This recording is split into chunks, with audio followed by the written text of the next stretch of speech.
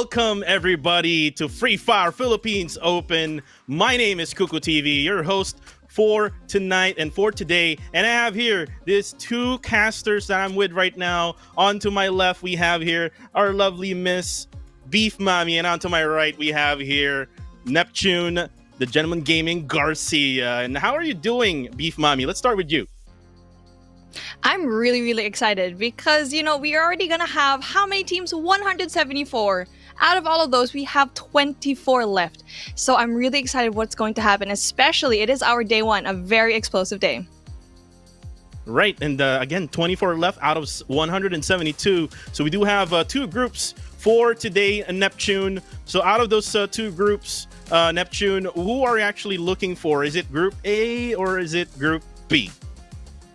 Well, seeing both groups in here, there are interesting team names in here, especially the team names. We've been talking about Team Malakas, and we want to find out if they are really Team Malakas. And then going into Group B, we also have the Wild Dogs Team Ganda. So not quite sure if they're part of the same team, or we'll have to find out. But yeah, those are the most interesting. Also, some familiar names on this group. So we'll just have to find out within the game if they really have what it takes to move over to the next level.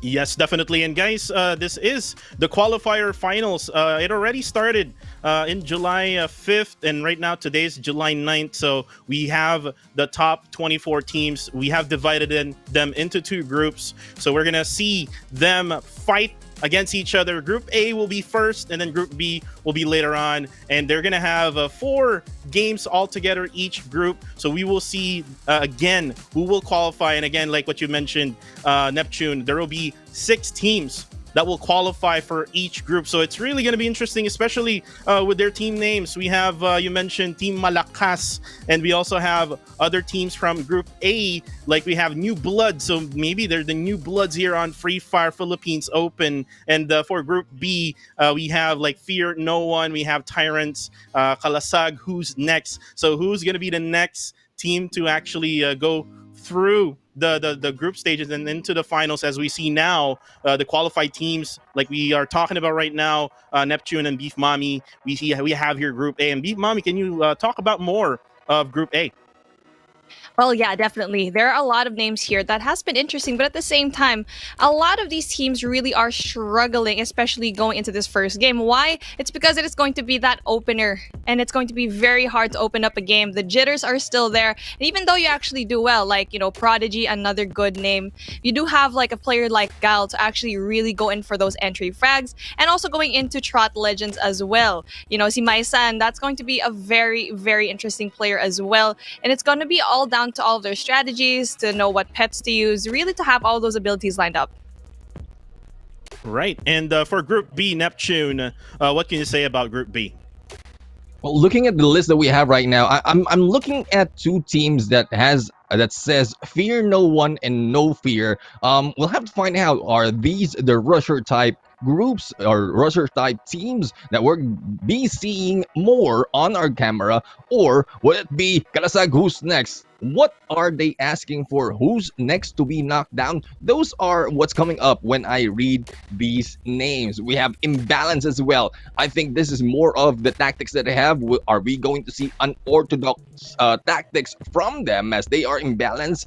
And Bot Gaming in there is quite an interesting name. Rat Badoodles is, well, something to think about. Cuckoo. Right, and I'm also reading this one team right down below Group B, Wild Dogs Team Ganda. So I think probably they're an all-ladies team, probably. I'm not really sure about that, but we will go ahead and see later on Beef Mommy and Neptune for these teams. And again, only the top 6 teams will qualify for Group A and for Group B, and then they will actually go into the next stage, which they will be joined in by 6 other invited teams, as we were told by the League Ops here for Garena Free Fire. But for the meantime, for these two groups, they're going to be playing in 2 maps for today. It's going to be Bermuda and Kalahari. As we talk about these two maps, the first one, Bermuda, is the OG map for Free Fire, and then Kalahari is a brand new map that was just introduced by Free Fire. So talking about the maps now, Beef Mommy, would it be much easier for them to play in the OG map, which is the Bermuda, and then it's going to be a challenge for Kalahari?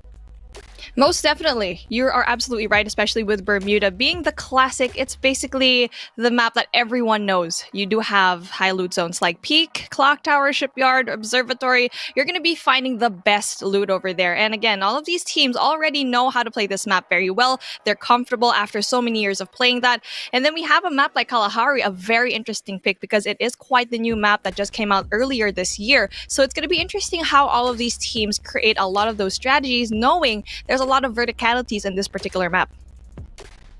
Yeah, with speaking of verticality, with group A and B in Kalahari, we're gonna see a lot of sniping, a lot of long range shots here coming from these two teams. Neptune, with that one said, will we see those sniping shots from these two teams at Kalahari map? I think this map would be the game for the double snipers in here within each team. So with those buildings, structures who are in there that is so high above, they can get themselves in position and have a view of whoever will be coming right at them. They'll need to find out how to position themselves, especially once the flight path has been shown or has been started in there, and they will be able to know where to drop exactly to get those vantage points.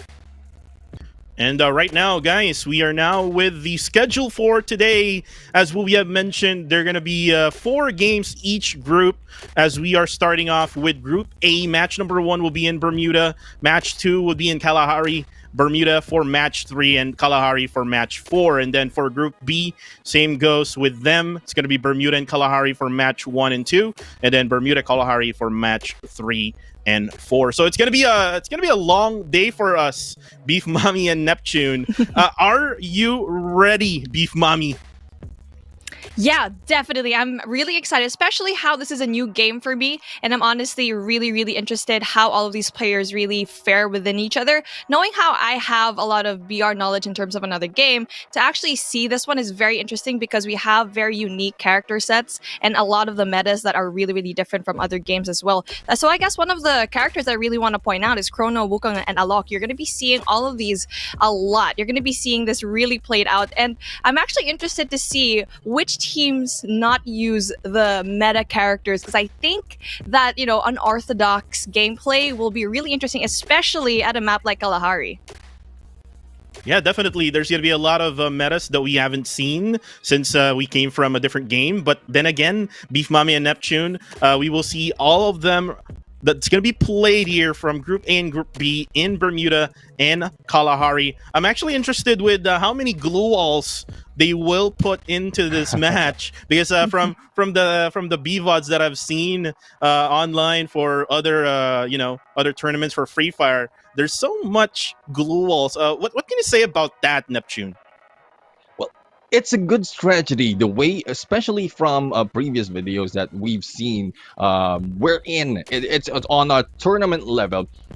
It's very interesting how they utilize the glue wall, and I think the teams are in here knows the restriction on how to use them, and there are a few functions wherein they should. So our teams in there, the tournament observers, are pretty sure they're looking into that. But the number of glue walls that they can put in to just rush in to their opponents is really interesting, because that's a great tactic for them for flanking, for rushing, and for defending. So that's what I have to say.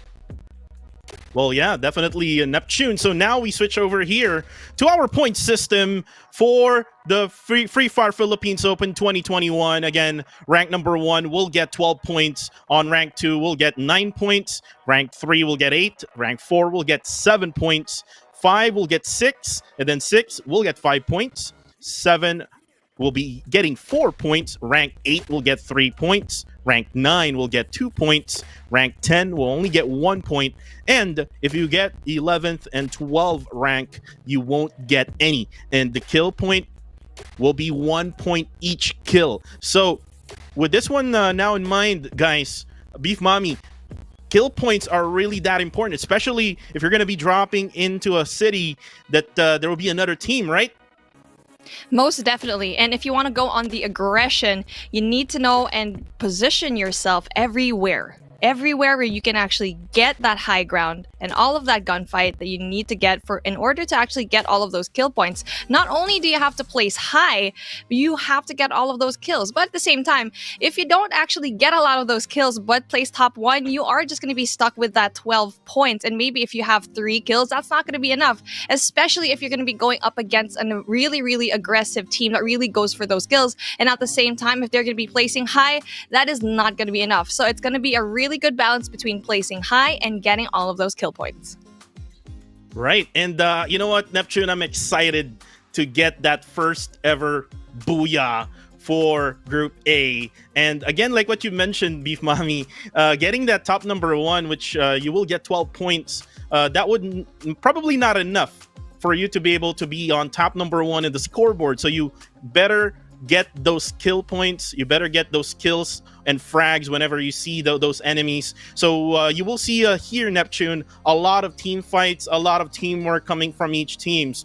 So with this one in mind now, what will be the best strategy here, Neptune, when it comes to this type of point system? Yeah, well, we're all familiar in Battle Royale, and so far there is a flight path if in case you jump in there wherein you have an enemy. I'm pretty sure you need to take advantage of taking them down. Not necessarily a squad wipe, but at least getting as much kill from those within the same vicinity. At least you'll be stacking up on your kills. And then if you'll be able to make it to, say, the top 3, we've mentioned about the difference on the placement point. It's not enough. There's not much. So if you start on with those skills, you'll be able to rank up until the end and the highest rank. Right, and I think we're about to actually get started here in the first match. Guys, are you ready? I think you're ready now. Here is your first match of the day from Group A. Go ahead, casters. And here we go. Finally going to be heading over to the island of the Bermuda Triangle. I know this is quite the cursed map, but at the same time, are the team players going to be cursed as well? And who's going to be emerging here at top? Neptune, there's going to be a lot of things going on here, especially that is going to be that first game. Everyone's going to play passively. I feel like it's usually the case, especially in those entry fragging. I feel like they're not going to want to drop into places that are going to be heavily, heavily favored. But you still want to be dropping over here to a really high tier loot zone. And we can already see here, Team 12 is going to be dropping off over here into the Cape. And you know what? Neptune, this is going to look like really, really nice here. They're spread out really nicely, especially the flight path going into Observatory. Yeah, I think they have reference on where they should land to be able to get more loots before going for engagement. But I'm seeing team number 3, who's already onto the north, onto the shipyard, who has been split up. So one of their members, Necro, is in there, is a little bit too far from the rest of the teams, and they have been blocked off by Team BT. So the question is, how will they respond to that situation wherein they might be taken down early, or if they are fast enough, do all those killings? And there you go, Aces right now having some fun in this game, and that is exactly the purpose of having a game. Apart from being a competitive in this tournament, it's especially important to be having fun. Absolutely right. And you know what, with this one, Neptune, it's going to be interesting how all of these players really play competitively, but at the same time, it's just really important to have fun. Yes, you will win prize money, and yes, you will probably win bragging rights, but at the end of the day, it's always important to actually just have that fun. But here, we are going to be heading over here, just Team Aces, having a look at that, having that scythe gameplay here, and we're going to be seeing an early buy here by Pudge, and it's going to be interesting how all of the guns really play into this, because we already know the meta is going to be the MA2B. That sniper is definitely going to be killer, especially it is going to be basically the kryptonite of the walls. So it's going to be interesting how they actually get all of that down when we see all the action coming on.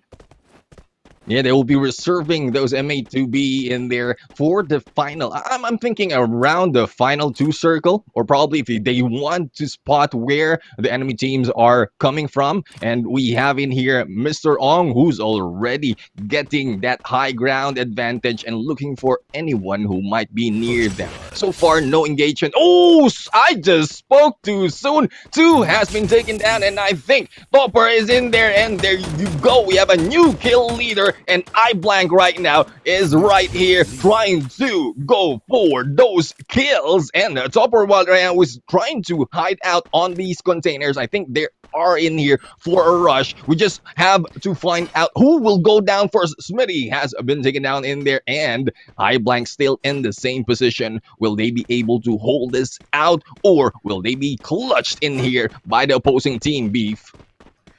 Number 1 proving to be number 1 in the entry frags, but at the same time, they did get traded out, which was very, very unfortunate to have 1 man down already early on. Now, it's going to be interesting how they actually get into this, especially in the later games. And here we go, Miabang getting a kill.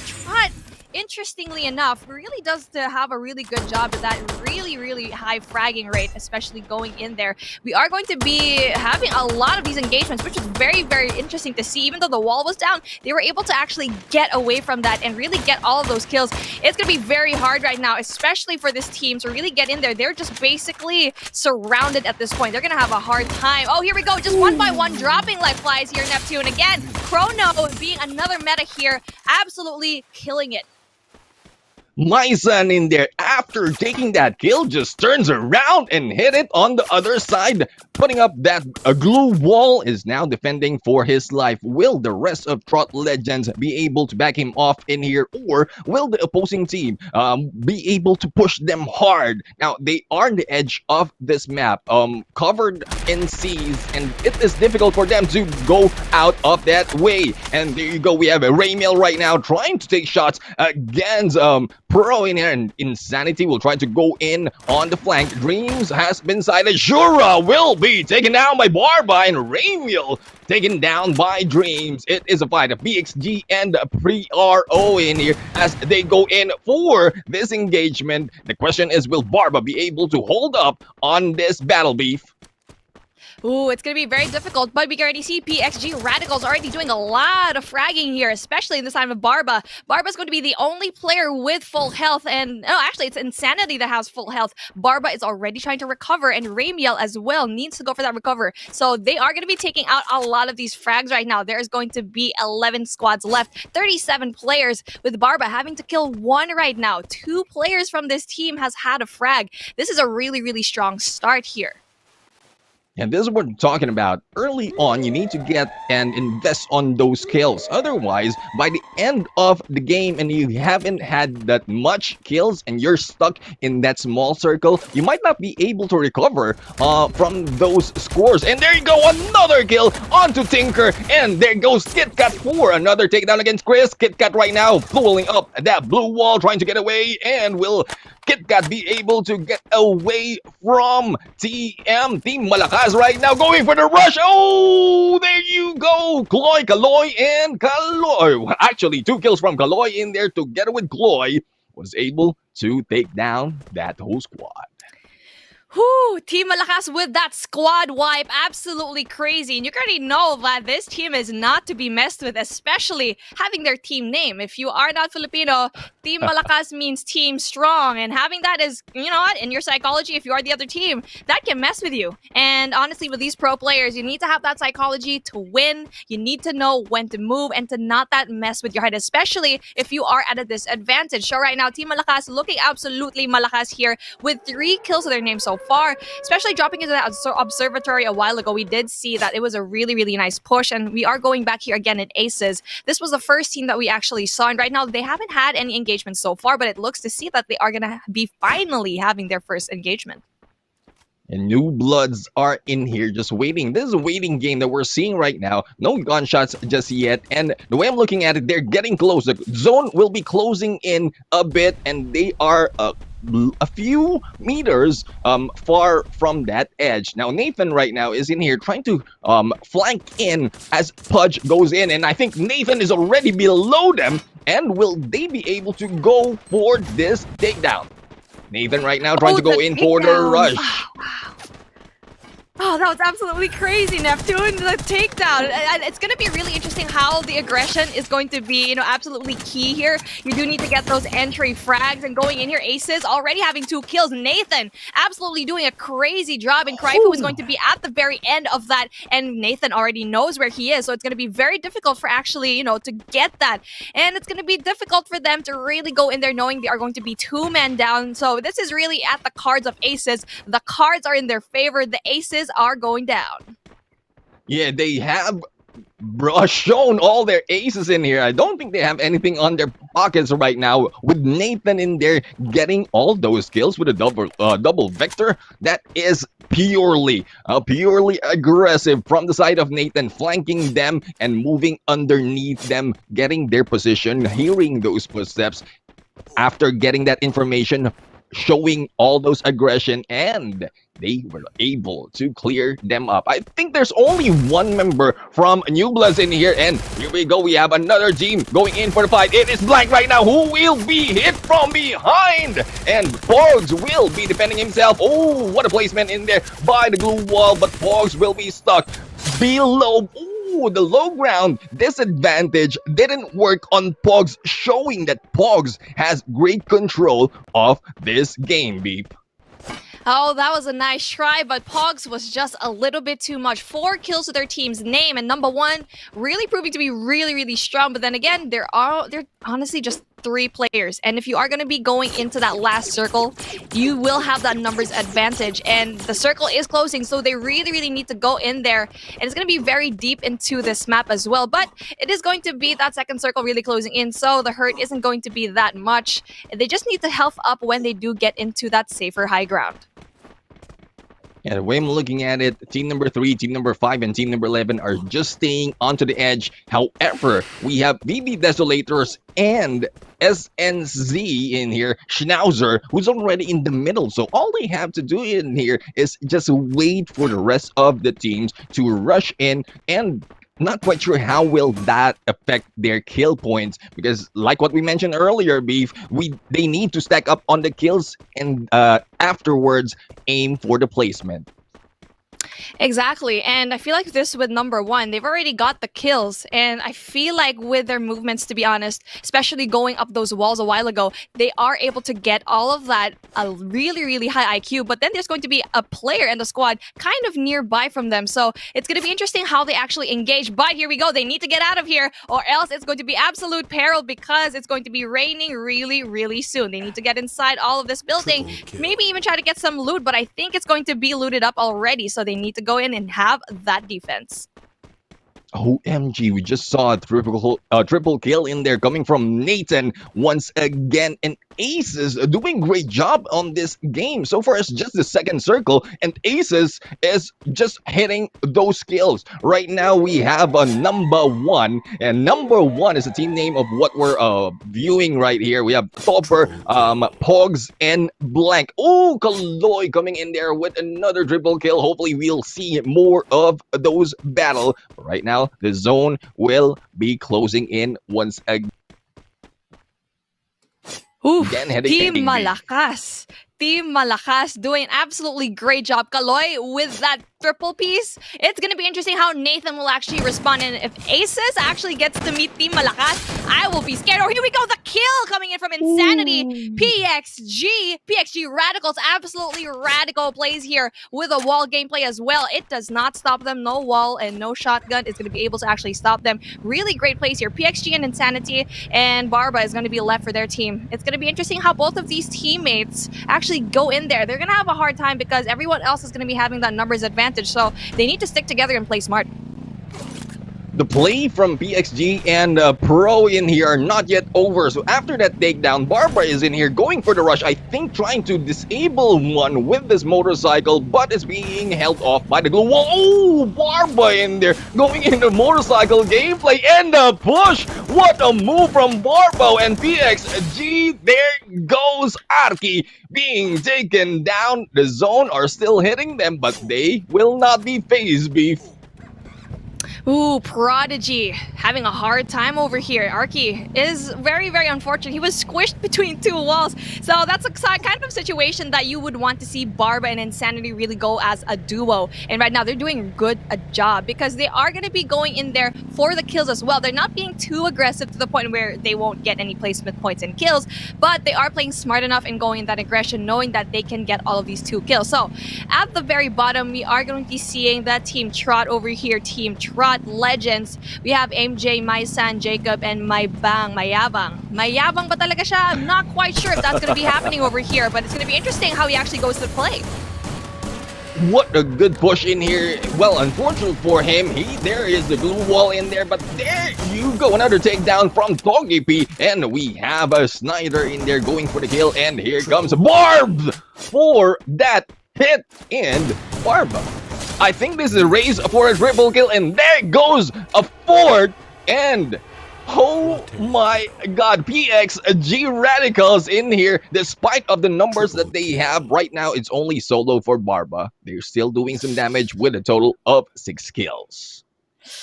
Barba absolutely crushing it, but will have a hard time here, especially going into that solo gameplay. A lot of these other teams still have a full squad here. So I feel like for this one, needs to be a little bit more passive. I think at this point, just needs to play for that passive gameplay and really go for that placement points, because having 6 kills, that is not too shabby. So you would want to just lay down, let all of the other squads go and kill each other, but having the double vector definitely will be an advantage, especially going into that last map where you just need to hide, let the other teams do their thing, and go for that flank.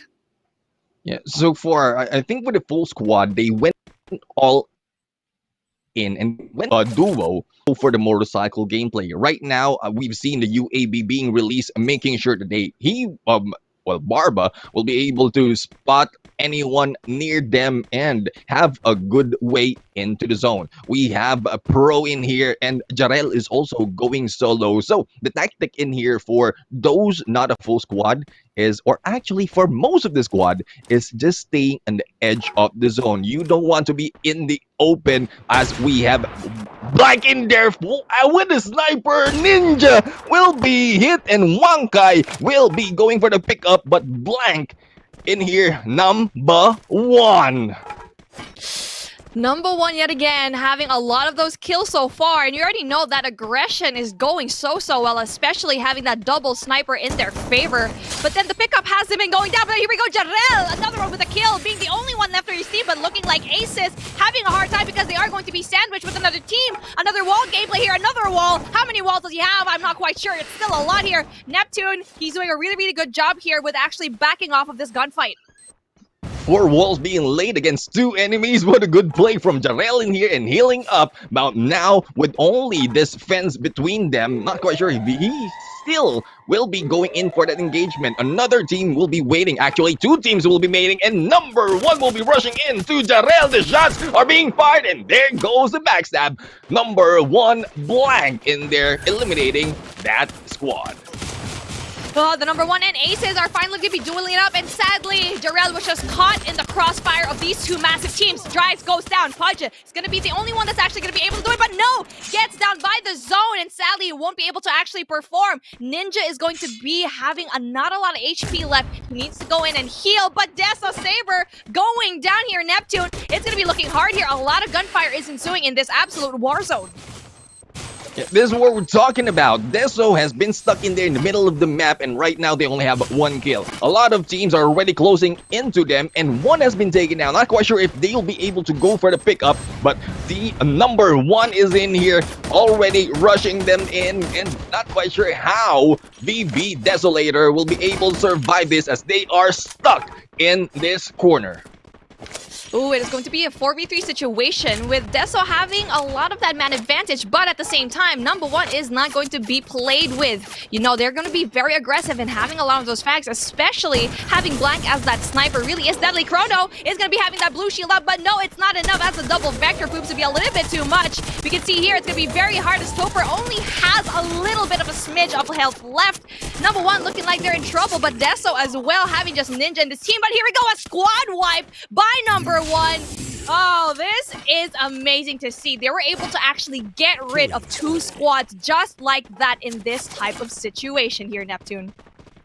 I'm quite interested. Will number one be number one? Because that's how their gameplay are. But on the other side, that is not being shown earlier. Schnauzer is already getting the kill feed and the highest kill. And there you go, we have the Snyder in there for the takedown. Oh, Blank has been eliminated. 2 teams remaining in here. And Schnauzer going against Barba of PXT. It's a 1v3 battle. And there you go.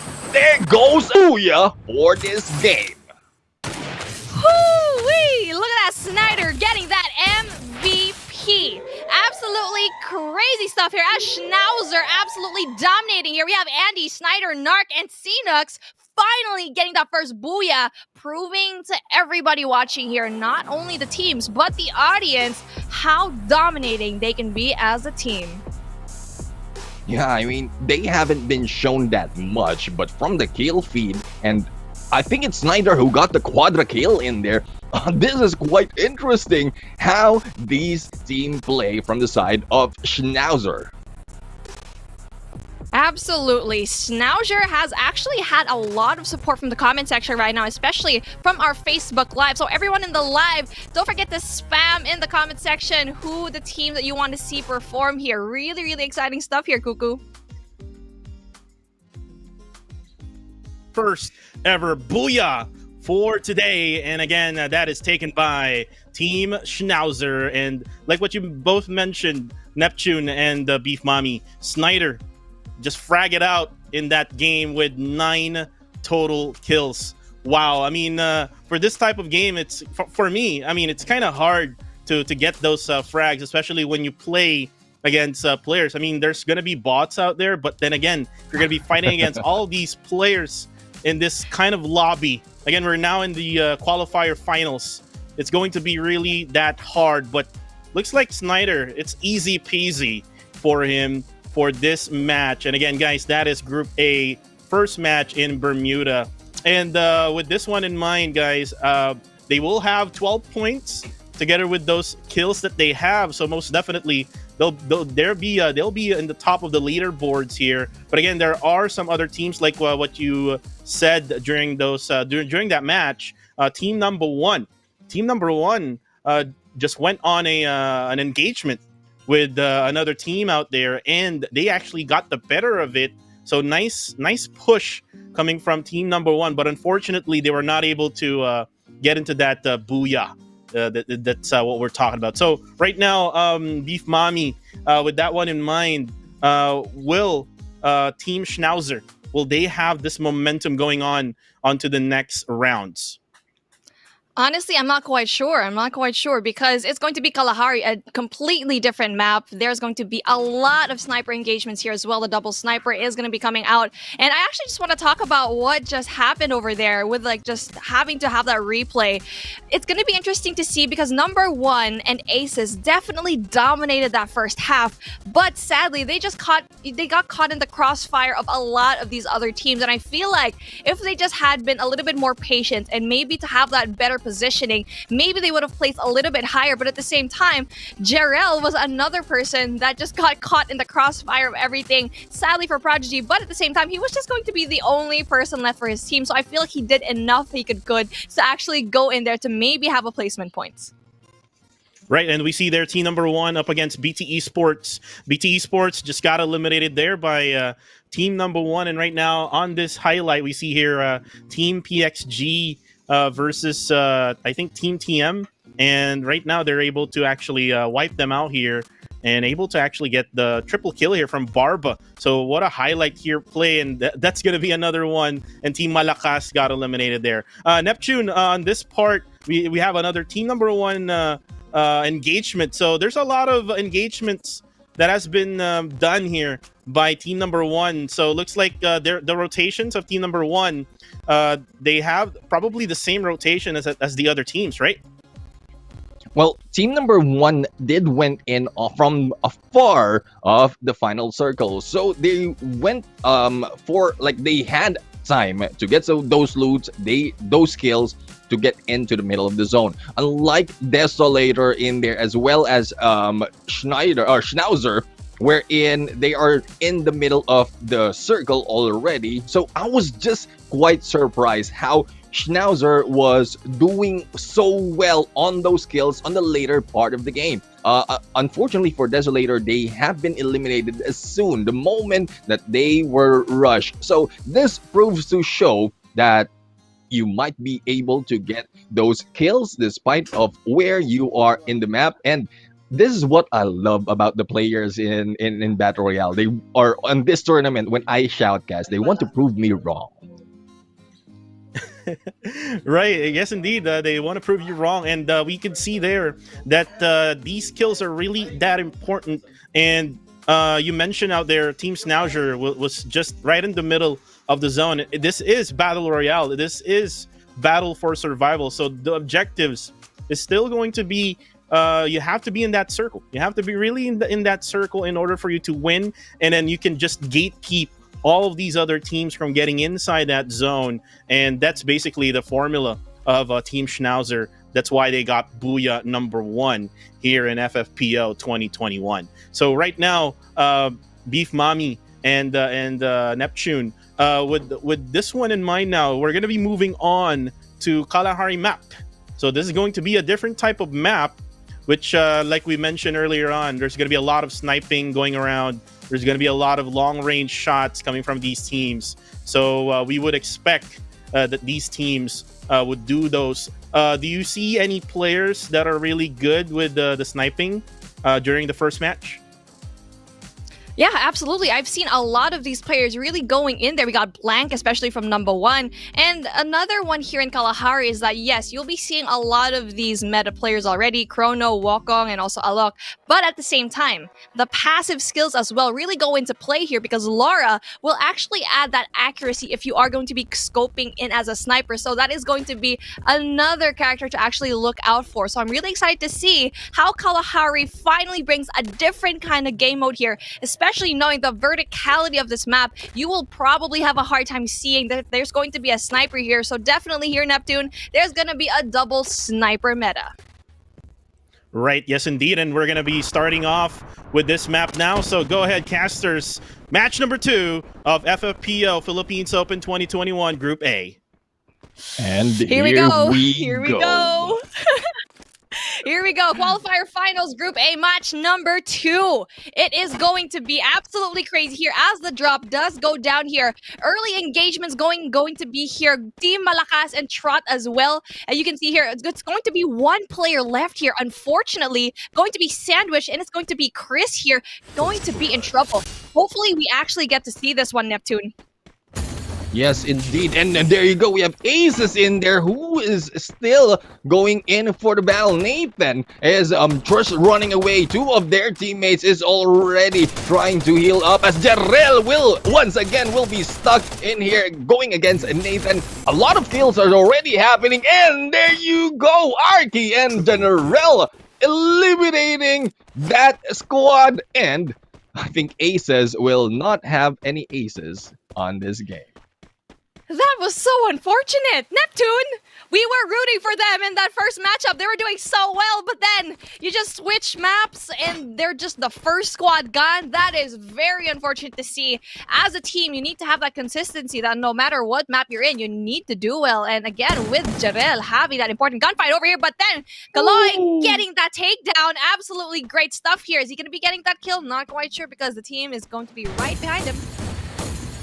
Yeah, Team Malakas right now is in there. Togep trying to go in on this. This is a chrono game, and Togep will be able to take down Freak from that match. We have a Nublas in there with one man already down, and Team Malakas only 1 from their team as well. Kaloy right now and Kloy together with Toge is just securing this area. Now, you mentioned earlier, we mentioned about aces earlier. Regardless of what map you're in, you need to have that consistency into the game. And I don't think they were expecting an opponent to be landing with them on that early engagement beef. Yeah, absolutely. And I'm interested to see how all these teams actually go in there, knowing that there's going to be a squad, if they're going to be able to engage. Now, one thing that we actually got to see a while ago is that if you don't position yourself well, and if you don't really back away from a gunfight that you know you will most likely lose, now that is just map knowledge and game knowledge that you need to really hone in as a pro player to not really just rush in there, but know if you have the if you really have all of the, the good things stacked up against you, then you should probably go in there and just not and serve in that fight. Indeed, indeed. And like what BT Jack is doing right here, just getting the position, getting information from an opposing team. This is a team Vigilante who's in there. Jack is going solo, and I'm not seeing anyone else from the rest of the team. I think they are giving the time to loot.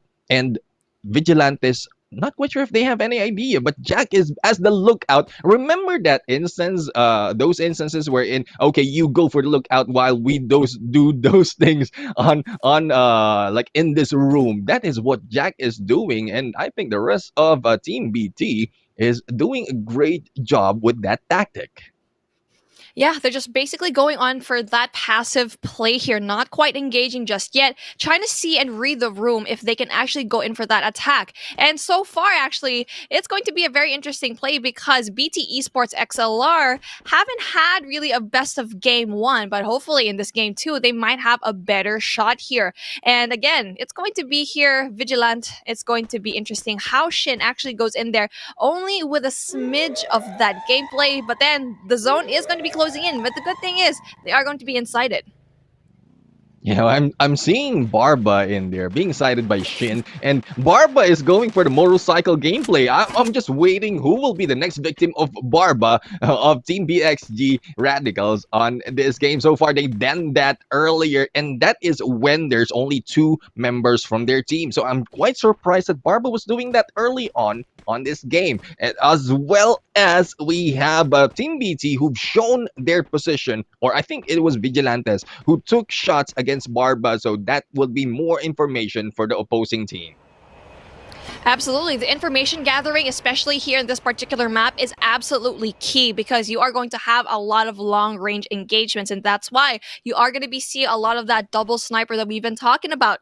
Again, with all of these into consideration, having to have that positioning and as well as having that information and really going in there for the kill really is important. And right now, it's just passive gameplay from both of these teams. They're just looking out the window, trying to go for that peak, that angle, especially going in that third-person perspective. You are going to be having that advantage of really searching out all of these corners and not being able to be seen. And it's going to be another Schnauzer lookout here as Andy does go in for the kill. Xenox tries to go out, tries to not try to get killed here, but they're really smart. A squad is going to be here on the second floor here in Neptune.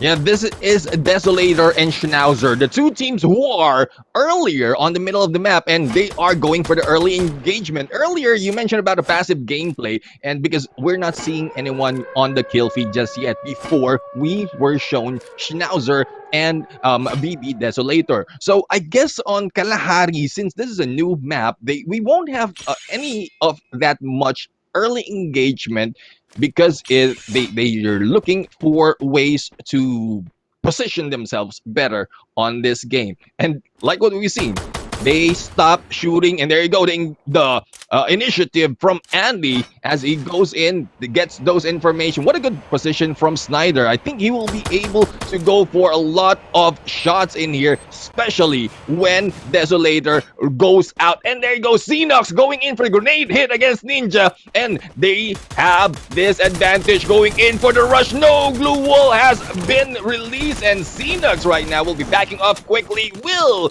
be able to take down, oh, Saber taking down Narc in there, and Andy will be stuck outside. Schnauzer will be backing off a little bit, and there you go, Xenox will be knocked down as well. Snyder is still on this tower, trying to take peeks, but number one will be joining them on this fight. This is now a three-man or three-team fight, B. Oof, Narc pays the price there as he goes out. Again, Desolators finally, again, being sandwiched by two teams. And it's going to be number one as well there. Oh, this is going to be very hard because they always get to have this sandwich situation that they don't want to be in. It's going to be absolutely crazy gunfights here.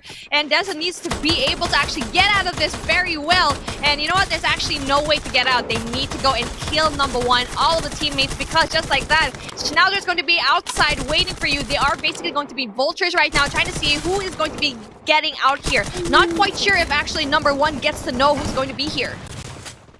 And there's, if I'm not mistaken, number one only has one man standing, or two man standing from the side of Deso. So it's a Necro who's already knocked down. Desolators are in here with three teams, team members was able to hold on to that position. They actually didn't get out of this compound. Snyder is still left in there, and now they have time to regenerate and replenish all that they've lost from that engagement. Not quite sure if Snyder will be making a shot in here against this three members of Desolator, knowing Snyder earlier with those triple kills. Will he be able to do that once again, B? Desolators with the comeback, with the vengeance from that last matchup, saying, no, we're not gonna make you guys do the same thing that happened before. Absolutely squad wiping two, just leaving one person here. Schnauzer's looking to have a really, really hard time, and it just looks like, you know, he doesn't want to leave. Snyder just wants to get all of these kills, maybe trying to go in for those picks. And they are going to be still safe inside the walls here, really, really safe inside the circle. And it's really just having Snyder go in for that patience gameplay. But here we go. Dynamo actually throws in that grenade, goes in for that takedown, tries to get another one, but Chrono is going to be having up that blue shield up and really denying of that kill.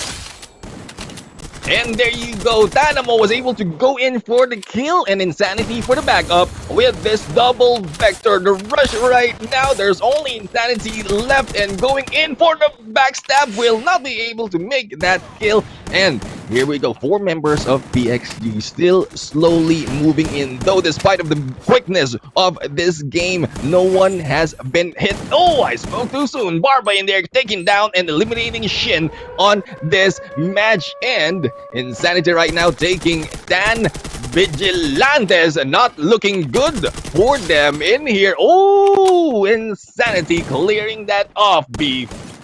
Yeah, absolutely. Speaking of clearing it off, you can already see here, rank number 1. Look at the screen, ladies and gentlemen. It's going to be Schnauzer with 23 points. We do have PXG Radicals right below them with 15. Number 1 having that 3rd spot, having that 14 points. Aces with that 8 at the same time, the same as Desolators being 4th and 5th. Team Malakas having 6 points. No, 6 points actually, but having that rack number 6 and 7 points. Trot Legends having the same with New Bloods. You know what? Prodigy with 6, BD Esports with 2. Thanks for the info with 1, and Vigilante having a really hard time with 0 kills here so far. So they've been struggling here, guys. Yeah, indeed.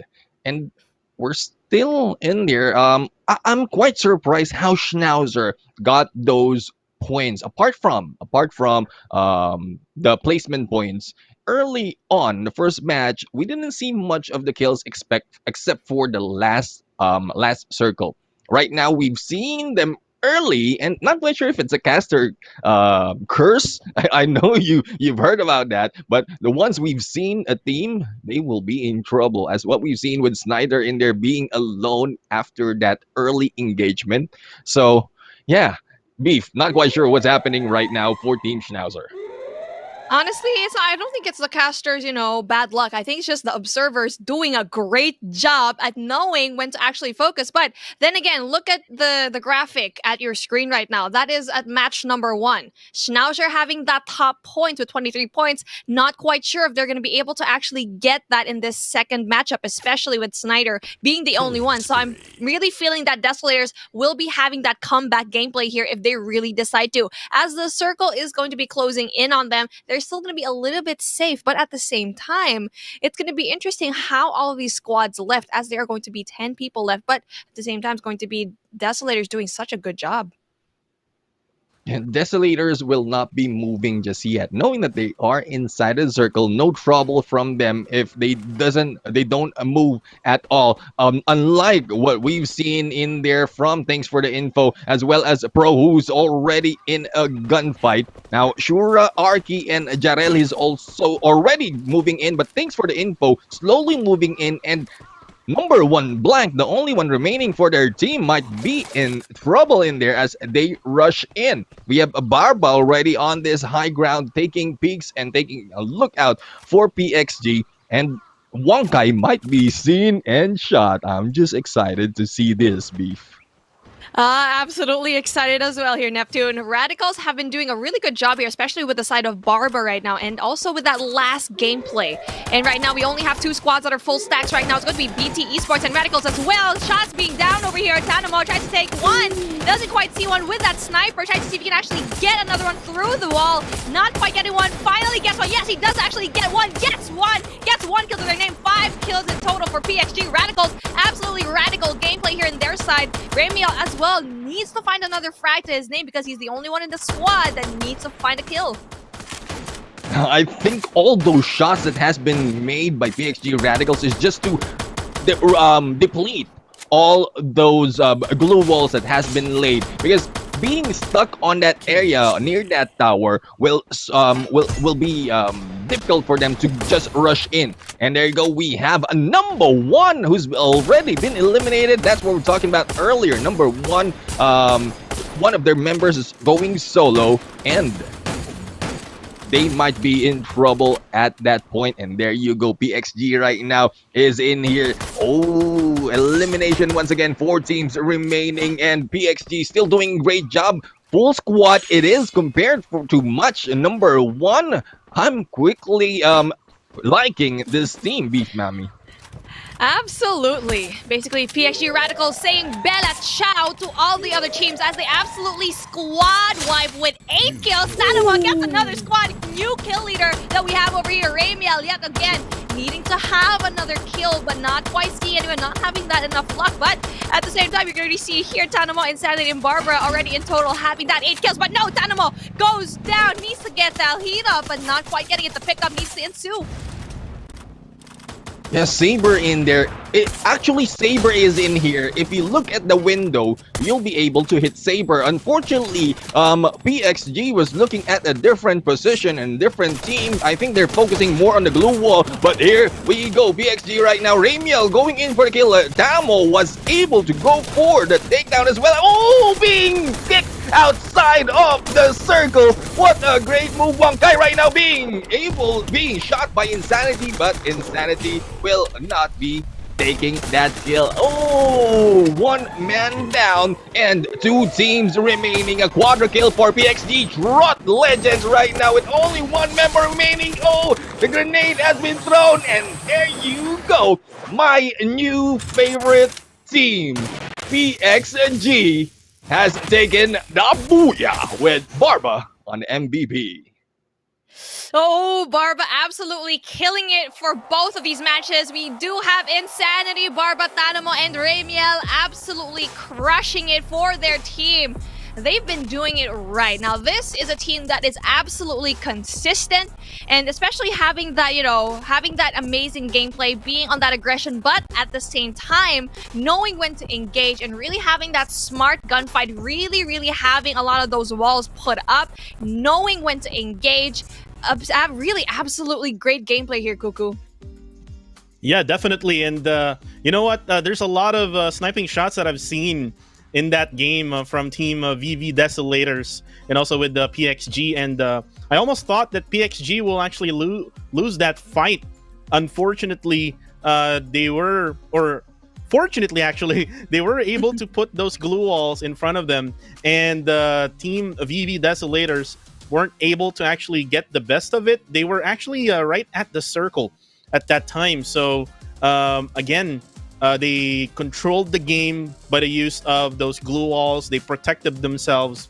They basically got cover and they were able to actually push in and get that second booyah of the day. And again, congratulations to their team. And going into this third game now, we're gonna think about the third game. So we're gonna be back in Bermuda. So we're gonna be back in that first match map that we have seen, and we might probably see the same thing. One thing that I've actually noticed is team number one. They always get into engagements with the teams, and I noticed one of their players got eliminated eventually at the very end of the game. So with that one in mind, Neptune, will they again get in touch with some of these teams with whatever drop point they have in Bermuda? Yeah, well, in Bermuda, not quite sure. PXG, like what I mentioned earlier, PXG is becoming my favorite because despite of being half of the numbers of their team from game number one, they were able to still get those kills, get those engagements, and rush and take out anyone who's going against them. Now that on the second game we're in their full squad, I don't think no one can stop them at that moment with those snipers, which we mentioned earlier, will be used, especially on Kalahari. Now, I'm just saying, it was just bad luck for PXG in there for game number one. That's what I have to say. It's just bad luck that two of their members has been taken out, and I think they will be going in more fights on game number 3. Well, looks like the name of the game right now is to make sure that all of your members in your squad will survive, because definitely it's going to be a numbers advantage at the very end of the game. Like in Bermuda, there was a 3v1 or maybe a 4v1 situation at the very end. And like what you mentioned, PXG, they lost 2 of their members earlier on. And then with 2 of them remaining, they had a hard time in the first match. But on the second map, in Kalahari, they used those snipers, they used their numbers, and they were able to actually get that booyah in that second match. So again, being complete would definitely be an advantage for your team. But sometimes, if one of the players, if he's going to be on solo, there will be times that he might go for that clutch. So again, it's going to be interesting on how they will, get into these type of situations. But again, we're going to be moving on to Bermuda map. We are now on match number 3. It is running so fast right now, Beef. It's so fast for these games. Just 15 to 20 minutes, So with this one in mind, do you think the fatigue will be like a factor for these players? Absolutely not. I think they're just about to get started here. The teams that basically didn't really do great, or the teams that barely even made it to that top 1 spot, they are going to want that vengeance going into game number 3, game number 4, especially at the side of Desolators, knowing how much they've been at a disadvantage in this whole game here so far, really being sandwiched between 2 really strong teams. And actually, with that second matchup, it was interesting to see how they were actually sandwiched against number 1 and Schnauzer, but they were able to really get rid of all of those players. So they do have a high kill count, but they need to really place high as well. So they've been doing really good, but at the same time, good is not going to be enough. They really need to go and pull up that top spot, especially in game number 3. Right, and everybody from Group A, they got their eyes on the prize. And guys, if you are just watching this live stream right now, the prize pool for FFPO 2021 is 1 million pesos, right? So that's a big amount of money. That's a big amount of money that these players are fighting for. And again, only the top 6 teams will qualify onto the next stage. And we saw the scores earlier. We saw Team Schnauzer getting the top number 1 spot. Most definitely, they will go down after after game number 2. And Team PXG will go up in the leaderboard. So it's gonna be a deciding factor as well for these teams. If they get a booyah together with those kills, definitely they will add up more to their scoreboard. And while we're waiting for the third match to get on. Again, guys, to those who are watching right now, this is the English broadcast of Free Fire Philippines Open. If you're looking for the Tagalog broadcast, it is also available on Facebook and also available on YouTube. And so don't forget to share this live stream right now. Make sure it's on public, so that everyone can see it. Also, your friends and family members can see it. And guys, again, with that prize pool in mind, that's a big amount of money. Neptune, what will you buy if you win 1 million pesos? I really can't decide. I mean, nowadays there's a lot of things that you can buy. So it's real difficult to decide on what to buy on 1 million pesos, but I'm pretty sure these teams already have something in mind. But for me, probably I'll just save it up and just pick a little bit from that money money tree and buy something from a small amount. Yeah, sometimes you have to save up and invest so that you can actually have some income later on in the future. But for the meantime, I think we're about to get set here for the replay and the highlights. And right now, you can see here, guys, what happened in that second map in Kalahari. And right now, you see here Team Aces. Aces were eliminated earlier on in this engagement against Team Pro. And there you go. That is the elimination, 12th place for them. And here you can see here Team Schnauzer versus Team VB Desolator. And right here, I remember seeing them right at this staircase as they put on those glue walls. I think it's hard for someone to push in that one staircase, right, Beef? Absolutely. They shouldn't have over pushed right now. That was the mistake of Schneider. It's not going to be having that. It's really going in for that passive gameplay, knowing very well that they will have the advantage of being up the stairs, having all of those walls. So it's going to be interesting how all of these teams, especially for Schnauzer, are not going for that mistake yet again. It was Schneider that was actually going to be at the outside, but unfortunately, Narc and Xenox just went in there a little bit too aggressively, not really picking their gunfights very well, and that's what basically their demise really happened here. Desolators finally having all of those picks, and at the same time also having number one right there at the very end at the off angle, but still getting that really unfortunate squad takedown earlier on. Again, we can see here PXG Radicals absolutely giving all of those other teams the bella ciao and making all the other teams really go and exit. Right, and there you can see here the final moments of the game. We have here like around 4 teams remaining with 13 players alive. And Saber, I saw Saber getting those sniping shots. And there's another one over here dropping down. Whoa. And here you could also see them playing against Team PXG. But then again, PXG tried to push them right at the edge of that circle. And they were able to actually eliminate them right over here. And there you go. Looks like PXG here got those glue walls as well for cover. Again, those glue walls are really that important, right, Neptune? Yeah, indeed. The glue walls is your best defense, especially if there are no what do you call this, compound, or even with those structures, with those buildings, you'll be able to use those glue walls. But right now we have this standing, so over to you, Cuckoo. Yeah, definitely. These are the standings for this is just for match number 2, guys. As we see here, we have the Booyah for PXG Radicals getting a total of 26 points with over 14 kills. Wow, PXG Radicals just fragging out in that Kalahari match. So we might see them again in Kalahari in match number 4, but on second place, Prodigy with 13. Same goes with VV Desolators, Trot Legends as well. And then 8 points for BT Esports XLR. Team Malakas, not really that strong this game, only with 7 points. Team Schnauzer went down on 7th on this game with 6 points.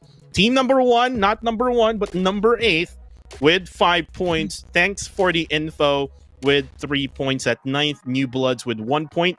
Aces with 1 point at 11th. And lastly, we have WYB Vigilante with 0 points. So with this one in mind now, guys, Neptune and Beef, this would only mean that there's going to be a change. There's going to be a big change in our scoreboard. Who do you think is now number one, Beef?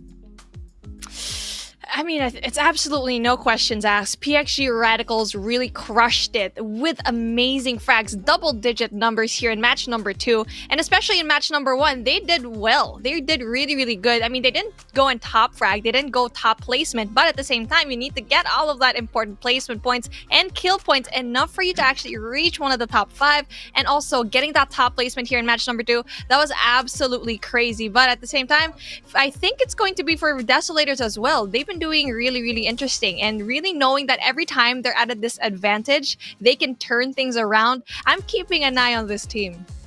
Yeah, definitely. And you know what, Neptune, with now match number 3 upcoming, and then there's going to be only one game right after that, this two remaining games for Group A would be really, really important, because again, if you're wanting to get into the next stage, you got to be in that top 6, and getting 11th or 12th place will give you only, no points. You get nothing out of those placement. And if you get like maybe 2 or 3 kill points, maybe like leave one squad with one player and then you got defeated, again, it's not going to be enough. So this is the time for these other teams to, step up and try to get up in the leaderboards. Again, there's only 2 more games left. Again, the prize is 1 million pesos. That's going to be a lot of money if you actually get it all out in this 3 and 4th matches. And Neptune, right now, with this one in mind, who do you think needs to step up here in this Group A? Well, I would say those at the bottom from the previous leaderboard that has been shown, they need to step up. Now, thanks for the info, was able to move up onto 9th place. They need to move up even further. So far, we already have 1 match for each map, and I would say this is just a warm up for everyone. This is just a warm up for everyone. They want to get a feel of how they play on Kalahari and Bermuda. So I guess it will be very interesting how they will be playing on this next set of matches. Yeah, definitely. And I think we're going to go on a short break here, Neptune and Beef. And guys, if you are enjoying this right now, you can just sit back and relax. We're going to be back after a few minutes from right now, guys. So please stay tuned, guys.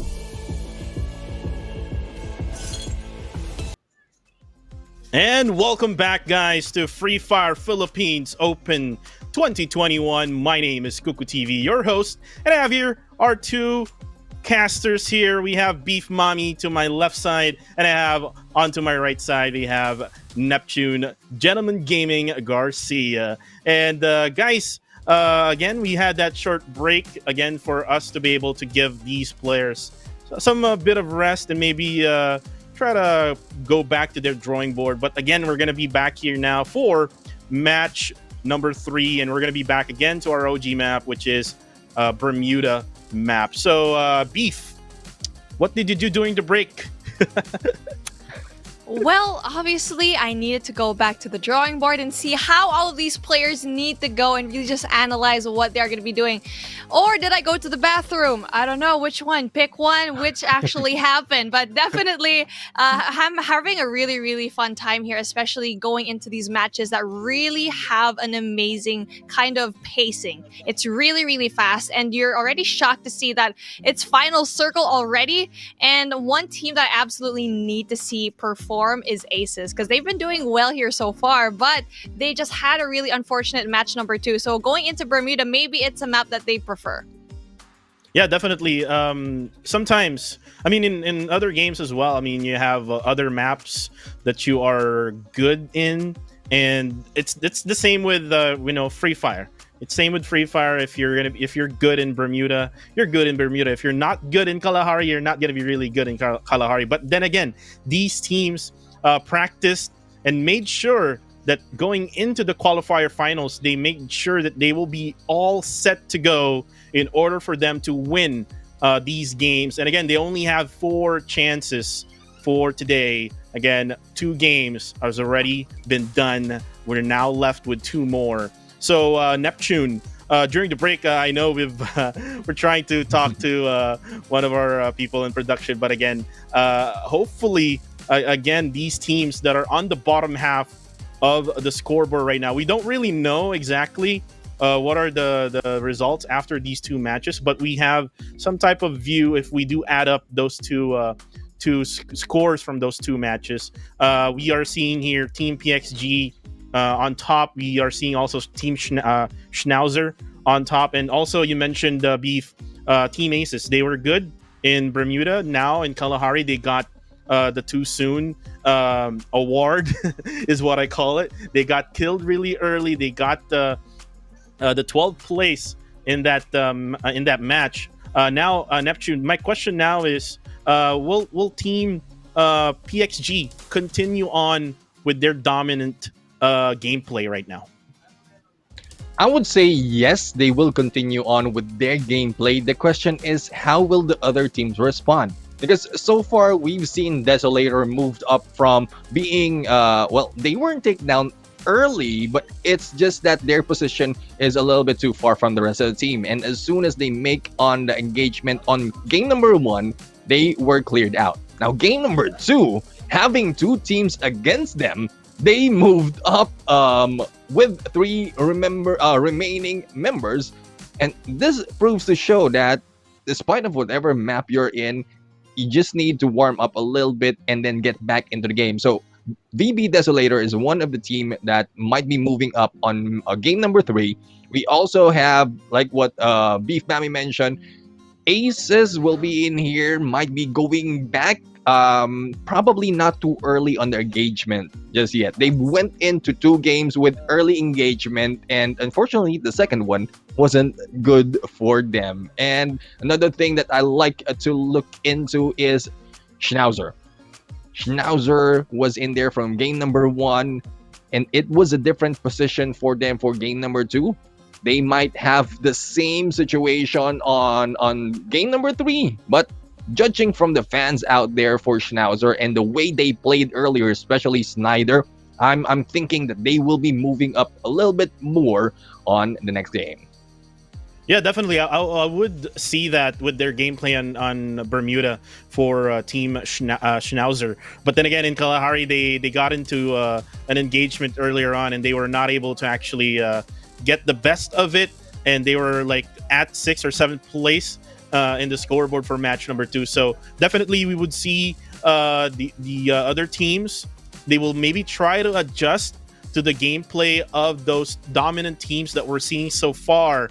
So now, I mean, during the break, I think hopefully they got their warm up done.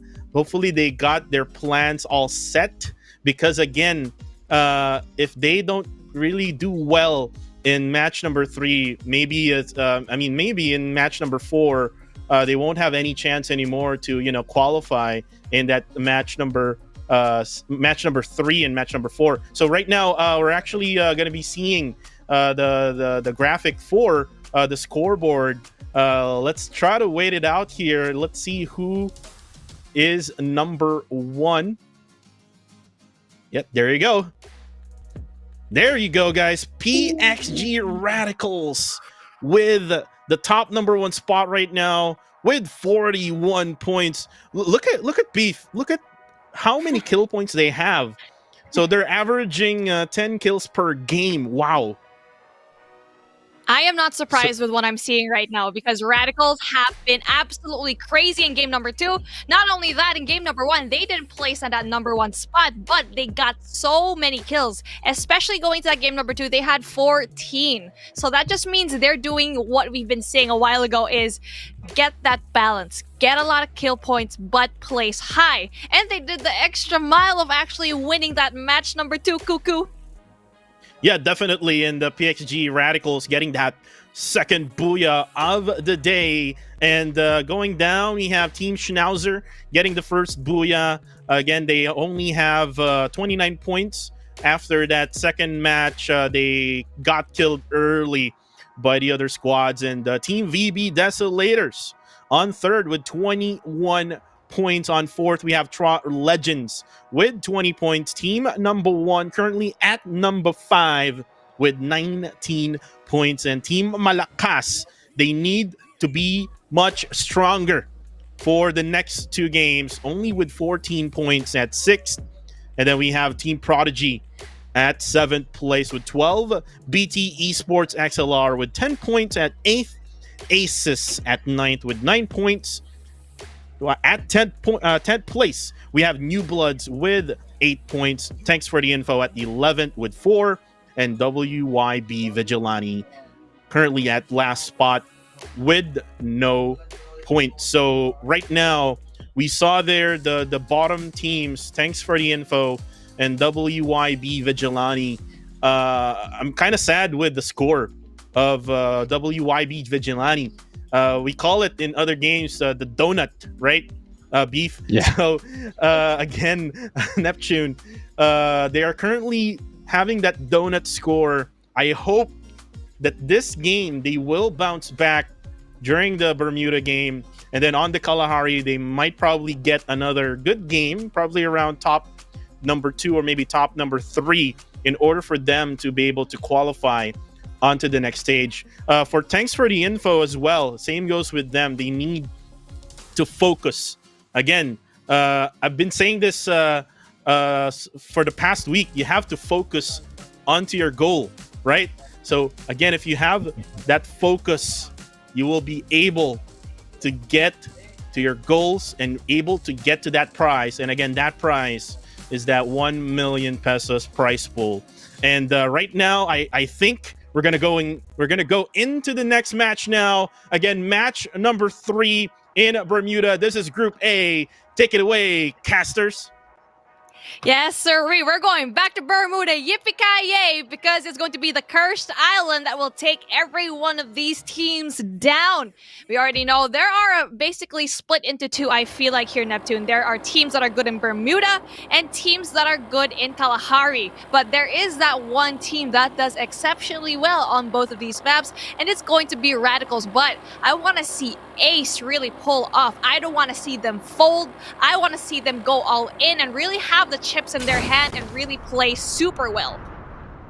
Yes, indeed. And well, this is not to down anyone on the bottom part of the leaderboard. Just make sure that everything is clear despite of your position. If you are enjoying the game and then playing using that coordination with your team, coordination, communication, and position, that is 1 or 3 of the best tactics that you can go to take a battle royale tournament or a fight. So if they go with that, they might be able to move up into the leaderboards and probably make it to the top 6.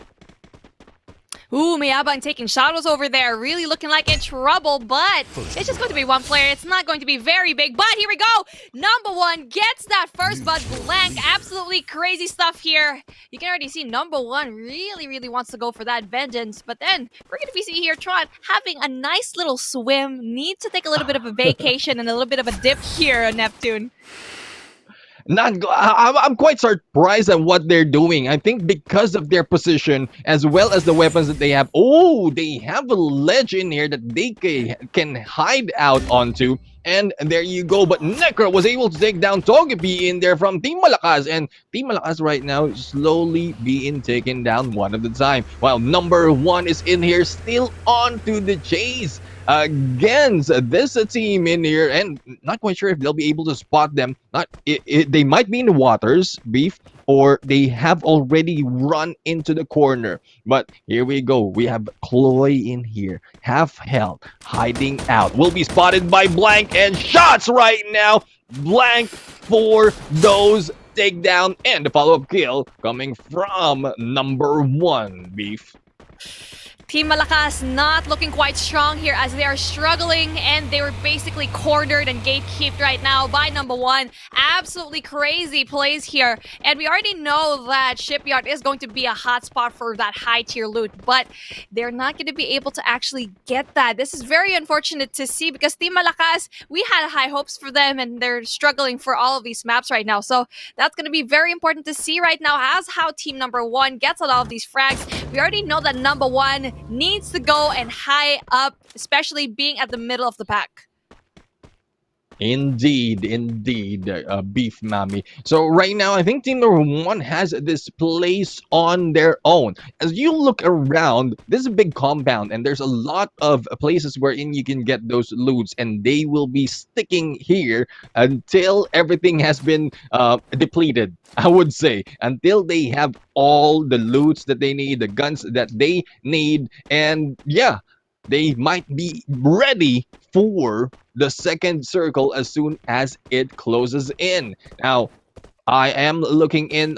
We're not seeing anyone else near them, and hopefully we'll be able to see more teams go in onto the shipyard. And I think team number 1 is just having fun with that catapult in there as a Necro has already jumped in on top of this building, Beef.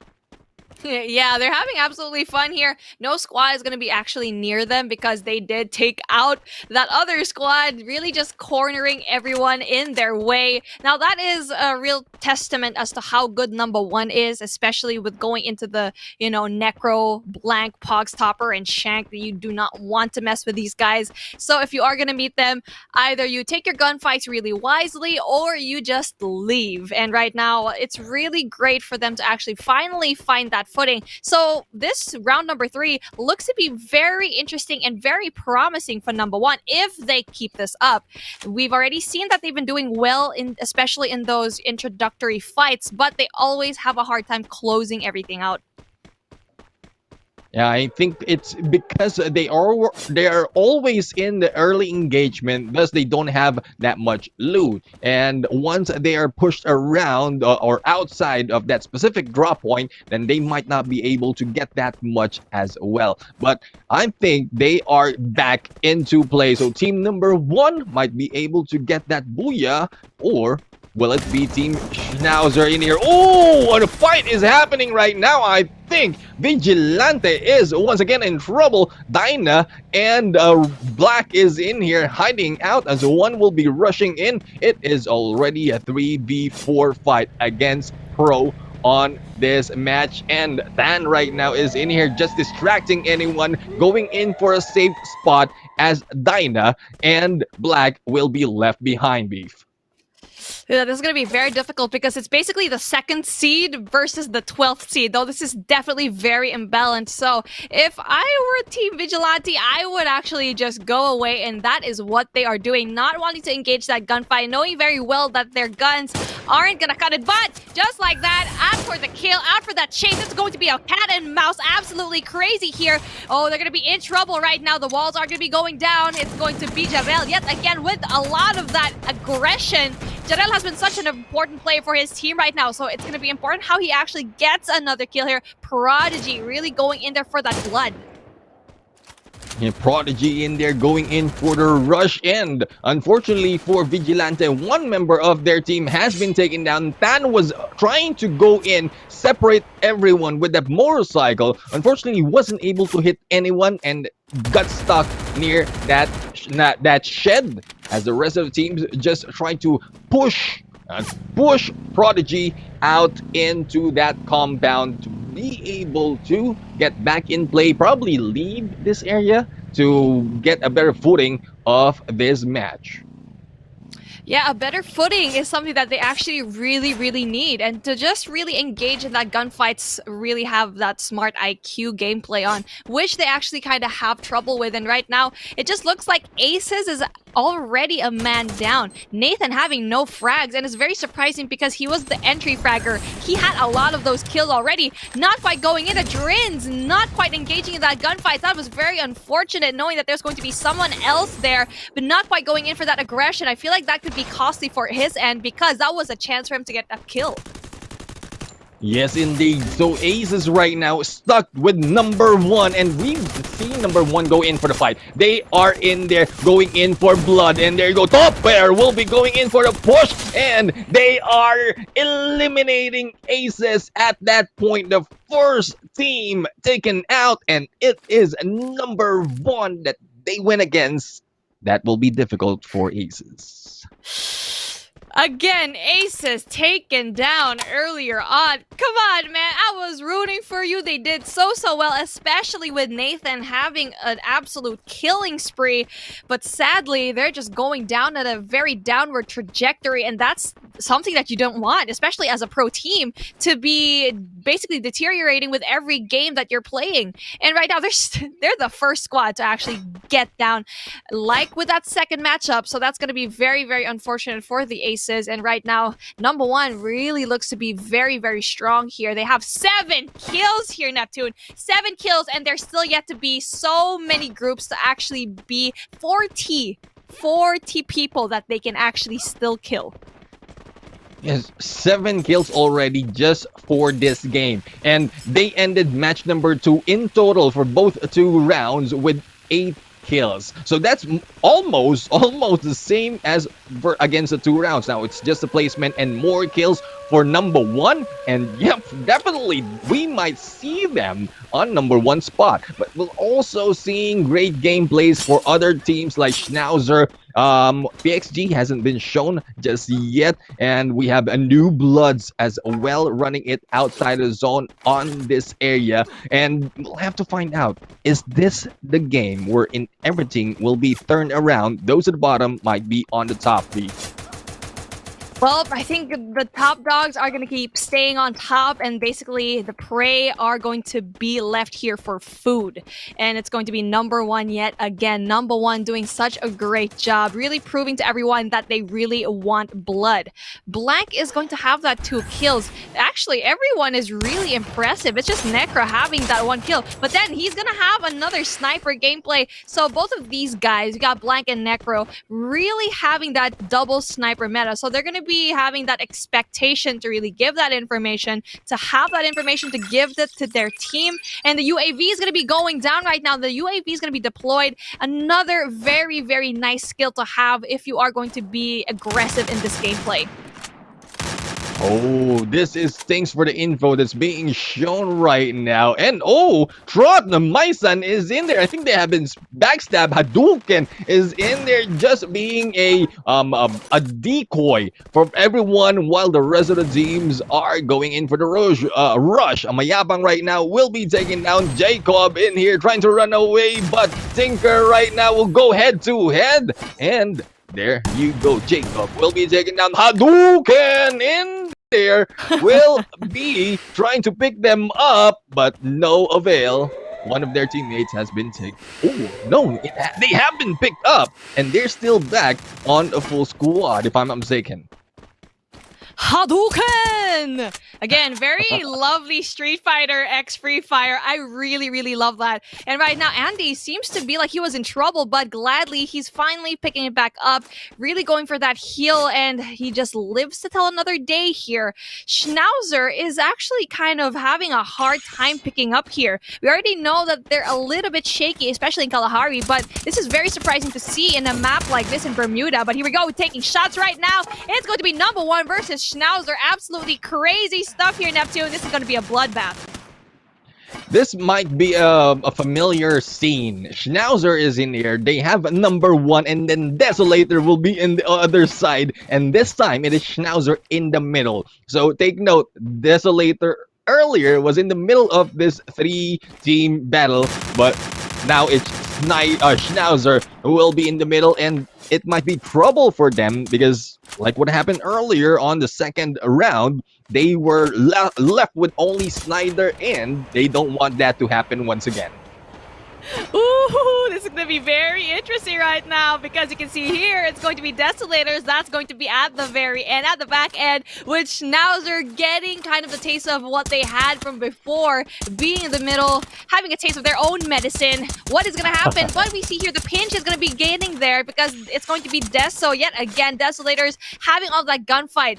But Schnauzer actually knows that they're going to be there. It's going to be interesting how number one actually responds here if they actually are going to be going for that pinch. I'm not quite sure. It's still anyone's ball game, but at the same time, it's going to be Desolators as having that high ground, which they've been utilizing, really doing well. So I think it's going to be everyone's. Oh no, here we go. Another drama to the mix. The raining missiles are going to be going down here. It's going to be absolute danger here for both of these squads. And I think it's Schnauzer is going to have a very difficult time here, especially with Deso having that high ground. There's no way of an escape for Schnauzer at that point. They're in the middle of the danger zone, in the middle of two teams. Number one in there where we are pointing them out. They have a lot of kills already. And then Desolator, who is not quite sure if this is a team feud. Let us know in the comment section if this is a team feud against these teams. But Desolator and Schnauzer in there always ends up against each other, B.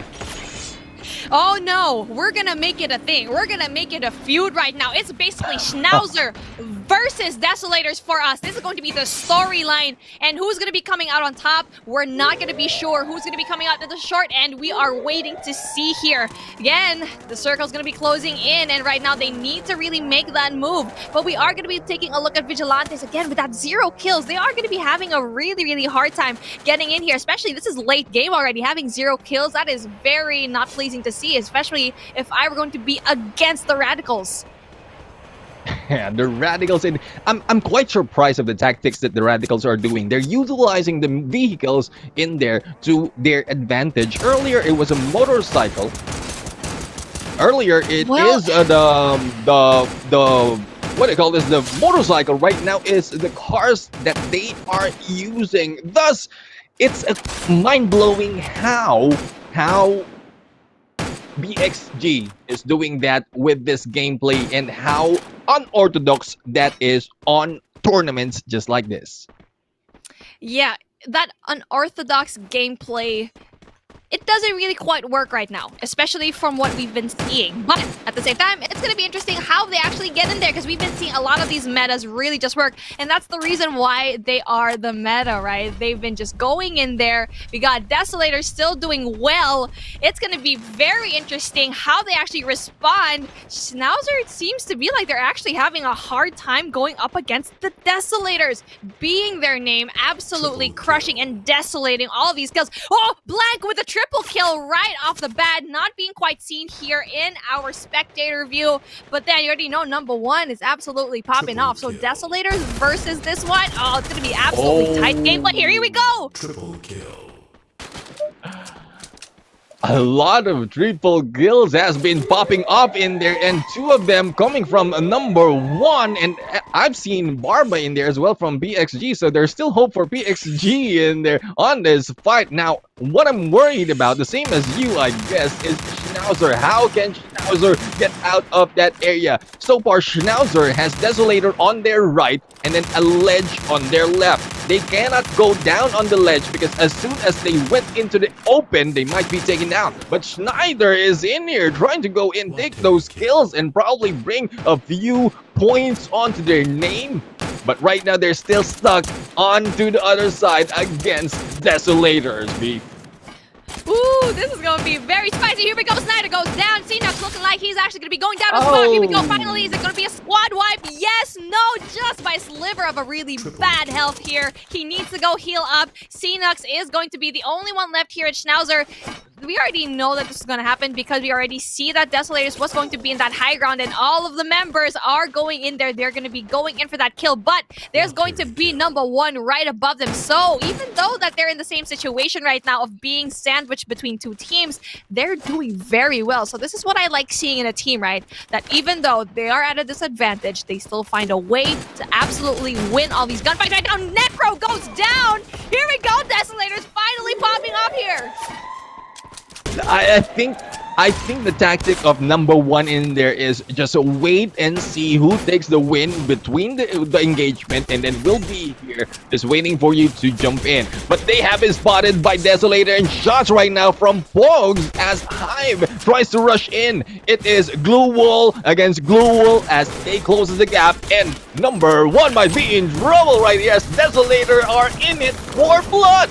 There goes the takedown. We have Necro, who's already taken down in there, and two more members remaining for number one. Topper will be in there. Ooh, one man down, and the elimination. Number one will be taken down. Desolator desolating everyone in sight. Woo! Desolator versus Radicals. It's going to be an absolutely crazy gunfight here. The top two players finally going in there. Barbara taking shots, and Tennedy as well. Oh, it's going to be an absolutely crazy booyah. We got here another one. Barbara being that MVP. Radicals just proving to be a little bit too much for all of these teams right now. Desolators yet again just letting go at the final second, looking so good, but Tanamo, Barbara, Insanity, Raymil, and Xiaoyu just proving to be a little bit too radical. Oh my god. That is a quick 3-team battle. The very quick 3-team battle wherein PXG Barba didn't disappoint. And what do you think, Coco? Well, PXG Radicals, like what you both mentioned, I love them now. Well, they are really good with engagements. They're good at late game plays. We saw there a lot of glue walls. It's like glue wall party, baby. You know. So again, congratulations on getting that second booyah for PXG Radicals. That would only mean that 41 points that they had after those two matches would go way up, and I think they sealed the deal already for them to be able to get a ticket onto the next stage. For the others, it is still we really don't know who will qualify onto the second, third, fourth, fifth, and sixth. But again, we do see some improvements for teams, especially like team number one. We see them at the latter stage of match number 3, and that would actually help them go up. I think if I remember it correctly, they were at 6th place from those two games, match number 1 and match 2. So after this match, most definitely they will go up in the rankings, and the others will go down. And I'm not sure what happened to the team on the bottom half of the scoreboard, which is thanks for the info and WYB. But hopefully they did well in this match. If not, then again, it's going to be hard for them to qualify onto the next stage with only one match left. They need to frag it out. They need to be at the same level where PXG Radicals is at right now. And right now, to the viewers out there, if you have missed match number 5, here is the replay going to be shown off by our production. Let's see what happened here in Bermuda match number 3. And first off, we see a lot of engagement here, actually, Beef and Neptune, between Team Malakas, and we also have Team Number 1. And you can see there Blank able to knock out one of the players of Team Malakas. And this is actually another engagement by Team Number 1. Looks like, again, I always mention this, Team Number 1 always get into that early engagement. Am I right, Beef? Yeah, they always get into this really amazing early engagements, really getting all of those kills, but they don't really place high at the very end. They can't really close it out, sadly. And you have another team here, Desolators, really doing good every round, but just not quite to actually get them and really place high. We keep seeing that Desolators versus Schnauzer gameplay here, and we already see that Schnauzer getting the short end of the stick for 2 rounds straight. So this is really looking good right now for Desolators, as they are going to be the second squad here. Very, very important things here that you need to do is the longer that you play, the more point that you are going to be getting here. And Desolators look to be really, really good. They just need that booyah. And I just saw there WYV Vigilante ending at the 9th. So unfortunately for that team, they're going to be out very early in this match number 3. So they only have one more match to go wherein they can actually get that booyah and probably get kills. But I think that's going to be a low percentage chance here for them. But we can see here now at the very end of this game, we have 3 teams remaining, Desolator, PXG, and then on the bottom we have their, I think that was BT, XLR. And here you can see how PXG Radicals just frag their way through all of the enemies around and able to eliminate them and get that booyah one more time. So Neptune, I ask you about this. Will PXG Radicals be able to actually still stay on top? It looks like they are. And who do you think actually is the second after PXG Radicals? Well, apart from this, to point it out, guys, I'm not part of PXG Radicals at some point, and we're just basing our observation from what's being shown. Now, PXG Radicals are doing great job. I know they will be in a huge lead against the remaining team. Now, you ask me who might be going in second. Desolators, with that feud, and let's fuel that feud right now of VB Desolators and Schnauzer. They are on head-to-head or toe-to-toe on 2nd and 3rd place. And I think after this round, Desolator will be able to move up into the ranks against Schnauzer. Now, I'm excited to see these teams on match or round number 4 and see if they will still be or continuing the feud that they have. And I would agree with you on that one, VB Desolators. Another team that is really that consistent. And you can see them always at the very end of the game from the past 3 games for Group A. So looks like they will try to seal the deal as well going in match number 4. All they need to do is just be consistent, probably get maybe top number 3 at least, you know. And again, we are now going into match number 4. We are back in Kalahari. So guys, this is the last match for Group A. Take it away, casters. Whoo! It's getting hot in here as we are going to be trending here in the waters of Kalahari. Yeah, waters. There's absolutely water here. Somewhere, maybe over here. But it's going to be interesting how... All right, so yeah, it's going to be interesting how this is going to work. And we are, well, I think we have Beef Mommy connection being being out right now, so let me take over for now. So far, we have Refine in here in the middle of the map where the New Bloods will be jumping from, and we have Bayfront in here where in another team is Schnauzer. They will love to go in the middle, and there you go, another fight will be happening. This is Pro Shura right now trying to go in against number one. Will number one maintain their position on the leaderboards? Oh, we have Vigilantes in here as well near Prodigy, and we'll have to find out. There you go.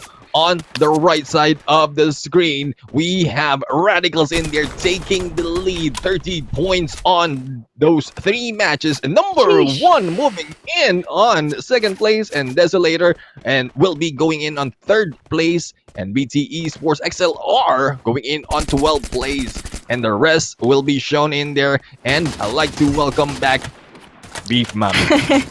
Well, the gameplay was just so intense that I just lost connection, but I'm actually pretty surprised that VB Desolators isn't that high up yet. It just goes to show that number one just has a lot of those kills.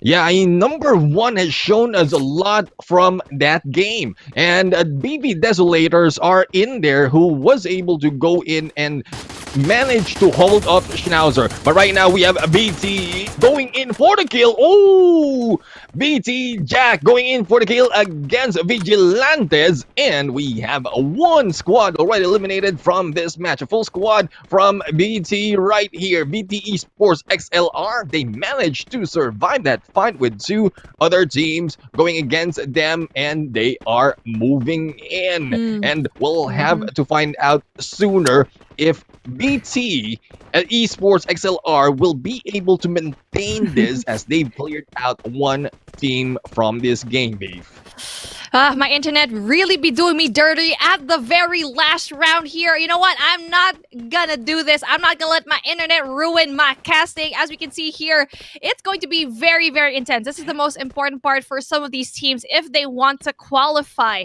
And here we go. It's going to be 11 squads here wiped out. Actually, Neptune, who actually got wiped out when I was actually gone? It is Vigilantes in there who went against yeah, who went against BT Esports XLR in there. And yeah, BT Esports XLR is showing great job on this fight. So far, the 3 matches that we've seen so far is a good warm-up for them. And oh, Team Malakas right now is going in against PXG. This will be exciting, B. Oh, Team Malakas looking like they're at a very, very perfect advantage here. Having that high ground, having a wall here, having all of that amazing, amazing things that we can see here. It's going to be the walls that are going to be protecting them. But Team Malakas looks like they are in trouble as they finally get that high ground. Radicals are going to get that high ground, but will they be able to actually get this? We'll be seeing here in a little bit as Team Malakas really needs to go in there, needs to have that defense on. They are surrounded, and it's going to be looking like Barba is going to go for that pickup. Ooh, this is going to be very tricky for both of these teams if they actually have all of these engagements on.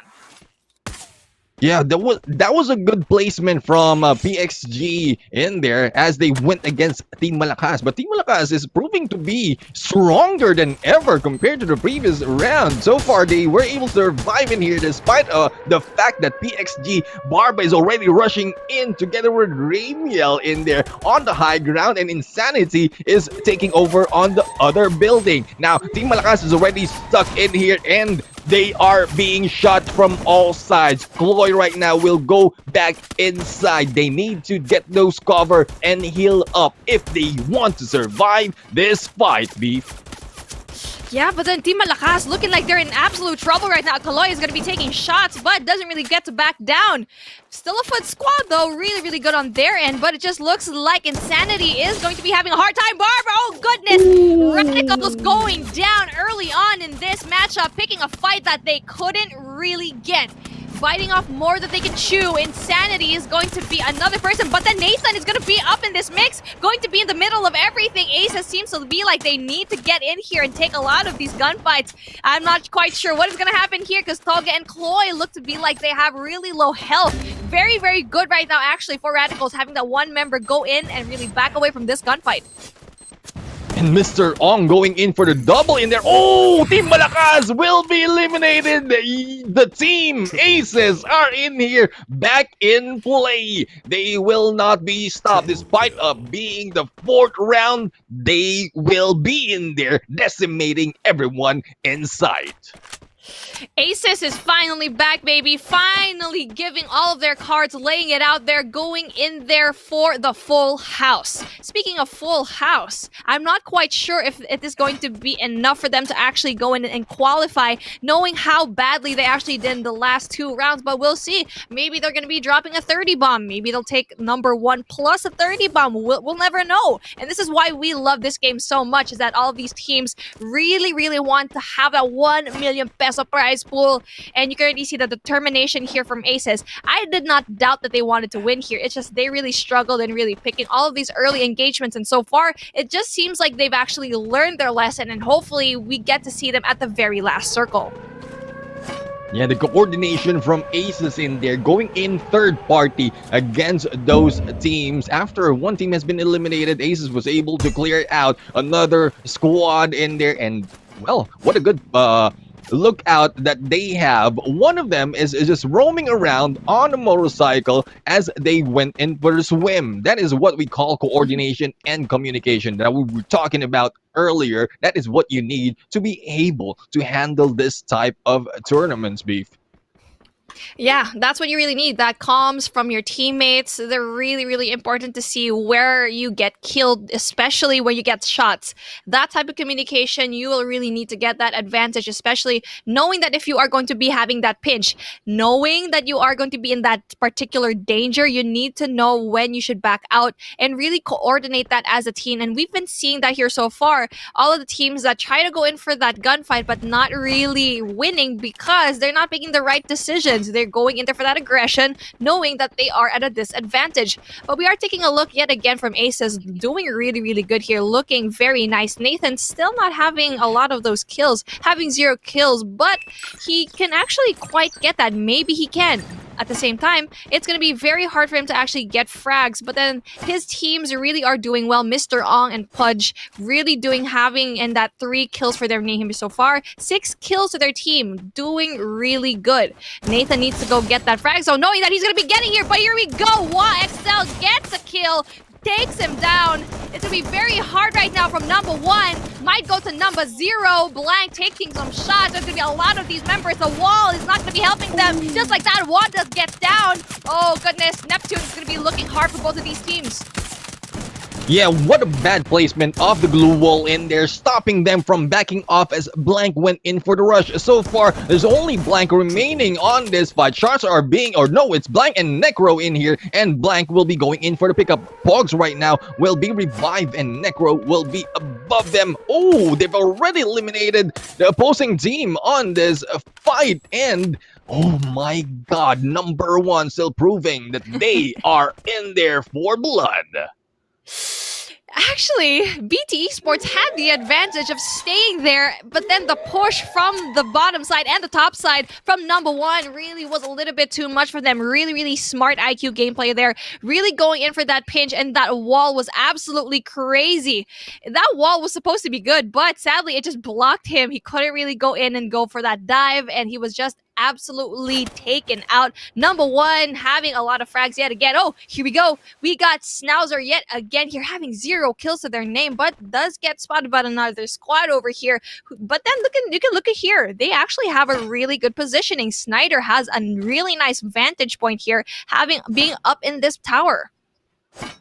Yeah, this is what we're talking about. The verticality of Kalahari is really essential for those snipers. Hopefully, they have the snipers in hand already. But unfortunately for Schnauzer right now, they are not getting any kills. They landed in the middle of the map. No one is getting near them. And earlier, we've seen shots against them. So, knowing that they might be in trouble in this fight, Schnauzer not really looking good onto the game. Going back to what happened to number 1 earlier, yeah, that glue wall mistake coming from BT Esports XLR. Hopefully that was not a mistake. Hopefully they didn't panic at that point, but we're not going to see that for sure next time from any one of these teams, because that is a big no-no. You don't use the glue wall to stop yourself. Instead, you use the glue wall to defend yourself, wherein Schnauzer needs to be using that right now, despite of Snyder being on top. Oh, Snyder being on top. Now, this is going to be questionable as it's going to be raining missiles here. It's going to be absolute danger on their end. Why is it that Schnauzer is an absolute magnet for all of these bad jujus? It's their second one so far, and that was just very unfortunate because with this one, it's a very open map, and hopefully they actually get out of danger and try and not to engage with any of the teams that's also stuck inside of this danger zone. Yes, indeed. I mean, the danger zone has been proven very difficult for them, especially in that position. Snyder is in there on top, out in the open. The rest of the teams has no problem. They can just hide out and wait for the danger zone to expire. As for number one in here, they are slowly rushing in to the zone. And with this position and knowing the map itself, they really know for sure that someone is on those towers. Yeah, absolutely. Having that high ground really is important in a map like Kalahari. And we are going to be looking right now at a team that was actually a little bit so-so. VB Desolator seems to be like they are going to be maybe getting in there. I'm not quite sure how many kills they actually have here, but hopefully they finally get all of these kills right now. Hopefully they might go into that top spot, but you can already see here that a lot of these teams really want in there that kill, especially for the team of Aces. Aces looking really good, but here we go. Aces, speaking of Aces, taking shots right now as Driz is going to be going down. Needs to get that heal up, but then Bella Chow is going to be able to actually say goodbye right now as the Radicals finally just have Insanity left. Only has one kill, looking like he's getting in trouble. Gets taken out finally. Radicals gets dethroned, and who is it going to be? Who's the job? And it's going to be an absolute killer here. Demolition Derby up in this matchup in Kalahari. Absolutely crazy stuff. That went from safe to dangerous real quick. And a lot of engagement has been happening that quickly after the zone or after danger zone clears out. Now Desolator are in here on top. They have good cover on this area. Unfortunately, they won't be able to jump out because the fall damage might affect their strategy. We also have on the other side Aces with two remaining members. Oh, the rush is on, and there you go. It's now left to Purge right now. In here, number one has been eliminated. Pudge right now is in here, is being back in the corner, and the question is, will Pudge be able to survive? Oh, Mr. Ong for the quadra kill. And there you go, the two remaining members of Aces. These are your Aces, Beef, and they are doing real well. That wall was absolutely life-saving as the takedown wasn't able to actually ensue just because of that. But then one player is going to be right behind that wall. Very cheeky. And they are going to be going in there. They're going to be going away from all of that. But Aces, here we go. Pudge, Mr. Ollie Pudge taking shots right now. Gets taken out early on here in the matchup. There's going to be 5 squads left here. That's Desolators. Absolutely crazy. Absolutely desolating all the teams that they actually meet here right now. Snyder seems to be like it's going to be interesting how he actually gets in there, if he actually can get all of those kills. Schnauzer doing such a really good job here, especially having that high ground. They're really doing well here. They need to get that high ground on. Desolators might be in trouble if they don't get into that high ground. This is a surprising battle that we're seeing. We have, thanks for the info, who's surviving this long into the game. We also have Throt Legends who moved up from the bottom half up to the top half, and we have Schnauzer who are in here trying to prove that they still have what it takes. And here we go, shots are being fired right now from the side of Desolator. They are in there. The patience that they have against the patience that they have earlier against the Aces prove them that they can still take the win on this game. And Schnauzer is in here despite of being stuck from that high ground, has a lot of cover, and we have another push from Trot in there. AimJ going in for those kills. The Maisan right now is in here trying to block each other's shots off from the side of thanks for the info. And KitKat will be eliminated by JC Jacob in there, and another man down from the side of thanks for the info. Now, this is a very interesting last circle, right? Because these teams that we haven't seen really perform, finally doing well. Not quite sure if it's going to be enough, though. Thanks for the info, doing great, and Trot Legends as well. But at the other end, you can already see here Desolators also doing well at the beginning, but not quite sure if they are going to be doing well here because they're going to be having a lot of trouble here. Gunfight ensuing here at the very bottom. Trying to see the circle closes. Trot, MJ, looks like he's actually getting a lot of these kills. Schnauzer gets the kill as well. MJ, finally, Hadouken is going to be absolutely crazy. And finally, we're getting to see another team getting the crown. Absolutely. Thanks for the info. What? How did we get here? Absolutely crazy stuff. Yappy getting that MVP status. Thanks for the info. No, thanks for the amazing game. Booyah. Yes, indeed. What a great play from Yappy, Hadouken, Tinker, and KitKat. Patata is in there on the list as well as a backup. I'm pretty sure they are coordinating just in case anyone falls off from this match. Patata will be in there waiting. And good game, well played from thanks for the info in there. Finally, we mentioned earlier, those in bottom will be moving up to the top, and one booyah for this team. Yes, you are correct with that one, Neptune. Thanks for the info. Thanks for that booyah. It looks like what they're telling each other right now is thanks for that booyah. And like what we mentioned as well, those bottom half teams in the scoreboard, there's going to be a possibility here that they might go for that probably at least top number 6, if that's possible, if they got more frags or more kills together with that 12 points booyah. But then again, at the very end of the game, did you see that they went for that healing game? I mean, the circle was not there anymore, and they were just getting those damage coming from that that zone, that poison that they're getting, right, Beef? Yeah, I was actually able to see that, and that is actually a strategy that you would really want to get, knowing that no one's not going to be looking out in the zone, really just chilling over there, letting everyone kill each other, and then after that, after healing up, that's when you go in. But it is going to be a very tricky style of playing because you might get eliminated from the zone, so that's a very, very cheeky play. And I'm really happy to see another squad finally getting that booyah. Thanks for the info. Has been a little bit quiet here in the competition so far, so I'm not quite sure if it's going to be enough for them to qualify, but I'm really excited to see it.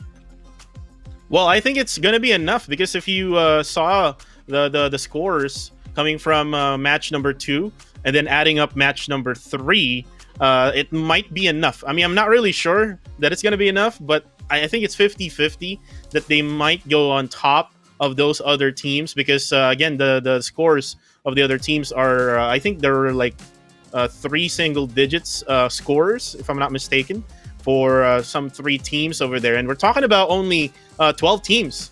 So they only need to get up over 5 other teams, right? So if you talk about statistics here, Beef, it is a possibility that they will be able to qualify. But again, let's just, I mean, the team of Thanks for the Info are now hoping and praying that they're going to get on top of that. But for the meantime, we saw some like names or teams that are always in that final zone. We saw their VB Desolators. They were got killed at the very end. The circle is really interesting out there because there was it a bridge, Neptune, that they were under? It's not a bridge. They are in a tower. They are on the ledge of that tower. Wherein, if they made a wrong move, well, I think there is an option in there because we saw one earlier from Aces who jumped off, but unfortunately into the faces of Desolator in there. So jump off that ledge into 4 members of Desolator and was decimated at that moment. So yeah, I mean, there's a lot of good gameplays in here. New teams coming up. Desolator always coming up on top. We also have Schnauzer in there, also being seen like the later part, but will be eliminated. I am quite exciting how the rest of the games go on. Hopefully, some of them will be moving up quickly compared to what we've seen from Thanks for the Info, like moving up from round 2, round 3, and round 4 instead of just taking round number 4 on these games. Yeah, and you know what? Thanks for the info. Really got that potential to win the game. I'm not really sure though why they had a hard time during those first 3 rounds. So it took them 3 rounds in order for them to solve and find that missing piece in order for them to win. And in order for them to win, they got to go for that healing game. And that healing game, one of the other ways for you to get that booyah. And again, all 4 games for Group A has already been done. So we're going to move on to Group B. But before we do that, I think we're going to see the highlights or the replay from match number 4. Right now, we're talking about teams that might get into the next stage. So I will pick some of the teams here from Group A. So I think we have already PXG Radicals already in. I think, I mean, this is just, a prediction. So PXG Radicals, we have, I think team number 1 will also be in there. VB Desolator, so I need 3 more. So I will pick Schnauzer. I might go for Trot Legends. And then I think the 6th spot might go to Thanks for the Info or probably Team Malakas. What do you think, Beef, for your prediction? Who will be in that 6 or who will be the 6 teams who will qualify into the next stage? Well, there's no doubt that PXG Radicals is going to be there. So we have 1. And VB Desolators have been looking really well. So maybe that's 2. Team Malakas, they've been struggling in the last 2 rounds. I'm not quite sure. Schnauzer as well. I don't know if it's going to be enough for them to actually go in there. Thanks for the info. Maybe with that win. You know what? I think they are going to be making it there. So we got Thanks for the info. Team Malakas, Desolators, Radicals, and the 6th spot. It's honestly anyone's ball game. I really wanted Aces to be there, but then sadly, they just keep getting all of those losses. Yeah, and we were talking about Team Aces before match number 4, and then unfortunately, I think we have called them out, and we put a lot of pressure for Team Aces. But right now, guys, we are looking at the replay for match number 4 here in the Qualifier Finals of Group A. How about you, Neptune? Who are your top 6 teams who might go into that next stage? Top 6, I don't have a full list, but yeah, like what was mentioned, PXG Radicals will be in there. We have a number 1 in here who might be moving up a little bit onto the ranks. Hopefully, they'll be able to make it. We also have a BB Desolator who's shown us from round number 2 up until round number 4 what they have. Schnauzer always being there on the last 5 teams, but unfortunately, starting from round number 2 to round number 4, they are lacking into the kill points, but the placement, they have it. And Prodigy also probably, we'll have to find out. It's anyone's ball game in there, like what Beef mentioned. So we'll have to find out in a bit as soon as they are all calculated. And for those of you who's watching, despite of having them your team, your supporter team in the bottom of the list, hopefully you stay in here and support the game, because without you guys, there won't be any tournaments just like this. This is why the tournaments like this has been created, so that we can support each other, not just the teams who are playing, but as well as the game. And you can see here at the very end of the game, there's so much glue walls together with the towers. There's not much of any space for them to get into that circle. And right now we are looking at the scores from match number 4 here on Group A Qualifier Finals. And like what we saw earlier on, thanks for the info, getting that booyah. Ooh, this is going to be interesting. Beef and Neptune, they only got 5 kill points, totaling 17 points. So the question now is, will that be enough for them to get into that top 6? That will be a big question. I think they are praying to all of their gods that they know of, and probably they are trying to hope for the best here in order for them to qualify.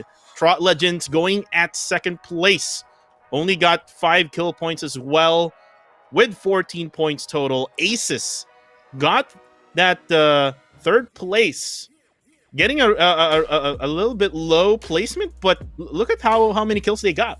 They got 7 kills, so 12 total points. And even though they got killed here early, they got third place. So probably Aces might get a spot there in the top 6 for Group A. Team number 1 at 4th with 11 points, with 7 kill points as well. VB Desolators, we saw them at the very end of the game with 11 points. Team Schnauzer, consistent with that points, getting double-digit score of 10. And then we have New Bloods at 7th with 7 points. BT Esports XLR, 6 points. PXG Radicals. Looks like, I think, Beef, they just gave away this match, don't you think? Yeah, they did. Look at this. PXG Radicals absolutely throwing at the very end. But is it a strategy? I'm not quite sure. But it seems like all of these teams are really trying. So for them to actually throw this one on purpose, I'm not quite sure. That is not likely. So I'm trying to see how match 4 is going to really shake things up here for the overall points. And I'm really, really looking forward to here, Cuckoo. Yeah, definitely. And I think we're going to see the whole scoreboard after 4 matches. And look at PXG Radicals, 75 points, 39 kill points. Again, Beef, I think they throw the match number 4, in my opinion. Team number 1, not number 1 right now, but they're at number 2 with 48 total points. VB Desolators at 3rd with 45. Team Schnauzer with 44. Trot Legends with 33 at 5th. And then on 6th, ooh, look at the score. They are actually tied. BT Esports XLR, and thanks for the info, they got 28 points combined here, or 28 points, the same points actually, but I think they're gonna go for the team who has a better placement here, right? And then we can understand from match number 1, 2, and 3 that thanks for the info are having a hard time with surviving all throughout those games. But good thing that they were able to win that last match. But you know what? Again, it's still not enough for thanks for the info at 7th place. So congratulations here to all of the 6 teams who will qualify on to the next stage. Neptune, what do you think of the result here? Yeah, I mean, it's quite surprising for the first half of this round. Well, apart from PXG Radicals, number 1 and Desolator, wherein they are consistent in their Schnauzer. On the other hand, though we thought that they will be kicked out because of the situation that they are always put into, they maintain their position on the top half.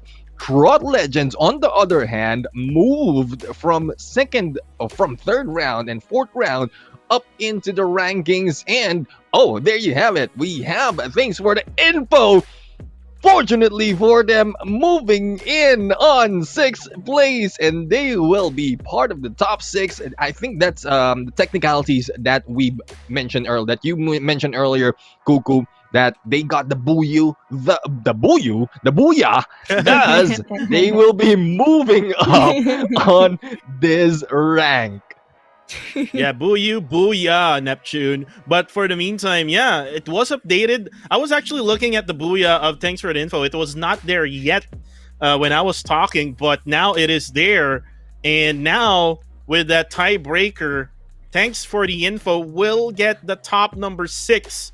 So again, I was right with my prediction.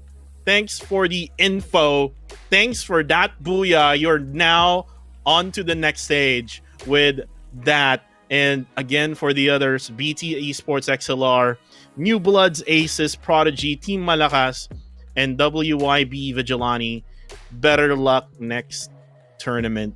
and they will leave this tournament. And again, they will maybe try to practice or maybe find some new teammates for them to be able to get better at this game. How about you, Beef? Were you surprised about, thanks for the info, getting that 6th spot? No, I wanted them to actually get that. And you know what? It's really funny how, we actually said that they were struggling in the beginning, but then that clutch up at the very end. And Neptune, like what you said, boo you. Boo you right now to BT Esports because you didn't get there. Boo you because they got a booyah. It's so interesting to see. And this is why we love this game, because at the very last second, with all of your might, and this is really... honestly, it's a learning point here for all of these teams that you shouldn't give up even at the very last moment, because that last kill, that one frag, that 1 point will mean the difference of you qualifying and you getting the boot. Yeah, and you know what? That healing game that they did, it really helped them to get that boo-yah, and again, boo you, to BTXLR Esports. And again, for the viewers out there, again, like what Neptune said, even though your team did not qualify onto the next stage, keep on continuing on supporting these teams. These are your top 6 teams coming into the next stage for Group A, and they will battle it out onto the next stage together with the top 6 of Group B. And then we have the top, or not the top 6, but the 6 invited teams. And now, with this one in mind, now we're gonna move on to Group B. But before we move on to Group B, we're gonna go on a short break right now. Again, my name is Kuko TV. I have here Beef Mommy to my left and Neptune, the Gentleman Gaming Garcia, on to my right. We will be right back.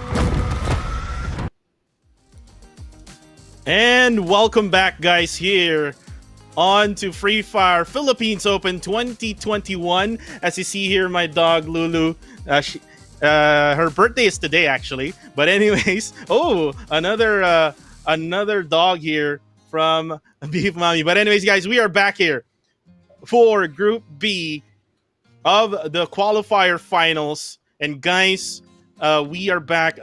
My name is Kuku TV, guys. I saw the wrong name underneath my face. So my name is Kuku TV. I have here Beef Mommy onto my left, and I have here Neptune, the Gentleman Gaming, onto my right. And guys, we're back. That was a really quick break.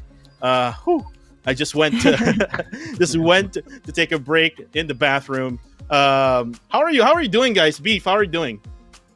Absolutely amazing. And again, I actually want to see the chat say happy birthday, Lulu. Goodness. That's why I had to get my doggo, because my doggo says happy birthday, Lulu, as well. And also because they just want to see the matchup, because Group A has absolutely been amazing. And now we are going to be heading over now to Group B. So I don't know how Group B will do. Hopefully it's going to be as amazing as Group B. Maybe not even. Maybe it's going to be even more amazing. Yeah, definitely. And we will celebrate the birthday of Lulu later on after this broadcast that we have. We're going to blow some cakes and everything. But how about you, Neptune? Do you have pets? Do you have pets around you? I don't have an actual pet with me. It's downstairs with the kids. But yeah, I mean, it's good to have a pet. Now, Group B, we're really excited to see this, and the initial prediction, or the initial assumption that we had based on the team names, will it be the same or will it be different at this point? Let us know in the comment section. For those of you who aren't here, let us know who are you cheering on and who is strongest on this Group B lineup. Yeah, definitely. I'm so excited for Group B, and right now we are going in. This is Group B Qualifier Finals, first map in Bermuda. Take it away, casters. Yeah, here we go yet again in Bermuda. It's Group B's time to shine. And now we were talking about pets a while ago. Now we have real time pets, but to have pets here in Free Fire is also very nice. To have that trusty companion is going to be important for you, because they do have abilities that will make you have an advantage over your other teams. Another pet that's actually really nice to have, that a lot of people seem to have as well, is going to be the Falcon. Falcon really gives that glide to have that faster movement speed. So at the very least, one of these members from each squad will probably have a Falcon to really guide and have that faster movement speed to go into that, especially if you are going to be having a lot of these teams drop in here. So it's really going to be an advantage here, Neptune. Yes, indeed. Especially in this early part, when you are dropping in, that glide will be helpful. Oh, one kill has already been done, and we have a new kill leader in here. So far, we have several teams, a new set of teams, guys. For those of you who are jumping in, a new set of teams in here that will be fighting in on the first round of Group B. And we are looking at right now, this is Fear No One. Are they really not fearing anyone, or will they go against? There's another team in here that has a No Fear X. So which one has a No Fear? Which one will be backing out as soon as the fire begins? The fire is going to be ensuing here. Shots are going to be taken right now. Kagumi, oh goodness, with that Bush gameplay walk on, looking like it's going to be finally. We actually haven't seen that much in that Group A. It's basically really that chrono gameplay here with the blue shield, but finally we get to see some walk on Bush guy here, and it's really exciting to finally see all of the different characters. And this is going to be interesting comparing it from that first group, right? Is because I feel like this is going to be a little bit more unorthodox and unpredictable, which is what I like to see here. Because with that Group A, they're a little bit more straightforward, but, you know, especially from that last gameplay, we've seen an unorthodox gameplay, having that last circle healing, really having that amazing high IQ gameplay. Maybe we get to see it here. Yes, indeed. I mean, that is where, from the previous group, PXG, that's where PXG got their lead in terms of point. The unorthodox gameplay that they've shown from round 1 to round 3. Unfortunately, round 4 I'm not quite sure if they gave that up or they gave all their best, but I guess we'll need to find out. Hopefully, these teams from Group B are hyped up after that match on Group A that they want to give it all their best and race to that top 6 spot, Beef. Absolutely, but a while ago we weren't actually able to see all the teams that qualified here in Group B. So I just want to give them some love and just say all the team names here. So we already have Team Imbalance, we have Shoot and Run, we have Fear No One, we have Kalasag who's next, we have Tulala NBI, we have Wild Dogs or Team Ganda. Kiss Moo Moo, Bot Gaming, Rat Badoodles. I love that one. We have LA Descendants. We have Tyrants, ROG Team Mani, and No Fear X. So there are two teams right now with fear on their names. So I'm really interested to see if they really fear no one or they have no fear at all. We'll be seeing it in a little bit. Yes, indeed. But right now we have you mentioned about bot gaming rat badoodles. We have Dax Cutie in here who's already waiting up. I think they already have sights on an opposing team and not quite sure which side of their team name they're taking. Would it be the bot gaming or the rat badoodles? I mean, I'm thinking this will be a wacky part of their tactics and yeah, probably unorthodox gameplays that we keep mentioning earlier on to this game. Exactly. It's going to be La Descendants over here going just a little bit too close for comfort with that team Rat Badoodles. But the engagement isn't going to be happening and I am having a blast saying Rat Badoodles. Never in my casting career would I thought there'd be such an amazing name like Rat Badoodles. I can't stop saying it. Rat Badoodles. It's going to be interesting how all of these teams really go in there, especially Factory being a zone that you actually want to be in. Factory is going to be a really unorthodox place to actually drop here, especially knowing that the loot isn't going to be as good like Peak, Clock Tower, Shipyard, and Observatory, but having that verticality really means a lot, especially going to that second floor. But here we go. Shots are going to be fired right now, and it's going to be that Azia, Vanity, Wiz, and Roz going in there. I'm not quite sure if Imbalanced will be able to get this. This is going to be their first time going in here. One man's down. It is quite confusing. Both of them have WL in their clan tag, but there you go. We have WLV Imbalance right now. They are tipping the scale as they go in and they lead the kill. We have Ross in there going in as well as Vanity, Wiz, and Aiza with 2 kills already for their team. And I think they are going for the chase against the remaining 2 members. Quick shots coming from Ross right here. And the glue wall gameplay to reload. And still, Ross being aggressive, going in for the chase. Ross right now will be hit in there by Aris. But the flank from Vanity from the side, taking down that glue wall. Ooh, the follow-up with another glue. And here comes Vanity for the backstab. Ooh, Tyrant's getting the bad side right now, as it's going to be too much for him to handle as Imbalance showing who's boss. But then we are going to be looking right now at the other side of the map where we've been seeing Rad Badoodles doing a good job at just evading all of these members right now. From that other side, from Tyrants, maybe getting an entry frag, not quite sure. It's going to be La Descendants yet again, just staying back, hanging right back, being passive, having that passive gameplay is working out for both of these teams so far. But if you're too passive, you won't get any of these kill points. And right now, we are heading over here right now. WD. It's going to be Wild Dogs Team Ganda having 2 men down, but Joy does take shots. Batgirl, she's going to be in trouble because Joy is so low in HP right now, Neptune. It's going to look very dire for them. They need to go get some cover. Yes, indeed. 35 HP is not enough, and with that open space, whoever is chasing them might be able to knock them down. Batgirl is in here taking the lead and finding a position, but it's being shot at, will be eliminated, and Joy will be taken down. Wild Dogs Team Ganda will be out of this game. WN Funky in there taking the lead of this team. This will be a great start of this match as we lose one team from the 12 that started.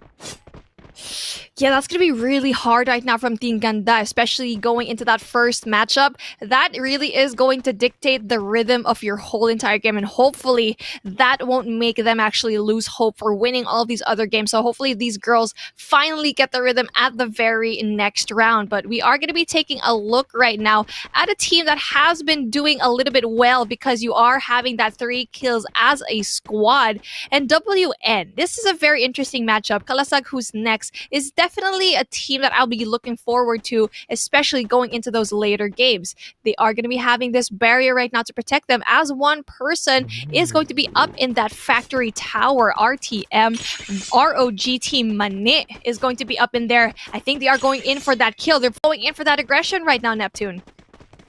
Yeah, they're answering the question, who's next? And I think this is Rugby Mani. One backup or one member in here to backstab from Red, and the double vector proves very effective. Red taking down one member from RTM. Now the question is, where are the rest? So far, it's only one that has been spotted and no one is showing their face. And this is why Kalasag, who's next, named themselves that way, because as you see their movement, as soon as they took down one, they just look for who's next in this game, Beef.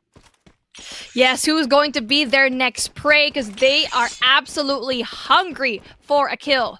They are absolutely they're looking around. They're actually just going around the map looking for all of these frags. So maybe they're going to be that type of team that will get that high placement and also all of those kills. I hope to see that.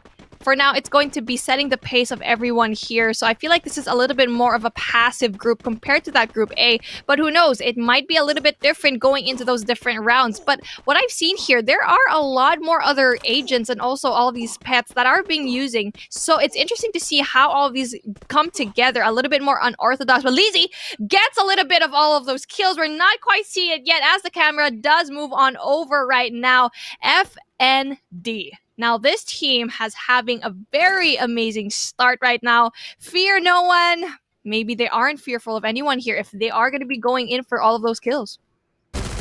Yes, there you go. Oh, NFX is in there. Litzy will be taken down. Oh, the Tyrant has been eliminated from this game. And yeah, we were talking about Fear No One earlier. Also mentioned No Fear X, but the Tyrants are in there. They won't be dominating anyone just yet, as we have NFX right here who took them down. This is No Fear X. One man down from their team, but still will not be phased. Will not be phased. Oh, this is very unfortunate. Only 3 members of the squad actually just made it in the lobby. That is very unfortunate to see, because you need to have every single person, especially in this particular game where when you have one-man advantage, you will have a lot of those kills ready for you. This is a kind of situation I do not want to be in right now. It's going to be Kiss Mumu. Very, very hard to have all of that 3 members, so they need to play extra smart, especially going in for the engagements of a full squad. Right now, they're just hanging back. They're hanging loose. They have 1 kill, which is okay. Maybe the best that they can do in this particular matchup is to just place high and only engage in gunfights if necessary, if they get spotted. So I feel like that's what they're doing right now. They're just hanging close here in this particular building right now. It's going to be interesting how the other teams nearby, if they're going to be able to actually see them. So I think I want to take a look at that, because there's one squad that's actually a little bit near them. Yes, indeed, and they might be going closer. Kismu was in there. Well, going back to your comment about missing one member, probably in ranked games, yes, that will be the tactics. But knowing the teams who are in here, these are jumping into tournaments. Unless they're not confident of working with 3 members, then yeah, they need to hang back to be able to survive as high placement as possible and probably a few more kills. But if they're confident, like what we've seen earlier from the early engagement, yeah, they might just go in and rush. But here comes No Fear X. We have a Coco TZ going in for the shots and making some damage, and the backup from Ren TZ right here. 3 members from this team already in high ground, dominating this area. Will they be taken or will they be taken down, B?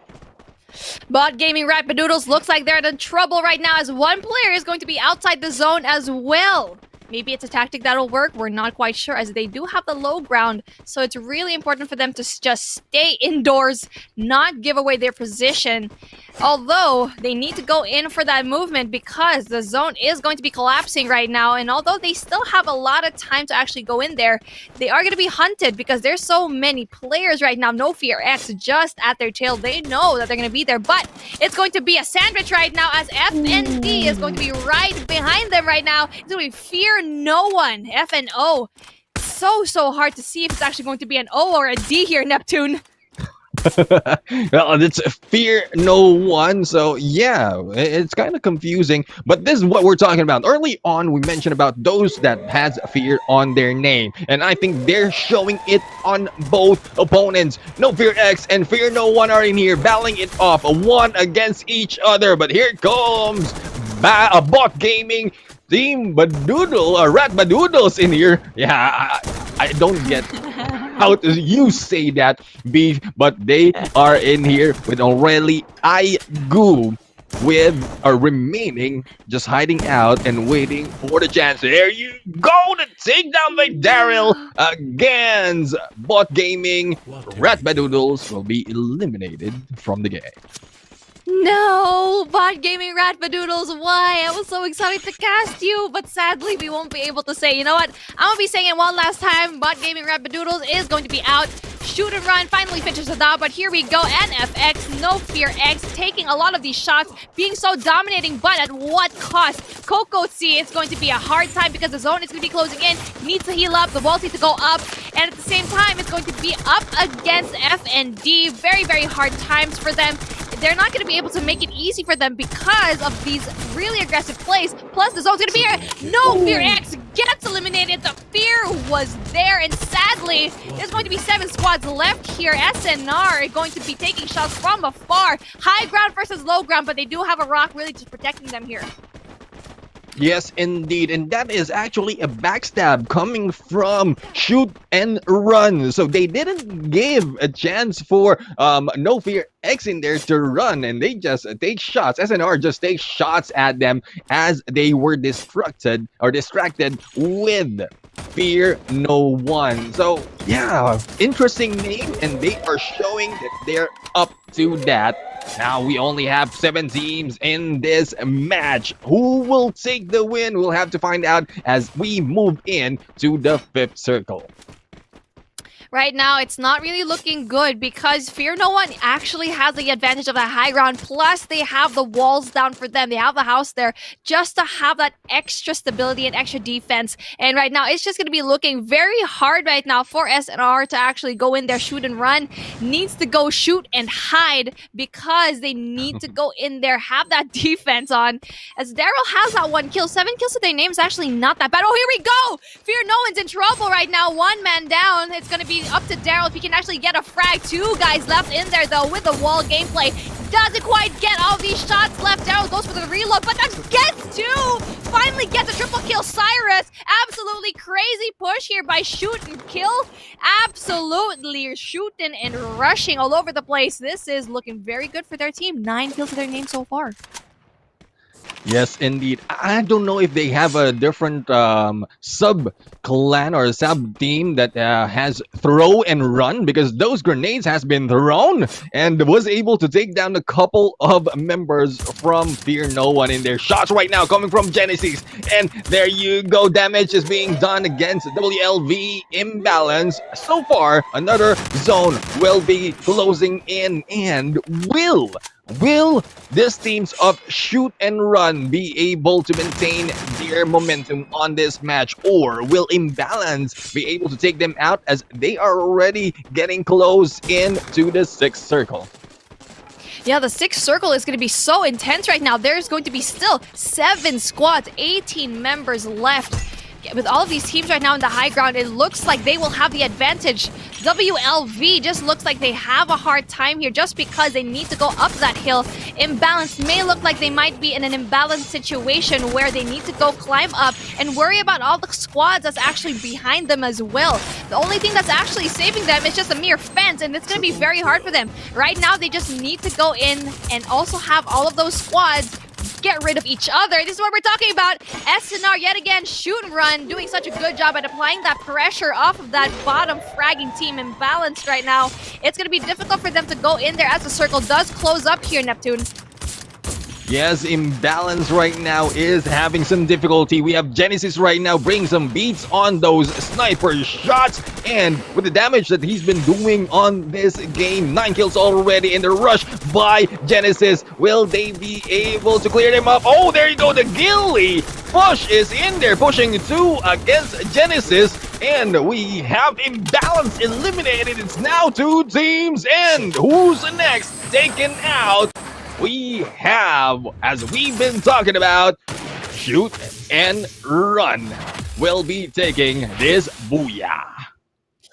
Ooh, shoot and run with the first booyah of the day. We do have Cyrus, Genesis, Daryl, Jash, and Nikki to have that team doing such an amazing job that even though they were at a disadvantage a while ago against Fear No One, having that high ground, they absolutely obliterated, really throwing in that grenade and going in there with that kill. Absolutely crazy gameplay that we've seen here in match number 1 here.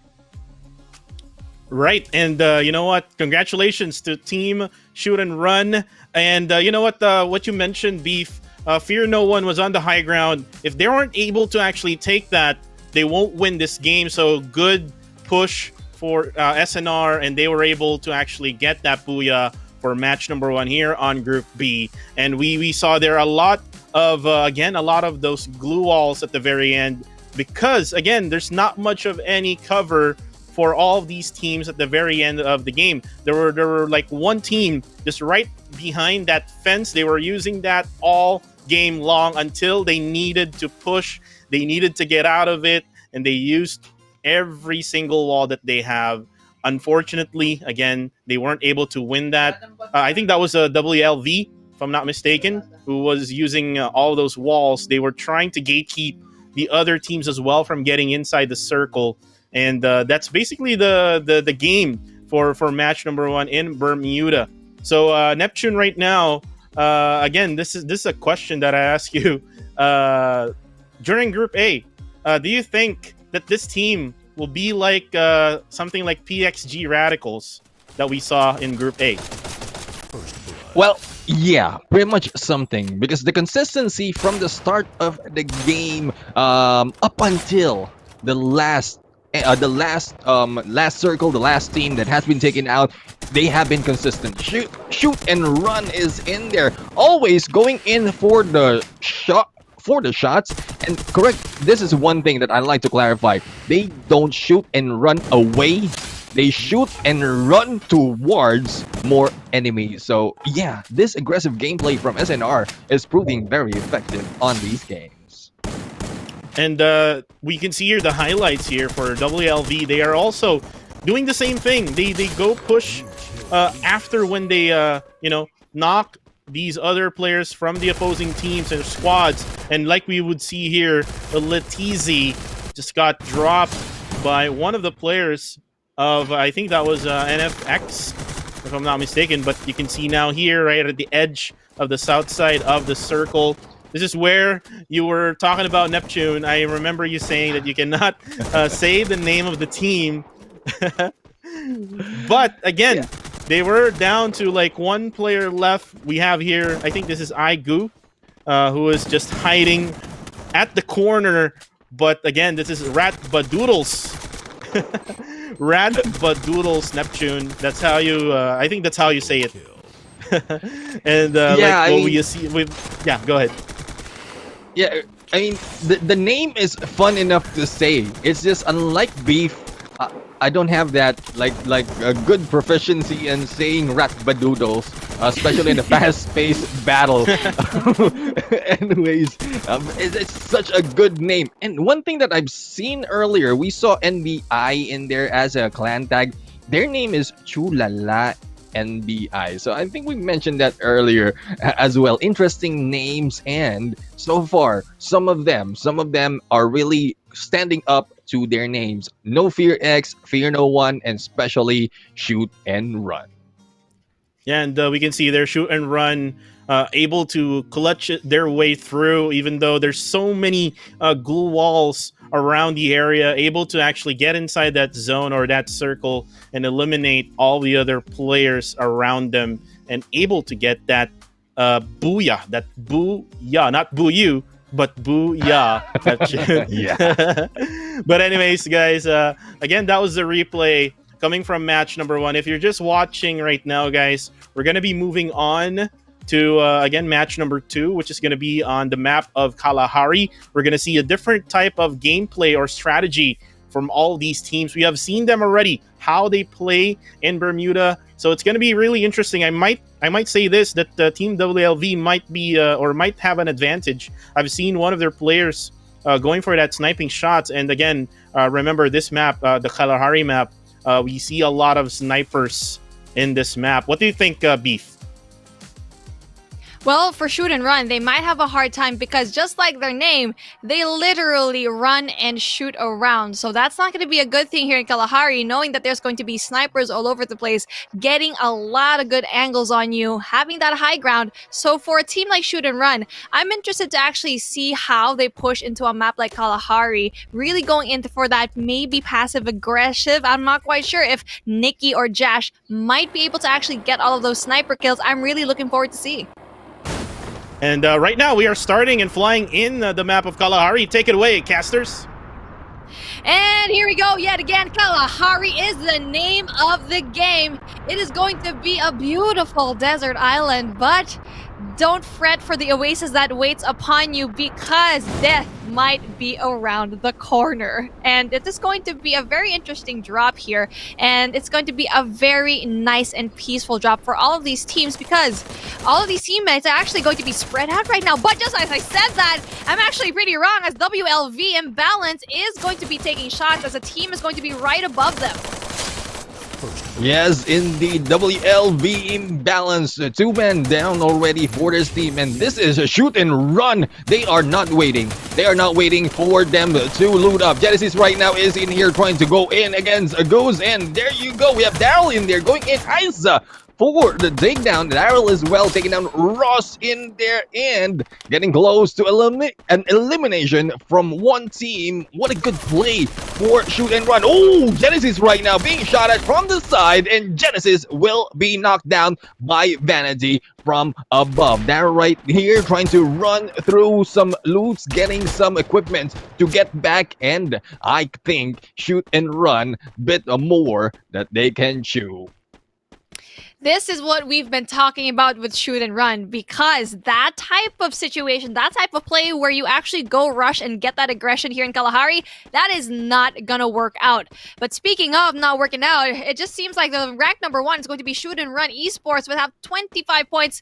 Kalasag, who's next, will have 22. And mind you, this is going to be match number 1, but it's going to absolutely change because shoot and run is having a hard time. So Imbalance is going to be having that 14 points, placing that 3rd rank. Kiss Mumu having 10, Sulala NBI having that 9, Fear No One having that 6. Fear is going to have a lot of Fear No X right now, because number 4, that's not a lot of points. La Descendants having 4 as well. Tyrants in that 9th spots with that 2 points. Bot Gaming, Rat Badoodles, I love it, 2 points.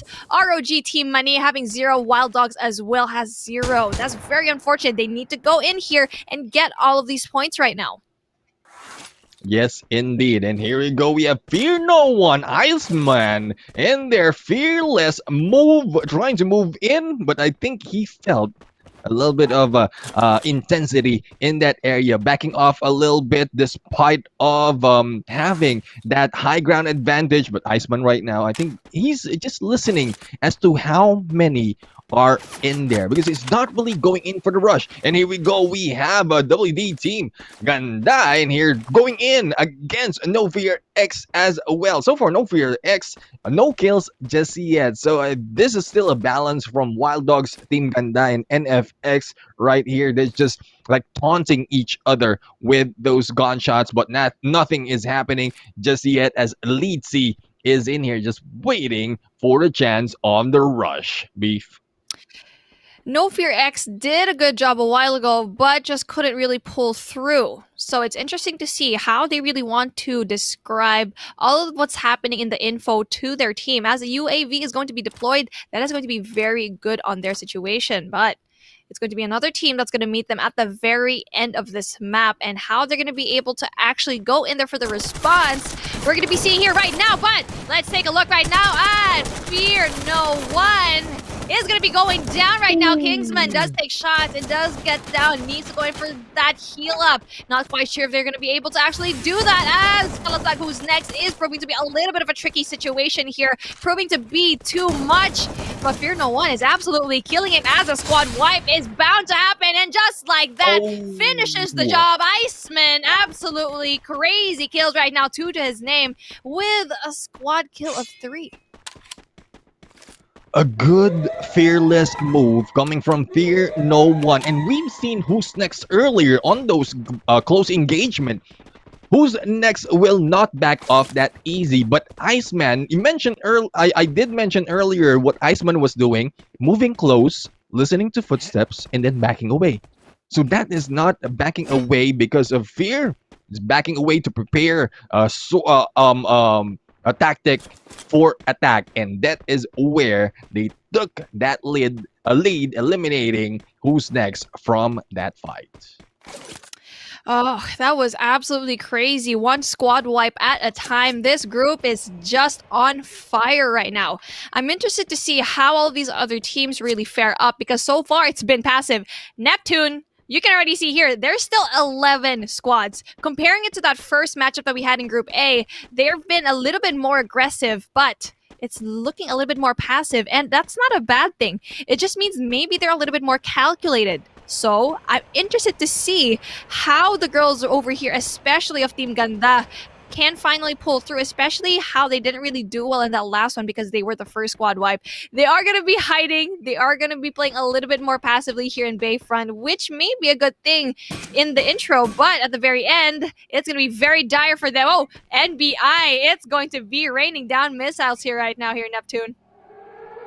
Yes, indeed. That danger zone will be difficult for NBI. And you mentioned about how slow this game is going.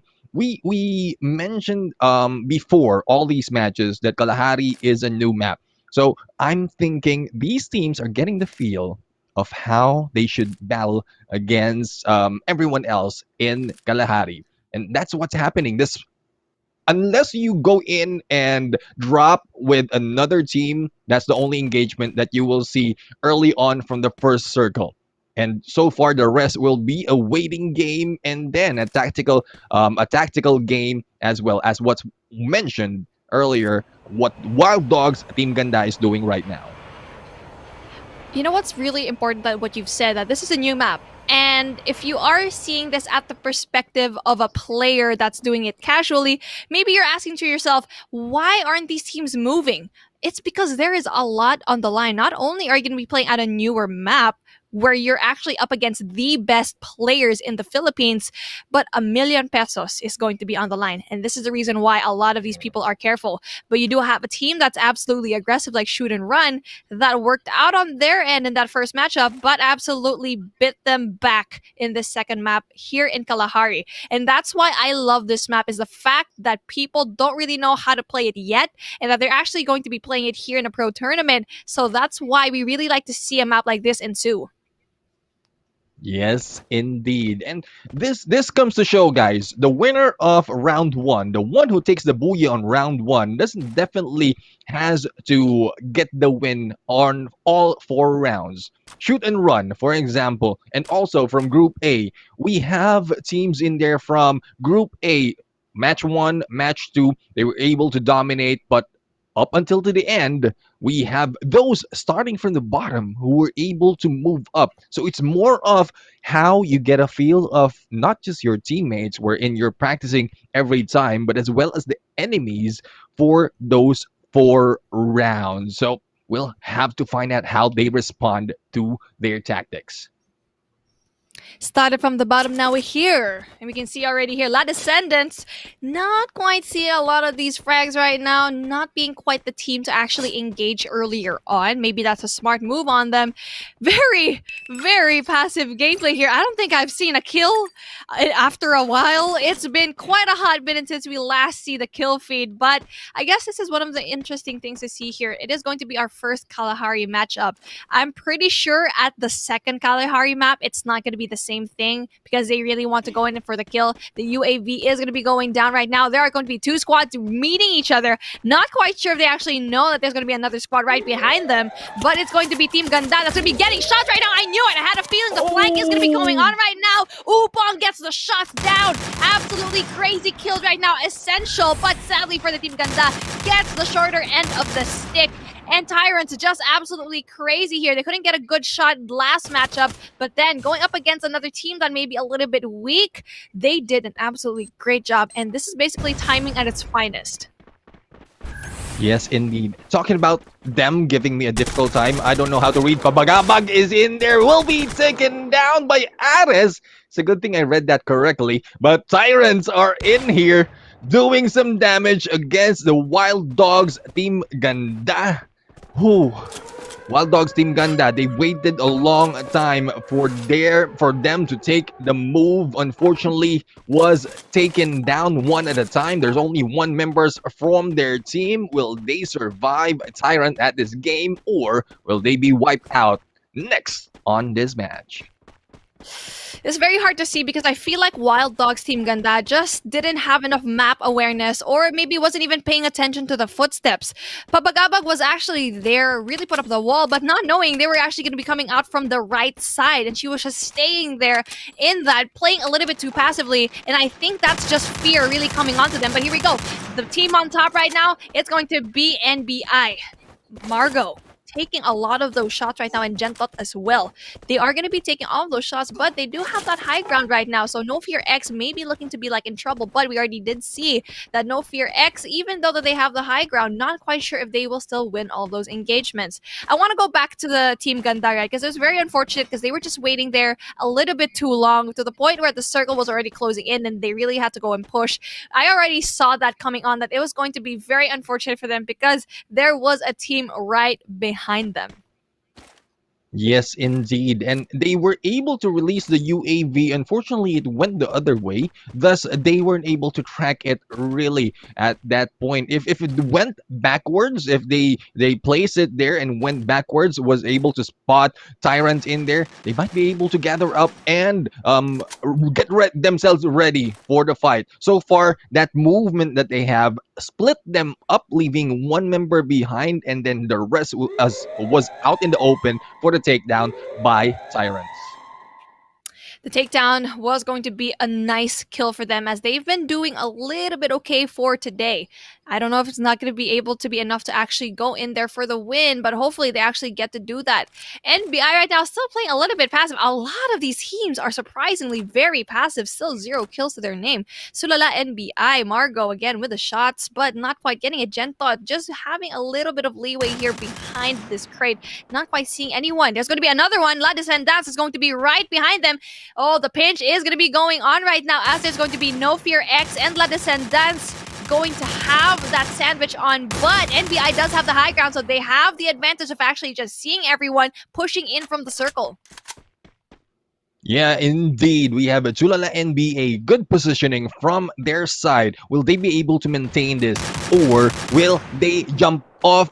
And probably someone might be rushing them through the sides, but their position is already dominant on this area. They are in the middle of a battle. We have La Descendants in there going against RTM, and shots are being fired right now on that side. We have Margot taking down one of La Descendants, and Margot will not be backing off that easily, despite that they they are known who's already on the high ground, taking those shots, gunshots being heard. They're not backing off. They have the advantage, and they will capitalize on that to take those kills. That was very unfortunate for Gento to actually be underground while everyone else in her team was actually still up above. That's something that you really want to get rid of, really having those small mistakes and having that communication is like, oh, hey, guys, I'm down, I fell off, and you could come get me, have maybe a wall up, and maybe have another team. Now, this is like what's important to have these team, compositions where you need to have a team to actually have a Wager, to have walls around you, because if you guys didn't know, Wager's going to be one of those metas that you are going to be using as a pet, because it's basically going to poop out a lot of those walls that we've been seeing here. And so far, I think for NBI, they're just struggling right now, as Margot is going to be going down, needs to get that care on, but then it just seems like it's going to be a little bit too much. Irish as well goes down. Ooh, No Fear X seems to be like they're a team to be reckoned with. This is now Pandemonium, as several kills has already popped up on the kill feed. We have KSM in their pain, 4 kill against one of the La Descendants, and we have Coco TZ right now from No Fear X taking shots at the enemy. This is NBI who will be stuck in here. Oh no, that's Fear No One, Darkfire, who will be stuck in there as Del TZ tries to eliminate or destroy those walls. Will Darkfire be able to survive this, or Del TZ eliminate one of the member from Fear No One? The zone will be closing in a few seconds, going into the 6th zone. Oh, a wrong move in there, staying outside. The wall has been blazed. We have Aoki in here going in for the rush motorcycle gameplay that we've seen earlier. I think they're planning to push everyone else outside of the zone. Oh, it's interesting how to see all of these players come together and you really use a lot of the guns that we really love to see here. Again, the AK is going to be a very important gun, and I feel like if Del TZ had actually a sniper, maybe that would have been a really good situation, because it's going to be having that MA2B is going to be the only kryptonite to the blue walls that we actually are been seeing over here right now. Oh, the high ground, look at this positioning right now. That is amazing to actually have that, but then sadly they actually dropped off. That was a really, really good one. Balance, really needing to have it really win all of those gunfights, and it's been a crazy build here as 3 teams are going to be left here. Triple kill yet again from 1-2K. Amazing kills, absolutely wipes out the squad, and right now it's going to be Bong versus Pain right now. KSM going to be on the other side. KSM doing such an absolutely great job. Kiss Momo finally getting all of those frags, but that does go down.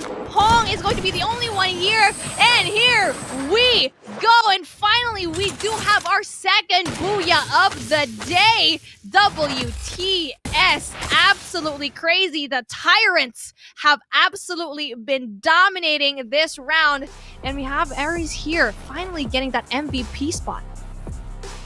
Yes, indeed. And these are the guys who pushed themselves behind Wild Dogs, Team Ganda, Pong, Ares, Lodi, Fear, and Storm. Up Wolves, Tyrant, WTS taking the booyah on this game. And Wolves Tyrant, like what you both mentioned already, getting the booyah. They were so hungry and able to get that booyah for match number 2 in Kalahari. And we've seen a lot of teams earlier on in the early stages. Two of the teams that I've noticed, SNR and WLV, they were fighting at the very early stage of the game. Unfortunately for SNR, they were down with only 1 player left. He tried to escape, but then again, it's not going to be good if you're going to be alone in your squad. It's going to be hard to survive, especially in this type of game mode. This is Battle Royale. If you're just all alone, it's hard to survive here, especially if you're in this type of game. So again, congratulations to Wolves Tyrant, able to get that booyah on match number 2. They were able to actually use those covers again. There were like containers right nearby them. Also, same goes with the glue wall that they're trying to put up on that. And I've noticed Beef Mommy mentioned about the higher ground that WLV actually got. They went down, unfortunately. probably the circle was not in that spot, so they really had to go down, and they were like forced to fight against WTS or Wolves Tyrants, and they were like 2 players left for them. So it is numbers advantage. So yeah, it is a really exciting battle until the very end.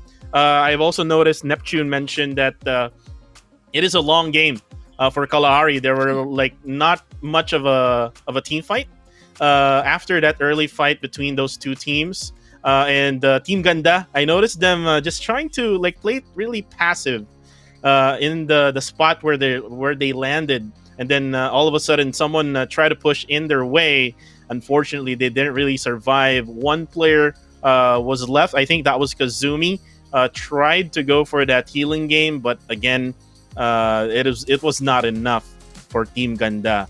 Hopefully this coming in match number 2 or match number 3 rather, together with match number 4, they might do a comeback like what Thanks for the Info did on Group A. So let's try to see and check what will they do for the teams that are in the bottom half. I'm not really sure yet with the scores because it is still out there in the open. We only had 2 games that had happened. So right now, I want to ask you now, Beef, with this win coming from Wolves Tyrants, and then also with their performance on match number 1, do you think they're all settled to be in that top 6 going into the next stage? For sure, I feel like they're going to be definitely probably top 2 or top 1 at this point, but there's still a lot of things that can actually go in, especially going into that round 3 and round number 4. They were a little bit weak a while ago in Bermuda, but it just seems to be like Kalahari is their comfort zone. So again, there's going to be a lot of these people shoot and run. Honestly, it was a little bit frustrating to me that they were predictable in that sense, because even starting out before match number 2, we already said that shoot and run, if they're going to be doing that same tactics that they did for Bermuda, that is not going to fly in this particular map. And unfortunately, they just had to go down that early on in this game.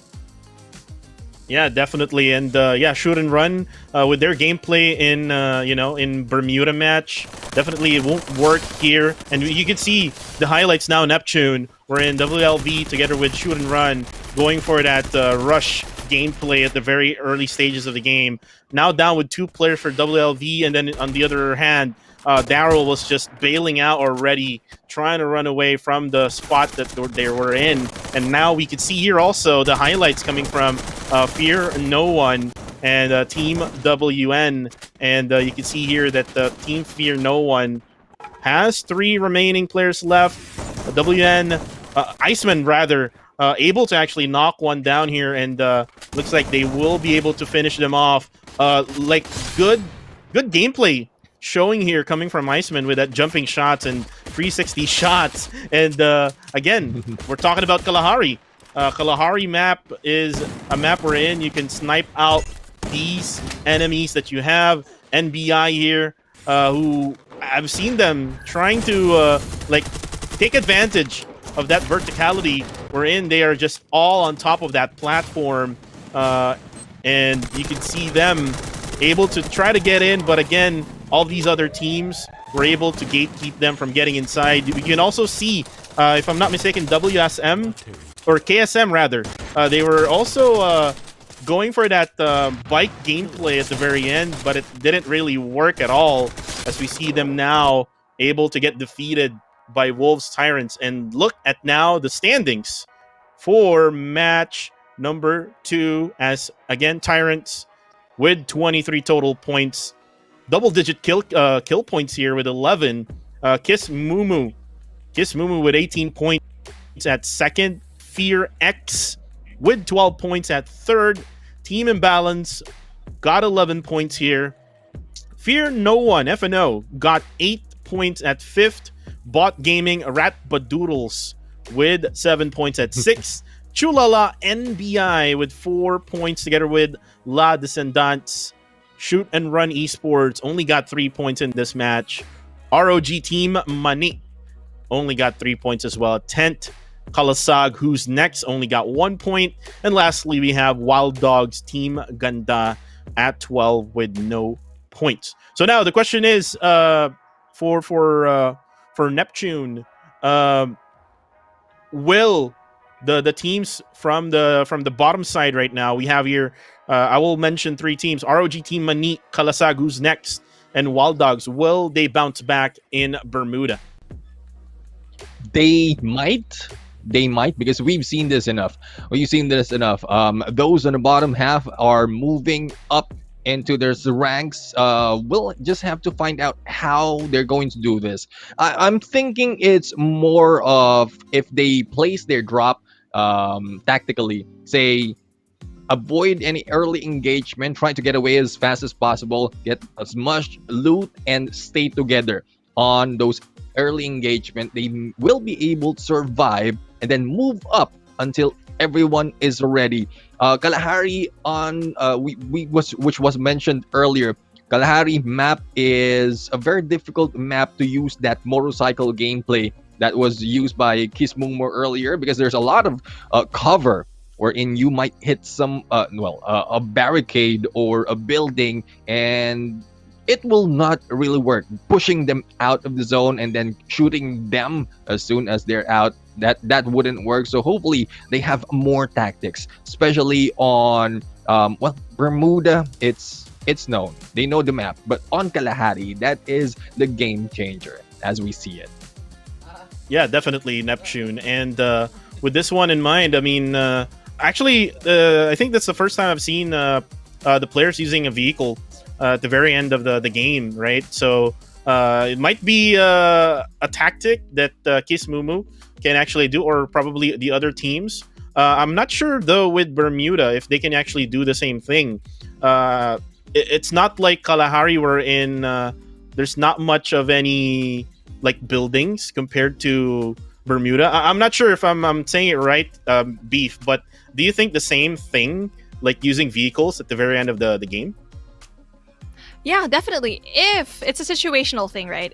Only if it's going to be a very, very open space where you can actually get a vehicle, push people out of the zone, and then getting off that vehicle and finally finishing the job, maybe. But if you are going to be in that final circle where it's going to be a very crowded place indoors, not quite gonna happen here. So I think that might work out. And for Kismumu, I think that's the reason why they finally got into that second place, is the fact that they actually use their motorcycles to go in there early on and to be fast enough that people won't be able to actually go and shoot them. They weren't able to place high enough in Bermuda a while ago, so I think that tactic just really worked out for them here in Kalahari.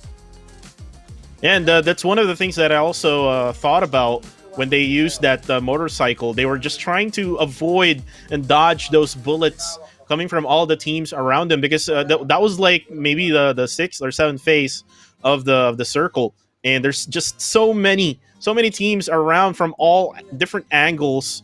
You don't really know where to go. They just like bumped into I think that was like a building, or maybe like a platform as well, or a tower, and they just had no choice but to just battle against these teams that were remaining in that Kalahari match. But again, we're talking about now, we're moving on rather to Bermuda match, which is a different type of map, a different terrain, a different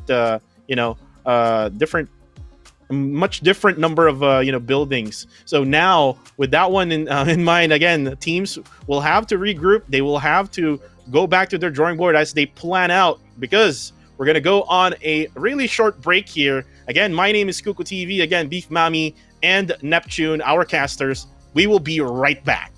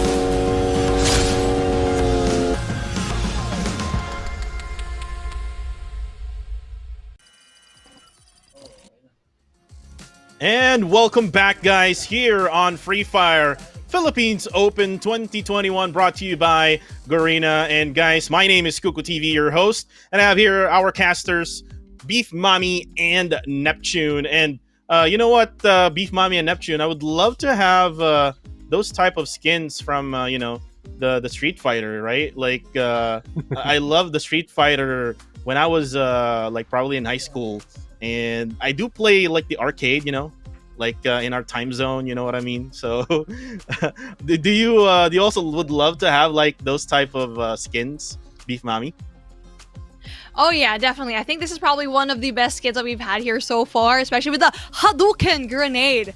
Of course, honestly, it's such a classic game mode. You have one of the most iconic fighter game modes. To actually have this sort of partnership right now with Free Fire is absolutely fun. For me, this particular game, Free Fire, has the best skins. It makes it so much fun to see that nostalgia really come into place in this competition. Yeah, definitely. And how about you, Neptune? I mean, have you played Street Fighter when when you were a kid? I don't know. With my age, how young I am, I don't think I was able to. No, I'm just kidding. Yeah, of course. Who wouldn't know Street Fighter? And Ryu is one of my favorites. If only the Free Fire Philippine Open will allow me to use that. I'm not quite sure what that is used. The sleeveless vest that Ryu is using, and then tying up a bandana on my head just to look like Ryu. But anyways, yeah, I mean it's such a good skin to have. And for those of you who knows me in playing the game, I'm a sort of into those things. Well, definitely, I would love to see Neptune going for that cosplay Ryu from Street Fighter, right, Beef Mommy? Yeah, absolutely. I just really want to see that down. You know what? I feel like in the next show, I think we need to start doing that. I'm going to be very disappointed if we're not going to be able to actually do that. But at the same time, I really want to see if I can actually pull off that Chun-Li action, Maybe I can do that. Maybe I can go buy her little outfit. Who knows? If you guys share this enough, maybe that'll happen. Yeah, definitely. And why not, right, Neptune and Beef? If, our league ops and also the production would let us go for that cosplay, maybe our casters would be Chun-Li and Ryu, and the host will still be Kuku TV, right? But anyways, no. That is not allowed. No, we need to be equals here. We're equals here, Kuku. But anyways, guys, we're gonna go back here, talk about the game and also the tournament that we're having right now. Again, this is a Free Fire Philippines Open Group B Qualifier Finals, and we've seen already 2 matches done. Bermuda and Kalahari done already, and now we're gonna go to the second half, which is again another Bermuda and Kalahari match. We're gonna go into match number 3, and we've seen the scores already coming from match number 2. We see Team Ganda not able to actually get some points. Hopefully they can. These ladies, I mean, I'm all for the ladies. I've managed a ladies team on a different game, but again, I would love to have these ladies maybe try to win that booyah, or maybe just probably around top 1 or top 2. But for the others, we have Team SNR. SNR got killed really early in match number 2. I would love them to bounce back because we know their gameplay. They basically shoot and run. From the name itself, they shoot the enemies and run towards you, and I love that gameplay. I love that rush gameplay. Right, Neptune? I mean, I've seen you play in your streams, and and I've seen you getting killed early, probably, but sometimes you get the win, right? Yeah, because I mostly get killed early because I'm those type like shoot and run because I'm a rusher type when I play. So yeah, I mean more tactical, unlike me.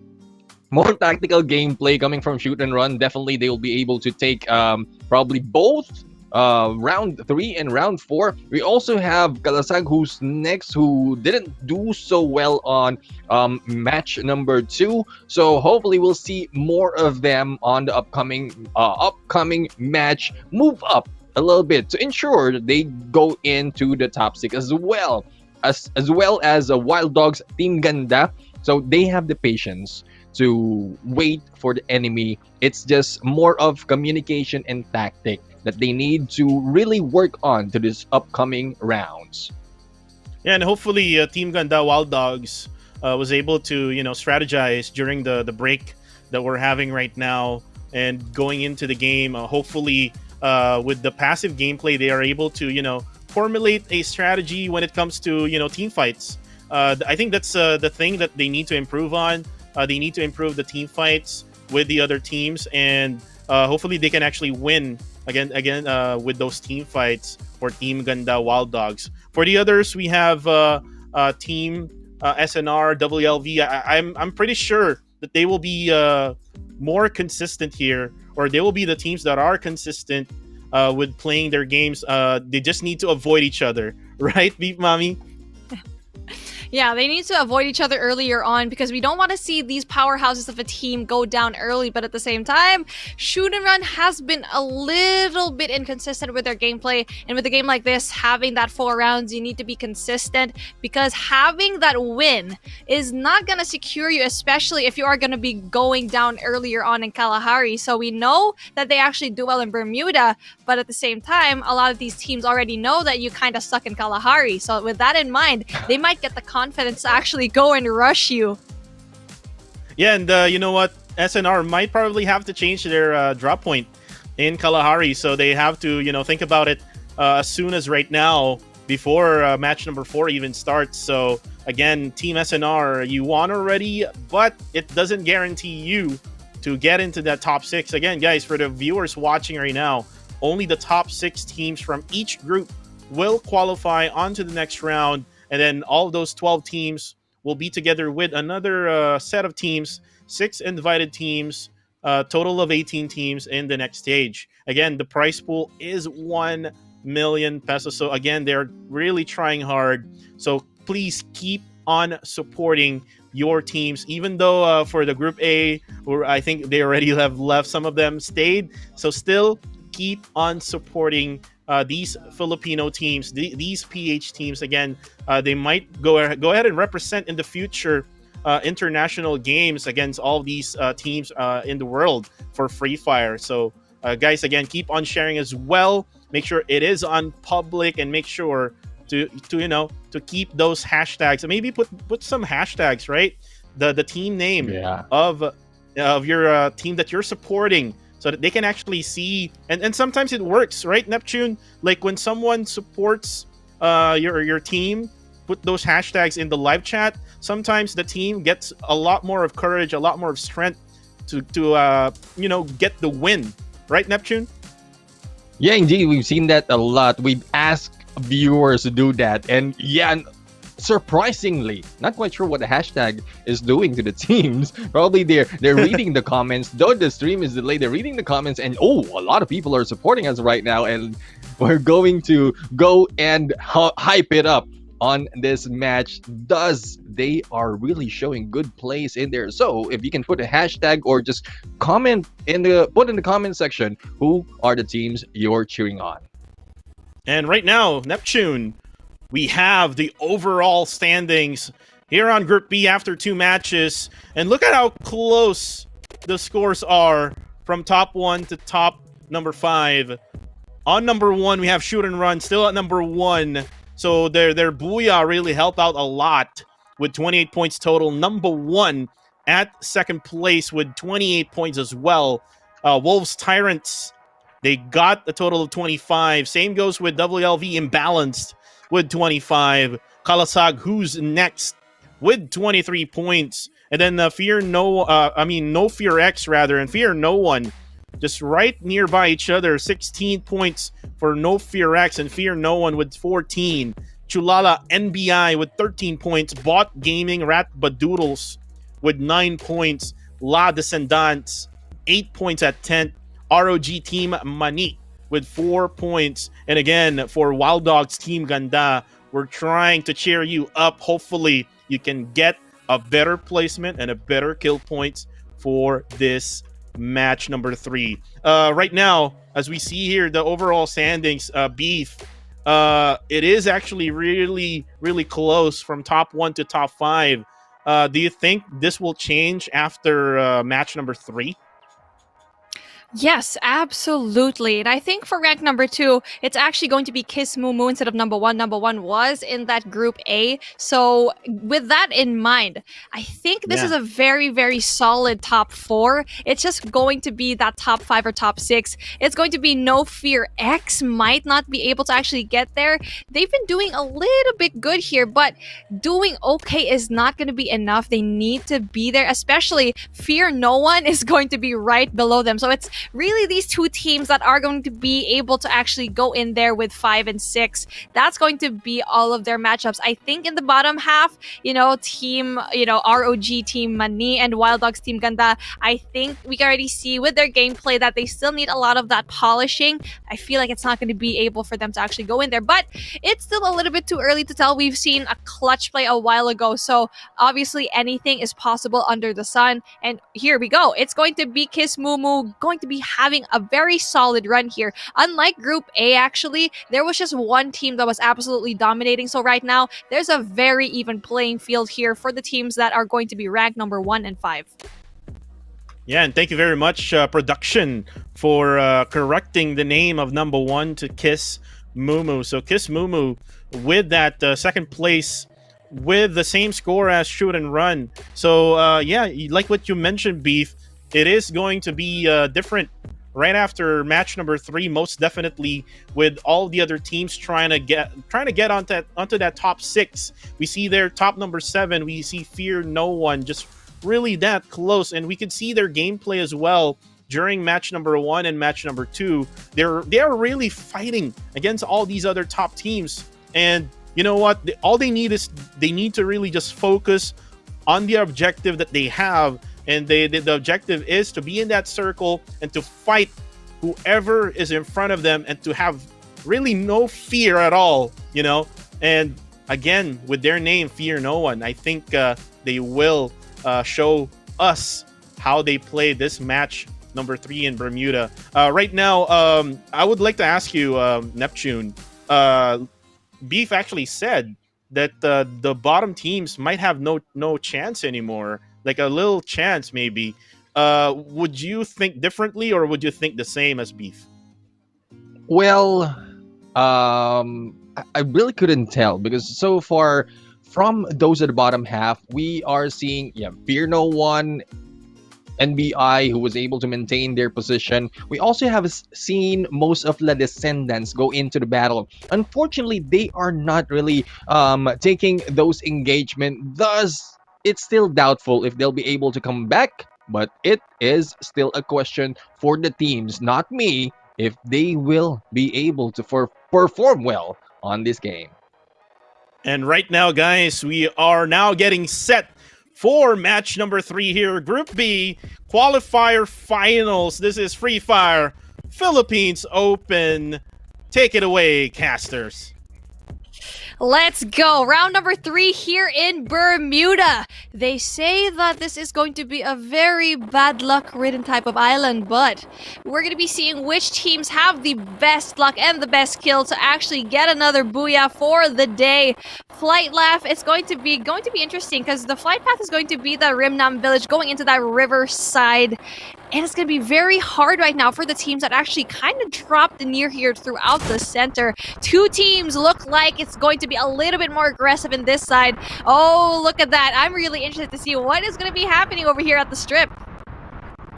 Yes, indeed. 2 teams is already in there. And not only that, the peak is also populated with 2 teams. So seeing them peel out from each other, sighting them, and I think they don't want to be taken out that easily. We also have the shipyard in there, wherein WTS will be in here. Shots are already being fired from this side, but hopefully they'll be able to get their loot that quickly. Otherwise, they might be looking into an early elimination.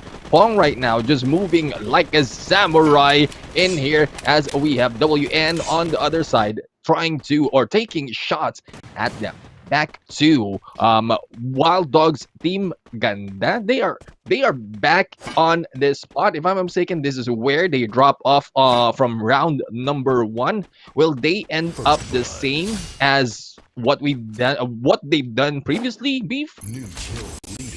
They're just making the same mistakes over and over again. One person down. Joy is going to be an absolutely essential member to her team. This is what we've been talking about. This is the reason why they are at the bottom part of the list. It's because they keep making the same mistakes. Their movements are predictable, and at the same time, they are going into that same places that they actually didn't have a very nice time at. And hopefully, they take this time to not have a lot of that fear take over them, and finally going in there for the frag. Because I think they didn't even get a lot of that kills, maybe even having that 0 points to their name. So what they have to do is to just stay back, really think about the engagements that they are going to put themselves in. But actually, you know what? I'm going to take that back. They're not going in for any engagements. They're basically letting a lot of these teams go and ravage them and infiltrate them without any fight. Yeah, I mean that looks like how it's doing. They're trying to run up on the placement points, on the placement game. But at this point, tournaments like this, I don't think placement will be enough. We've been talking about that earlier before the match started. The placement will not be enough. The gaps between number 1 and number 2 up until to whatever has a placement at number 10 is not enough compared to the kills. So if you make a lot of kills plus and up onto number 1, yes, you have a chance. But for Team Wild Dogs, Team Ganda, that's what they have to start working on. Get some kills early on to the game while there are not much yet happening within the zone. There's a lot of them, a lot of places for them to escape or attack. Do that early on to the game and then move slowly into the zone. That's what they have to do. Exactly. That is exactly what they need to do. A little bit more passive gameplay. Speaking of passive gameplay, we're having one right now. This is what's unique about Group B is the fact that there's going to be a lot of these. Oh, what? No, it's actually ROG right now with just one player left to their name. Oof. Now, this is what we like to see. Early frags that we are going to be able to actually see from all of these teams right now.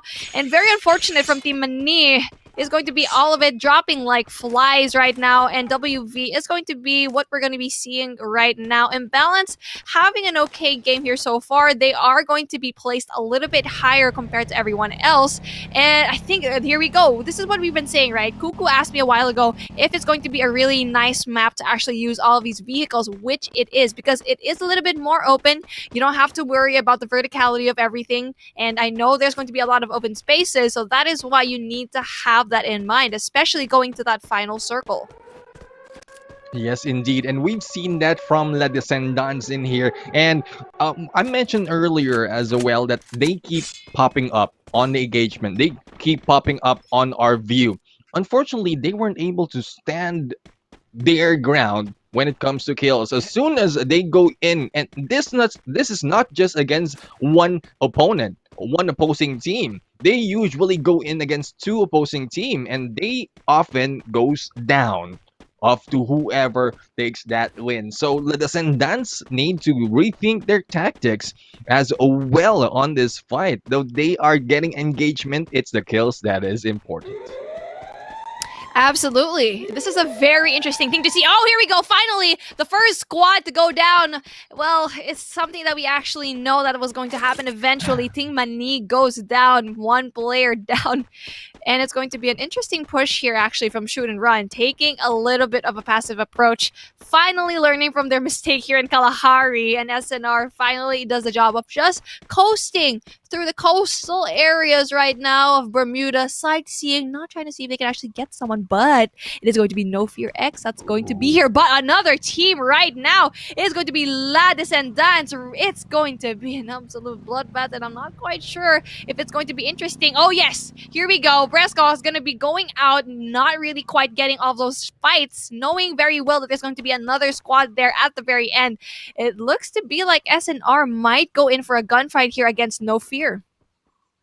Yes, indeed. I mean, what Presco did in there is absolutely epic. He just went past them, and both teams are really on what it calls. They have these senses up. They have adrenaline on their blood already running because they just heard one vehicle pass them by, and that might trigger a fight against these two teams. But looking at SNR right now, they're just flanking it onto the sides, and Ladas and Dance are the one who might be going against No Fear X on that area. Very smart gameplay here by that team right now. SNR doing an absolutely great job at being a little bit more passive, learning the mistakes to actually go for that aggression. What they were doing right now is they are going to have that positioning inside that house if it is going to be an engagement. So that was very smart on their end, knowing very well that the spot that they were in wasn't going to be favorable, especially because the walls were going to be closing in. But here we go. We are going to be looking at another team, Fear No One, going up against another team that is been doing a little bit well here so far. A lot of these teams really are at a very even playing field just because that top 5 is pretty solid. It's basically anyone's ball game right now. Yes, indeed. I'm just smiling as I see Kingsman in here take snipes again. One of King. This is Kiss Momo Cyborg, and not quite sure where are the rest of Kiss Momo. I'm pretty sure they're just around there, and this is usually the tactics that we see, especially on Bermuda. They take these towers because, well, it's not that high, but they have a good view as who's passing by. And there you go, Lapresco is in there, going in for the kill, and this goes in for the fight. NFX Ren CZ taking down one of Ladis and Dance in here. 2 man down already from the side of No Fear X, Ren TZ and Del TZ right now. Shots are being fired from the other side, and Del TZ was able to take down La Serrano is, if I'm not mistaken, La Presco right now is in here, will be pushed, footsteps will be heard, Rencizi, moving back, but, oh, there you go, the wall, and new kill leader, Del Tizi for the takedown with the help of Rencizi as a decoy. We have another team eliminated. Ooh, No Fear X looking so good, but at the same time, look at where they're at. This is a very very sticky situation, I'm sorry, to actually be in. And the reason why I actually stumbled upon my words is because I'm very surprised why they're so deep into the circle right now. Look how far they're at. I am absolutely flabbergasted and very worried for their team right now. They have a whole bridge to scour going in there. They are going to be in absolute trouble, and I'm not quite sure if it's going to be enough. All of that first aid to actually go in there, they need to go have a motorcycle or a car to spread through and really go go inside in that map. But then they have 9 minutes to go into that circle. But the moment they actually go into the circle, it's going to be closing in on them. So that's the type of situation you kind of don't want to see yourself in. Yes, indeed. I mean, I know we have one from Presco earlier that has been brought to them. I think it has been delivered to them, that one motorcycle, but there are 4 of them. So I'm not quite sure if a motor pool will work in this game. So far, yeah, indeed, the bridge will be a trouble. The water will be in there, the distance as well, and also those already waiting into the zone. This is what they're doing right now. This is the 3rd round, and they will not be rushing in there. They just will be waiting by the side or the edge of the zone and look for anyone coming in. Thus, they might be in trouble. Yeah, it's going to be very big trouble if they actually get that flank on. But it just seems to be like right now, it's going to be interesting how they actually just stay here, being a little bit passive. Tyrants seem to be like they are at a very good spot. But speaking of a not very good spot, we're going to be seeing here No Fear still at that tower, all of that with that snipers. You can hear the snipers are going to be going down. This is going to be interesting because all of these members right now, there's going to be one person down right now for the team of Kiss Mumu. Kiss Mumu seem to be like they're a little bit struggling with just that 3 kills. The drop is going to be there. Oh, here we go. The bush play is going to be coming on right now. Oh, this is going to be interesting how the Kingsman can actually get in there. Yes, indeed. But I think the reason why Cyborg is not moving at all is because we have Kingsman and the rest of Fear No One who's already there sighting Cyborg in here.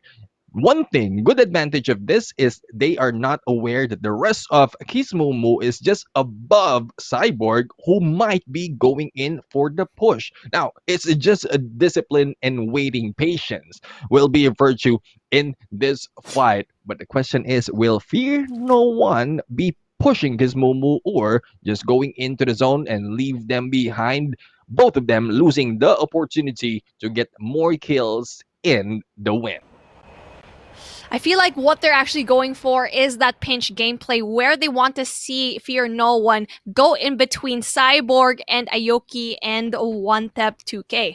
Maybe it'll work, but it's gonna be a little bit of a disadvantage because they need to probably have more men down in that tower and have just one person up in those houses to have that high ground, to maybe even have that sniper. But we are gonna be heading up on towards here, shoot and run, finding no one because they have 0 kills, playing a little bit passively because they did pay for it that last game. So I think the more interesting matchup is going to be below us as Kismumu still waiting for that shot to actually go and get the Fear No One team.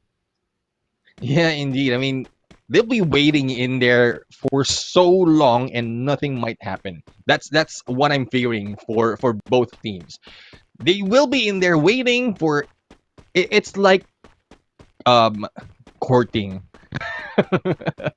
You're both waiting for a response from either one and then you won't end up together. So yeah, see, at least for shoot and run, they were able to flank, move away from the rest of the team, was able to make their loot and think of a strategy. I think that's what they're doing as they are walking. Let's think about a strategy. Let's buy some time and think of a tactic that will work for us on this game. And the shots are being fired right now into NBI, and they also have SNR in here who might be going in for a fight. Here we go. The fight is going to be going on right now. Jash really throwing in that bomb, going into the factory right now. It's going to be a bunch of walls that's going to be able to actually get that shot on. Cyrus still having 0 kills to his name. Jash is going to be going down, though. Needs to get that pickup. But then here we go. It's going to be that chrono gameplay that we've been really loving. SNR yet again. Genesis is going to be the only one left, but no! Absolutely crushing the dreams of SNR right now to actually place high. This is the game that we've been waiting for here. The tides have turned, the tables have turned, and it's going to be a little bit too much for SNR to handle right now. And here we go. This is the push that we've been waiting for as well. This is the more interesting side for me, at least, because Kismumu, yet again, this is a love story, right? This is what you've been saying a while ago. Yeah. The courting that is happening right now. It's going to be very difficult for both of these teams to reciprocate the love. It is a Romeo and Juliet type of situation where one or two is going to die. New kill leader.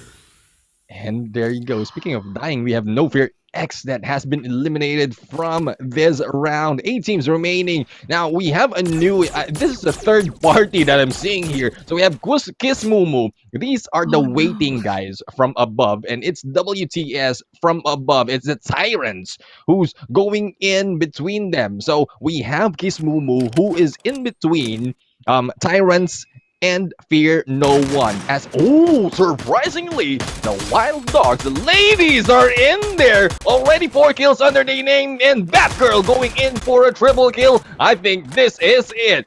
The Wild Dogs Team Ganda making their way up onto the leaderboards. Beef. Finally, this is what we've been waiting for. The ladies have awoken, and it's basically saying, yes, it's the girls' time to shine.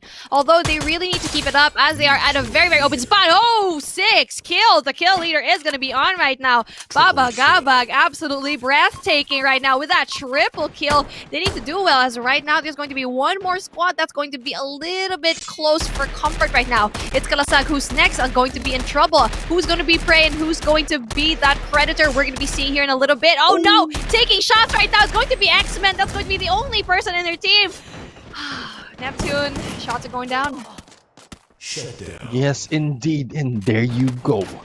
Team Ganda has been eliminated and the wait is over. Here comes a Fear No One already in the battle, and Tyrant in there also taking another tower. Oh, shots are being fired from Fear No One, and this is NBI on their sides. We have 3 in here going in for the shots, not taking any kills just yet. We have Cyborg in between or just above them as NBI are just capitalizing on their covers on that area. Now walls are being thrown in here as they rush in closer into the zone and into the opponent. I think Fear No One is undecided as to who to push, as they are looking left and right and thinking, who are we going to kill first?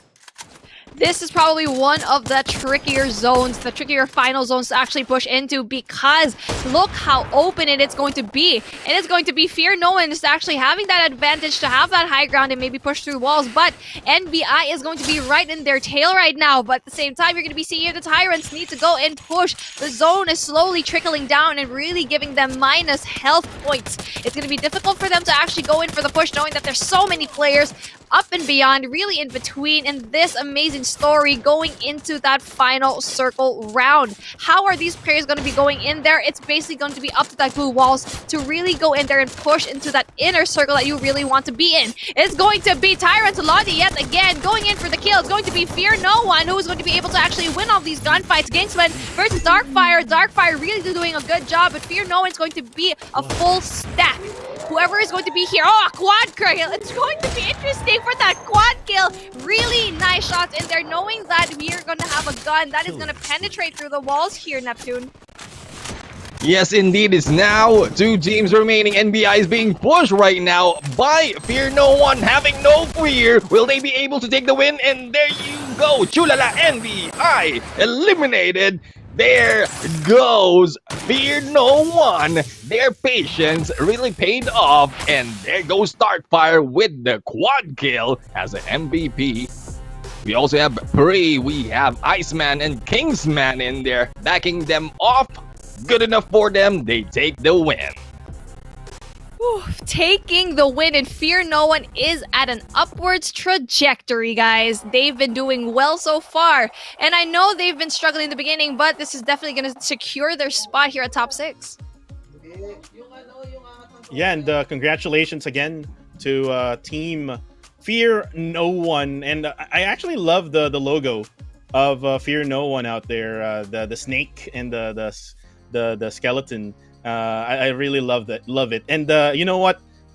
Team NBI, they got really gate kept at the very end, so they had really no choice but to just put up all of the glue walls and just try to survive as long as they can. They did try to like get out of the walls and maybe try to fight Fear No One, but then again, Fear No One has the advantage already. They were like pushing in and trying to wipe them out. So again, congratulations to Fear No One getting that booyah.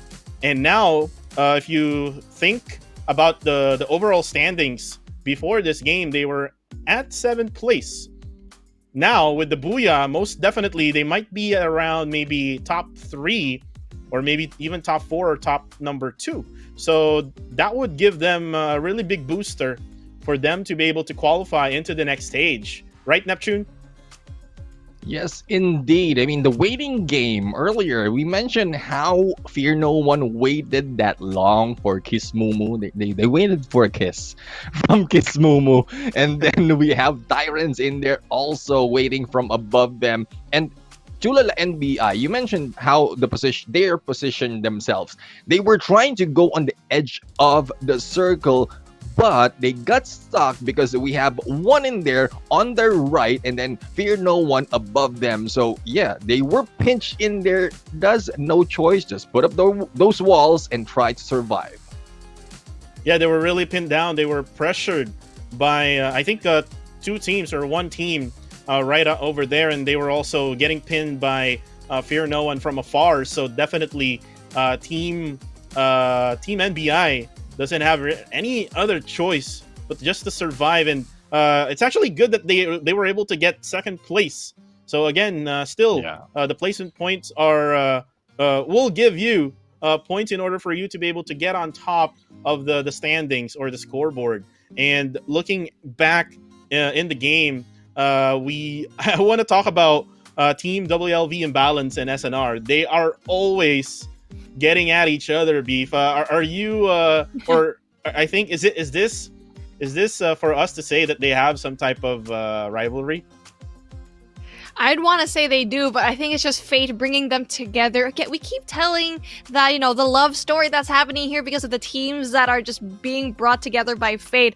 But sadly, Shoot and Run just not doing a really good job in this round again. It just seems to be like with every single round, they are just deteriorating. We've seen nice plays from them, really not engaging a lot of those gunfights, knowing that they will lose. But at the same time, it's very hard to see because even if they try to engage those gunfights, they eventually die and not actually get a lot of the points that they really need to get.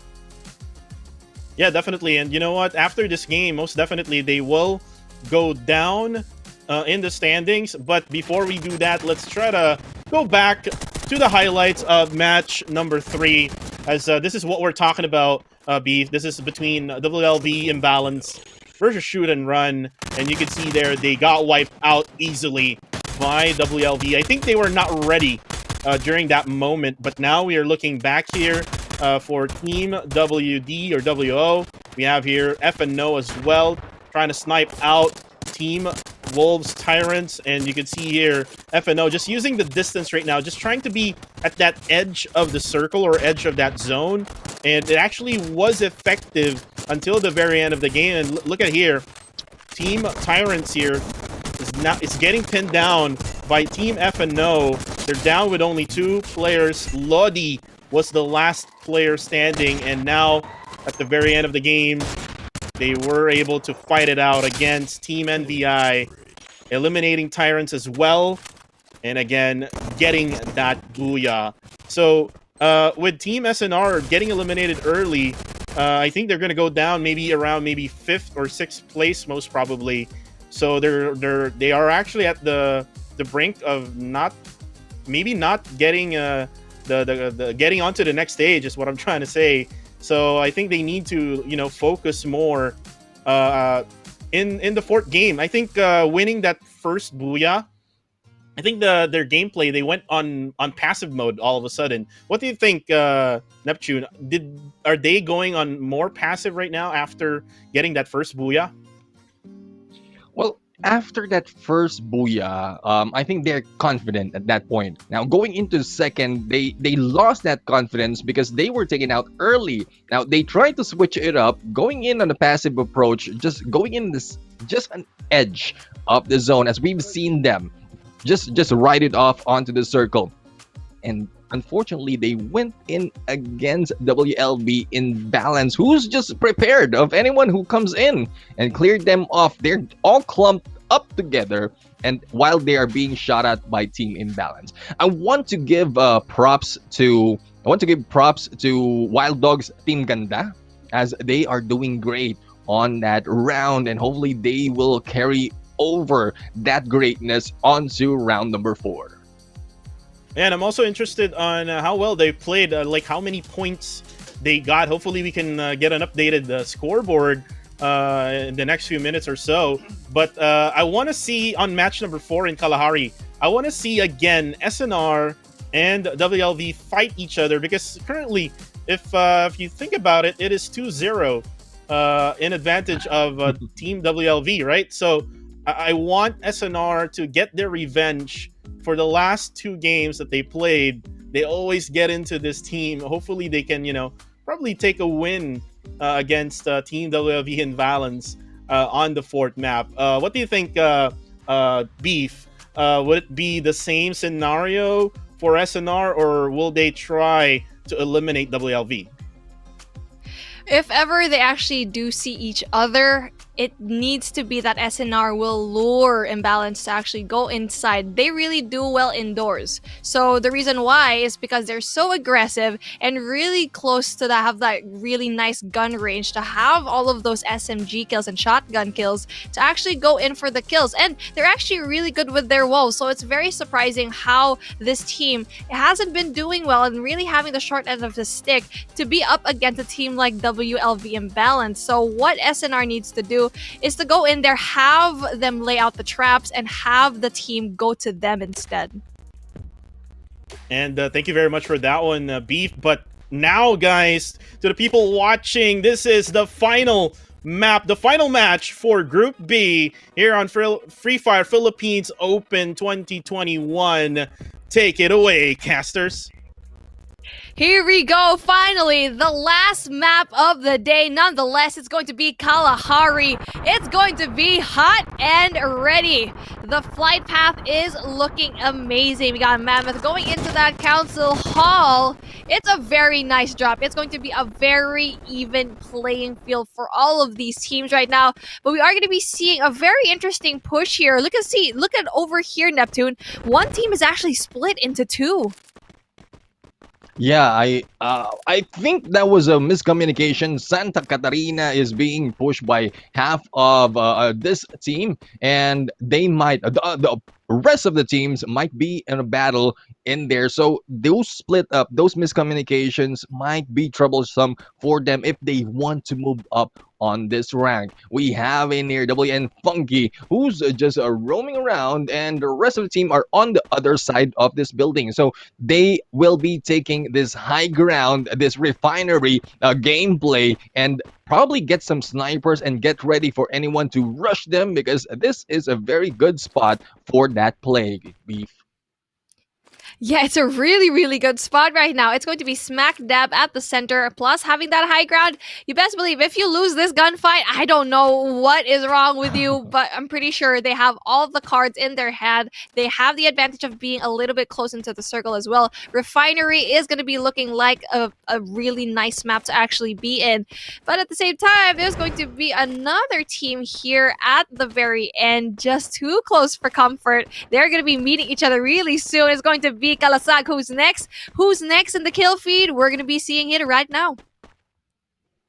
Yes, indeed. Well, I don't think they will be rushing this that early, because this is the fourth round. And as you can see, we have a Lee Bogey in here going in. Oh, it is the Tyrants right now who's really doing some damage. Oh, the shots in there coming from Fear. Taking down Levo. We have Fear right now just above them. What a good placement from Fear as they go in for 2 kill or for 1 kill. And Aris right now going in against Akuma. RTM not looking too good. We have the Tyrants in here making those kills.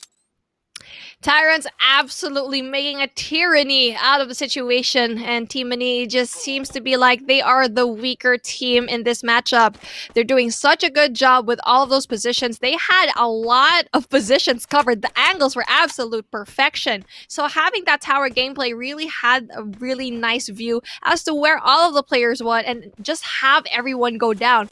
That is the unfortunate thing to see here, the fact that they were actually split up, and that's what you don't want at a situation like this, especially going into that fourth round, is to be separated from your team and really get picked up one by one. It's going to be very hard for this one person. It's going to be Rai left, and honestly, he just needs to go away, needs to have a safe place and really go in for those placement points. Yes, indeed. I mean, there's no chance for you if you die early on this match. So if you just go straight, well, a little bit too far in the middle of the map and stay at the edge of the zone, there's a chance for you to take a few picks on the kills and make those placement. And we've seen Daryl in there going in for kills as well. So I think this is a comeback from SNR. I hope I'm not speaking that soon, but there goes Jash already showing us that they have what it takes. And this SNR and the Descendants already in a battle. Shots are being fired by Genesis, the sniper of the team being hit back, will be healing. And here we go. Will they be able to clear this up? Two members from SNR already flanking on the bottom of this area. And will they be able to squad wipe this team, or will they be taken out early once again? That is the biggest question that we have, especially for Shoot and Run, Beef. Shoot and Run are hungry for that kill. They want that vengeance, especially with the performance that they lacked in those last 2 rounds. La Descendants look to be like they are going to be in trouble right now, as SNR really are looking for that kill. So they are just going around here in Foundation trying to see if they can actually get more picks. If they can't place high, maybe they need to get a lot of those kills right now. So it's going to be a very nice beginning. 2 kills, not too shabby. And it's going to be Coco. See, oh my goodness, almost getting that kill, but not quite, as he goes in and heals up. How is it going to be here, especially going into this high ground right now, Neptune? How are they going to be able to actually go in there knowing that NFX is going to be right in your tail? Well, the question is if you're riding in there alone. Oh, Iceman in there for the kill. Going back, if you'll be riding in there alone, you won't be able to have a chance, because two opposing teams might be shooting at you at different angles. As we are seeing in here as Iceman trying to move in early on against La Descendants, but we have a Fear No One in here, still not phased. They will be regrouping and backing off, probably creating a few tactics to move in closer, or probably move around the opponents and take them down, Beef. Speaking of Fear No One, just take a look at the graphic that we have over here in match number 3. Ooh. They had 21 points to their name, ranking number 1. Sulala NBI has the 13 points in number 2. Kiss Mumu with that 12, Tyrants with that 12 as well. Wild Dogs, wow, unfortunately not placing high, but very impressive to actually really have that 5th spot with 11 points. And Imbalance with Ace, Kalasag who's next with 7, but here we go. The shots are going to be fired right now as Cyrus tries to get a good job here, finally gets that kill, has 1, has 2, finally have 5 kills to their squad right now, and it's going to be very unfortunate how it's going to be ending here for that team right now of WLV. Oh. But here we go, Imbalance gets to be eliminated. What a good gameplay in there. As soon as Genesis went into the ground, the grenade was thrown into the last member of Imbalance, and it exploded, killing off, eliminating WLB Imbalance. And going back to what Kuku mentioned earlier in the comments, I think this really is a feud of WLB Imbalance and SNR, where in this time, SNR took that win. The win was indeed worth it. And right now, SNR finally found their footing. Wow, what a story to tell. The first and last game absolutely dominating for all of these teams right now. Shoot and Run, absolutely crazy stuff. But now we are going to be looking right now, just going to hang back, hang loose from that really intense gameplay. Aigo having 0 kills. Now BG, they've been a little bit slow here in the beginning, and Ratbadoodles has been a little bit unknown here. They've been placing a little bit low, unfortunately, so it's going to be interesting to see if they can actually clutch us up to finally reach that top 6. Yes, indeed. And what a good position for Aigu right now. But unfortunate for them. I would say unfortunate, because Wild Dogs Team Ganda is already getting their momentum. So they are the teams. Ratbadoodles will be going against Team Ganda. And I don't think that will be a good spot for for Ratbadoodles to be in. And plus, they are in there with Funky on their sides as well, so they might be pinched. And will they be able to survive this? I don't think so. I'm doubtful. Well, as doubtful as you are, there's still a lot of things that they can actually do in here to actually get a lot of these frags, especially knowing how, well they are going to be against Kalasag who's next. If they are going to be going in as a team and pushing the Kalasag team members one by one, here we go. Speaking of, this is what I'm talking about. It's going to be a very hard time as Myth is going to be getting all of those shots. This is what they've been doing right here so far, right? They need to go in there as a squad and really enter getting all of those picks one by one. It's because Kalasag who's next, they're a little bit spread out too thin, so they might pay the price for that. Yes, indeed. And as we can see, we have Kalasag who's next in there, who shown as great plays early on, but same as SNR, they are losing their teeth in this battle. Shots are being fired right now. We have Wild Dogs, Team Ganda, going in for those kills. Oh, another hit in there. And we have Team Mani being eliminated from this fight. We have 10 teams remaining on this game, and NBI would be the target this time from the side of BG or Bot Gaming Rat Badoodles. Beef.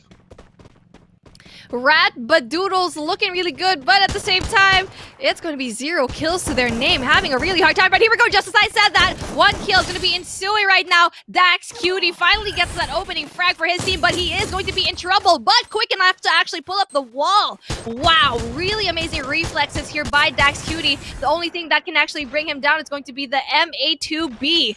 And fortunately for him, they actually don't have that. This is a very nice spot here for the wall, and it is going to be able to really just save them and really go in for that health play.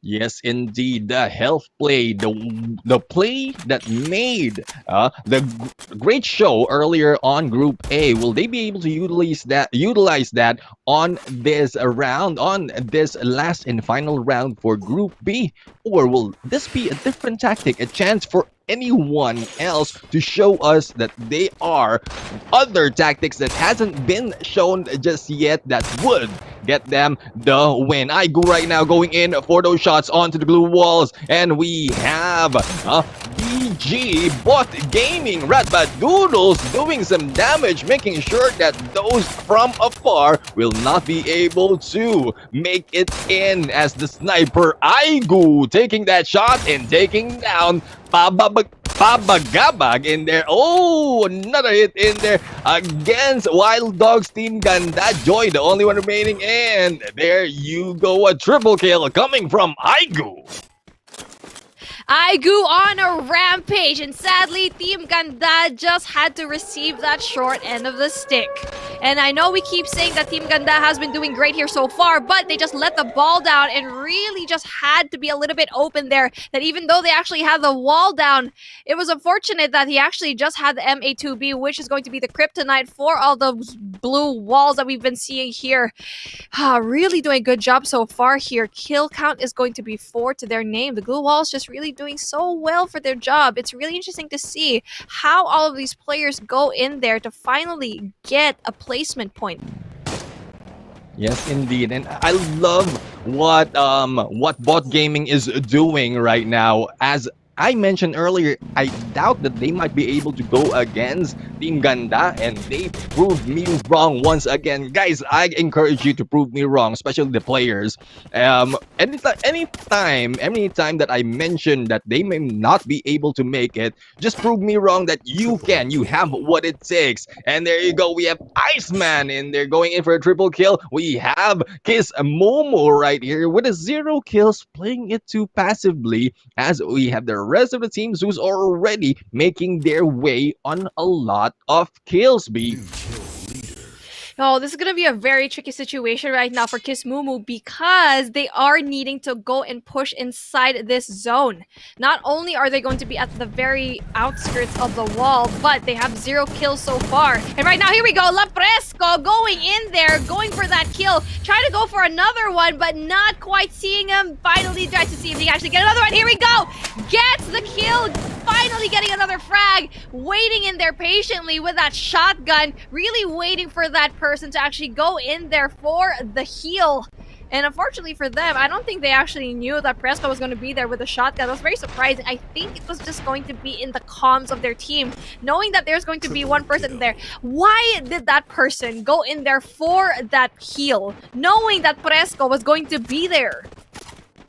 I think it was just chance. As you saw that motorcycle in there, they saw, or Lapresco saw that he's healing, tried to run that motorcycle into the door, wasn't able to make it, and then run through the window to take those shotgun kills. That's what I'm thinking that might have happened. And we have the teams in here already battling it out. Fifth circle quadra kill coming from shoot and run. They are the comeback in there. And who's next? Also coming back as the new kill leader. We have the Tyrants, who's already above of everyone else, as we have Lapresco, who's still stuck onto that compound, unable to move, as Lodi is just waiting for them, Beef.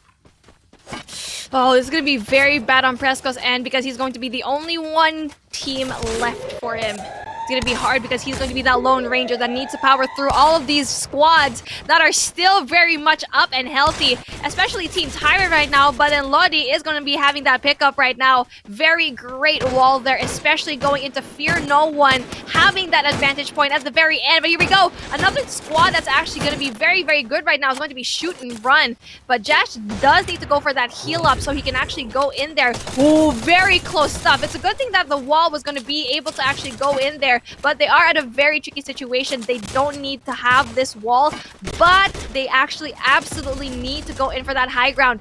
This is not enough for them to actually put all of these walls. They need to go for that high ground to have a really nice angle on all of these teams. There's going to be 3 squads left.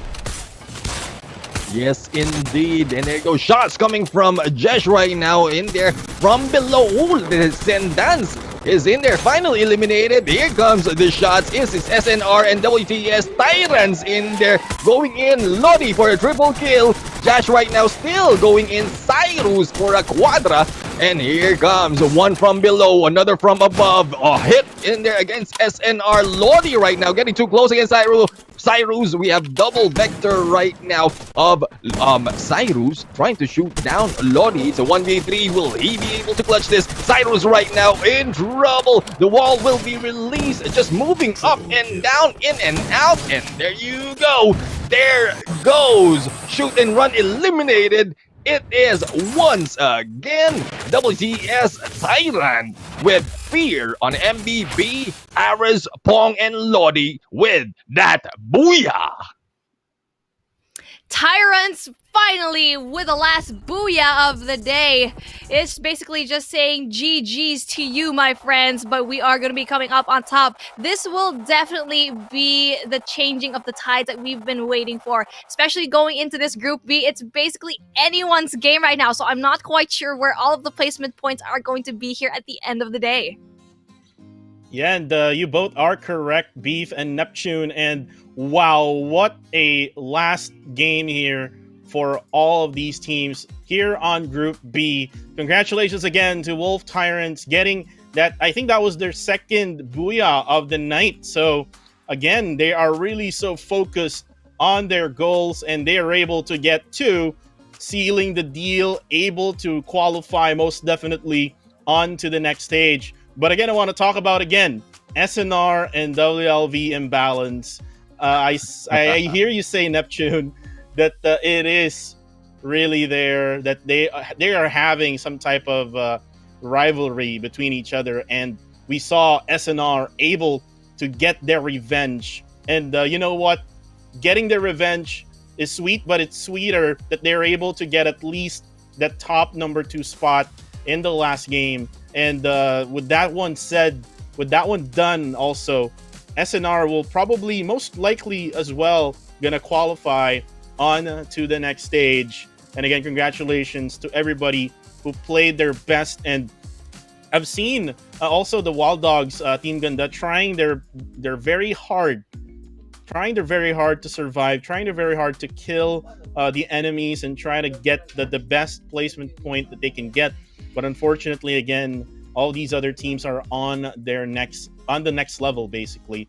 And we could see that later on if we were able to see the replay or the match highlights for match number 4. I'm kind of intrigued now who will be the top. I think 3 teams are already in there, but I'm intrigued on who will be on top 4, 5, and 6. So, Beef, I want to ask you now, who will be the possible top 4, 5, and 6 for Group B? I think definitely Tyrants might be on top because they did have those 2 booyahs, and not only that, they had a lot of kills to their name as well. So we got 1. Second one, I think Shoot and Run finally got the break that they needed. Even though they didn't actually win, they got enough kills and placement points to finally get a lot of that, a lot of those points. So that's 2. Fear No One as well, maybe into that top 4 or 3 spot. Kiss Mumu as well, have been doing a little bit so, and Imbalanced maybe just scrapping on just a little bit here to just get into that top 6 spot. Wow. Well, that's actually the list that I have as well, Beef, because we've seen the consistency from all these teams that you mentioned. And again, I want to see this rivalry between SNR and WLV Imbalance to actually go into the next stage and try to continue on. It is going to be interesting as they play again, if ever they are going to be qualified onto the next stage. How about you, Neptune? Do you have the same list as what we have already mentioned here? Well, probably because I'm more of a visual person. I like to see it. I don't want to guess and all because I tried to guess earlier and I was wrong about one team in there. But there's one thing that we did see WLB and Shoot and Run. So I'm hoping if WLB Imbalance will be able to make it to the top 6 and continue on the feud that they have on Shoot and Run. That will be very interesting, a good story to tell, as well as what happened on Group A. So there's a lot of things that might be happening furthermore as we move along into this tournament. So we'll have to find out as we see on the results later on.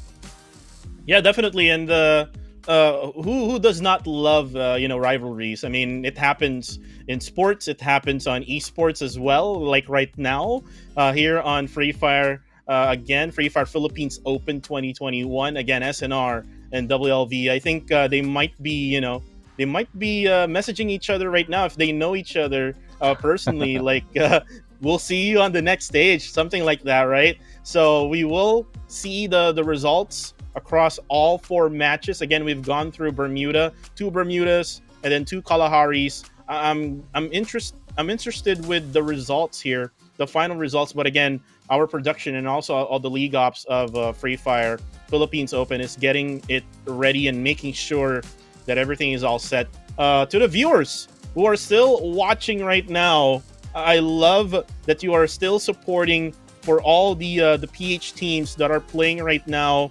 I'm looking at the live stream right now. It is still not yet over on their side, but I mean, again, there's a big delay that we have here, so that we will make sure that nobody will be, stream sniping or anything like that. So, guys, again, right now we're just waiting for the results here. Again, top 6 of Group B will go into the next stage. But I want to do since we still don't have the results here up. I want to do a recap here from Group A again. From Group A again, thanks for the info, getting that final booyah and able to actually get in to the top 6. Again, we also have PXG Radicals getting that number 1 spot, and then VB Desolators as well, able to actually get in.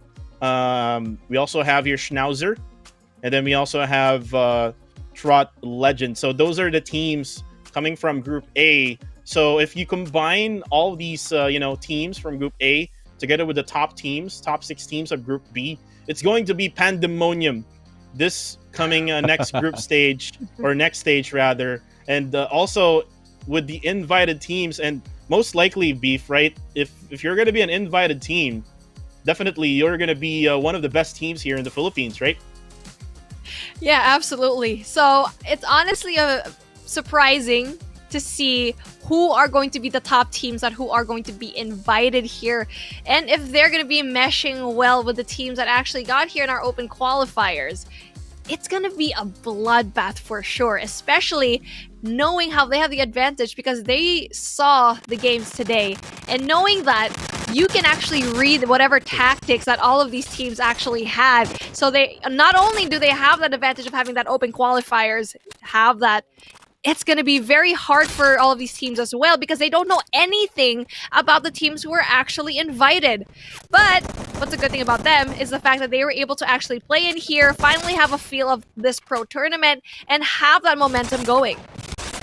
Yeah, definitely. That's one of the good points that you mentioned, Beef, that those 6 invited teams will be able to get a view already of the top 6 teams from both groups. And they will be able to scout them out and, you know, do some analysis and also, you know, strategize in order for them to be able to, you know, get the better of it coming in on the next stage. And we see here Team BG right on top of the platform here. This is actually really good view here coming from iGood.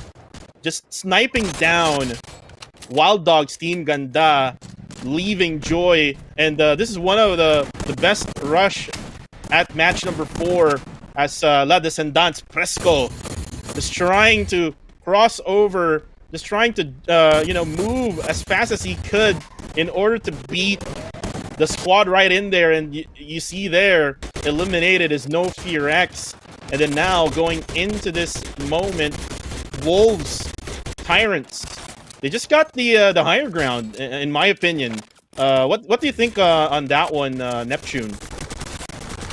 Well, we've always mentioned earlier the high ground has an advantage, especially when we're talking about Kalahari. And yeah, as SNR stays in there trying to battle it out against La Pres or LA Presco from La Descendants. I think the Tyrants was able to take advantage of that, get their position, and thus taking the opportunity to clear them out, taking the win on that group, on that round number 4. Right, and as we are waiting right now for the overall standings, guys. But for the meantime, we are gonna take a look at the results coming from that match number 4. Again, Tyrants getting that booyah with 12 placement points, adding up 13 kill points. So again, that's sealing their spot in that next stage with 25 points additional.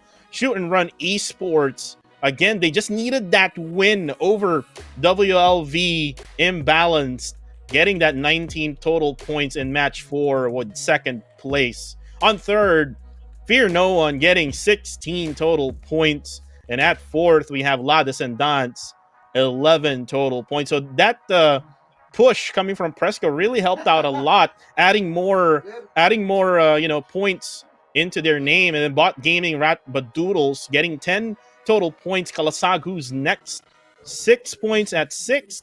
Chulala NBI, 5 points at 7th.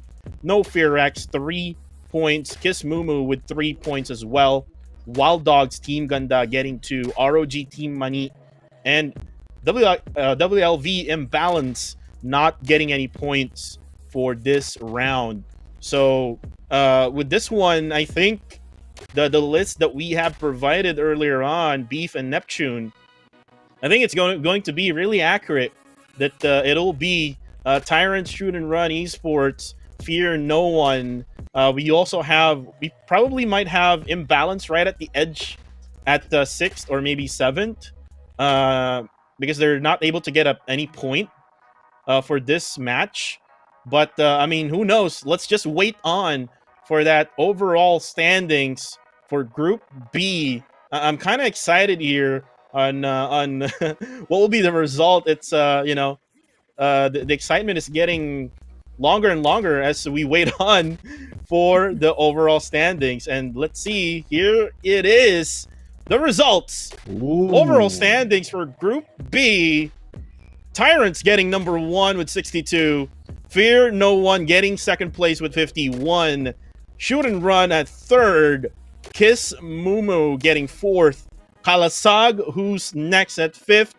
And like what we have said, WLV Imbalance just hanging at top number 6 with 33 points. Chulala NBI, they needed just 3 more points in order to get on top of WLV Imbalance. So unfortunately, them and No Fear X, together with Bot Gaming, Rat Badoodles, Lades and Dance, Wild Dogs Team Ganda, and ROG Team Mani, unfortunately, they will not be able to go on to the next stage or into the next rounds. Better luck next time to them. And again, congratulations to the top 6 teams. Are you surprised with the results here, Beef? Absolutely not. This is the teams that we actually said a while ago. So that was a pretty spot on prediction on our end. And I feel like it's the fact that all of these teams really just did well. A lot of these points aren't that far off away from each other. Tyrants absolutely had an amazing run from, honestly, from all of the maps that we've had here. Fear No One really just climbed up from that 7th spot all the way to that top 2. Absolutely crazy stuff, as well as Shoot and Run. They didn't have a really good run in that 2nd and 3rd map, but in Kalahari, they finally got that vengeance off. And it's funny enough because in that 2nd map for Kalahari, they didn't really actually do a good job because they got squad wiped so early. Another one is actually very surprising for me, but the top 4, 5, and 6 squads, they've been a little bit okay, but it's a good thing that they finally found their footing and finally got into that top 6. Well deserved. Yeah, well deserved. And right now, guys, again, this is Kuku TV together with Beef Mommy and Neptune. Again, really thankful for everyone who watched this Free Fire Philippines Open Qualifier Finals. And again, congratulations to the top 6 teams of Group B. Yes, I'm not surprised as well, Beef, with the top 6 because we predicted it really well. I mean, WLV Imbalance might get toppled off by the top 7 spot, but again, good thing that they won all of those 2 games out of the 3 games. They won over Shoot and Run. I think that helped a lot for WLV Imbalance. What do you think, Neptune? I'm just excited to see WLV Imbalance in there on the top 6 because the story still continues. We still have Shoot and Run in there and WLV Imbalance who might be battling it up on the next stages, and that is what makes it exciting because we have a new set of teams wherein we might see a different feud, or will it be the same that we'll be seeing moving forward. So I'm pretty much excited with the lineup that are in here. Yeah, I'm sorry for not really sorry, but better luck next time for the bottom half of the list. I know you'll be able to make it next time. Yeah, there's always going to be a next time for this type of tournaments, hopefully for Free Fire. And guys, again, this is the graphic for Free Fire Garena. This is Philippines Panahon na. And right now, guys, yeah, there's 3 more days. And what do we expect, Neptune, here for this graphic, the Philippines Panahon na?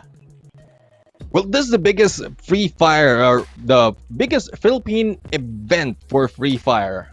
We're going to have 3 days, guys. For those of you who aren't here, who don't know what 3 days is coming, it's the Independence Day. It's the 12th of July, and that is why it's called Philippines Panahon na. So hopefully we see you there. Now we're going to expect in there permanent costume bundles, gun skins, characters, and trial items for this event. Yeah, thank you very much, Neptune, for that one. And again, guys, what to expect? I just want to reiterate what you will expect in 3 days. Free permanent costume bundles, free permanent gun skins, free permanent characters, and lastly, free trial items every day. Hopefully they can just, get everything permanent, right? But again, for the meantime, guys, again, I think that's going to be it for us here. Again, in 3 days, please expect this biggest event, Philippines event for Free Fire, and I hope that you will enjoy that. All of those players of Free Fire.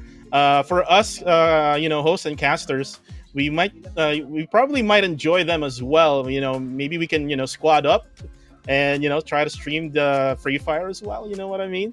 In 3 days. But again, it depends on our schedule because I know Beef Mommy is really busy, and also same Yeah. goes with Neptune. But who knows? Who knows, right? But again, guys, again, thank you very much to all of the fans out there, to all the viewers of Free Fire Philippines Open 2021. We have seen the top 6 teams from Group A and Group B now going on to the next stage. We hope to see you again on that next stage together with the 6 invited teams. Again, I think this is it for us. My name is Kuku TV. I have your Beef Mommy and Neptune for our casters. Thank you very much. Good night, everybody, guys.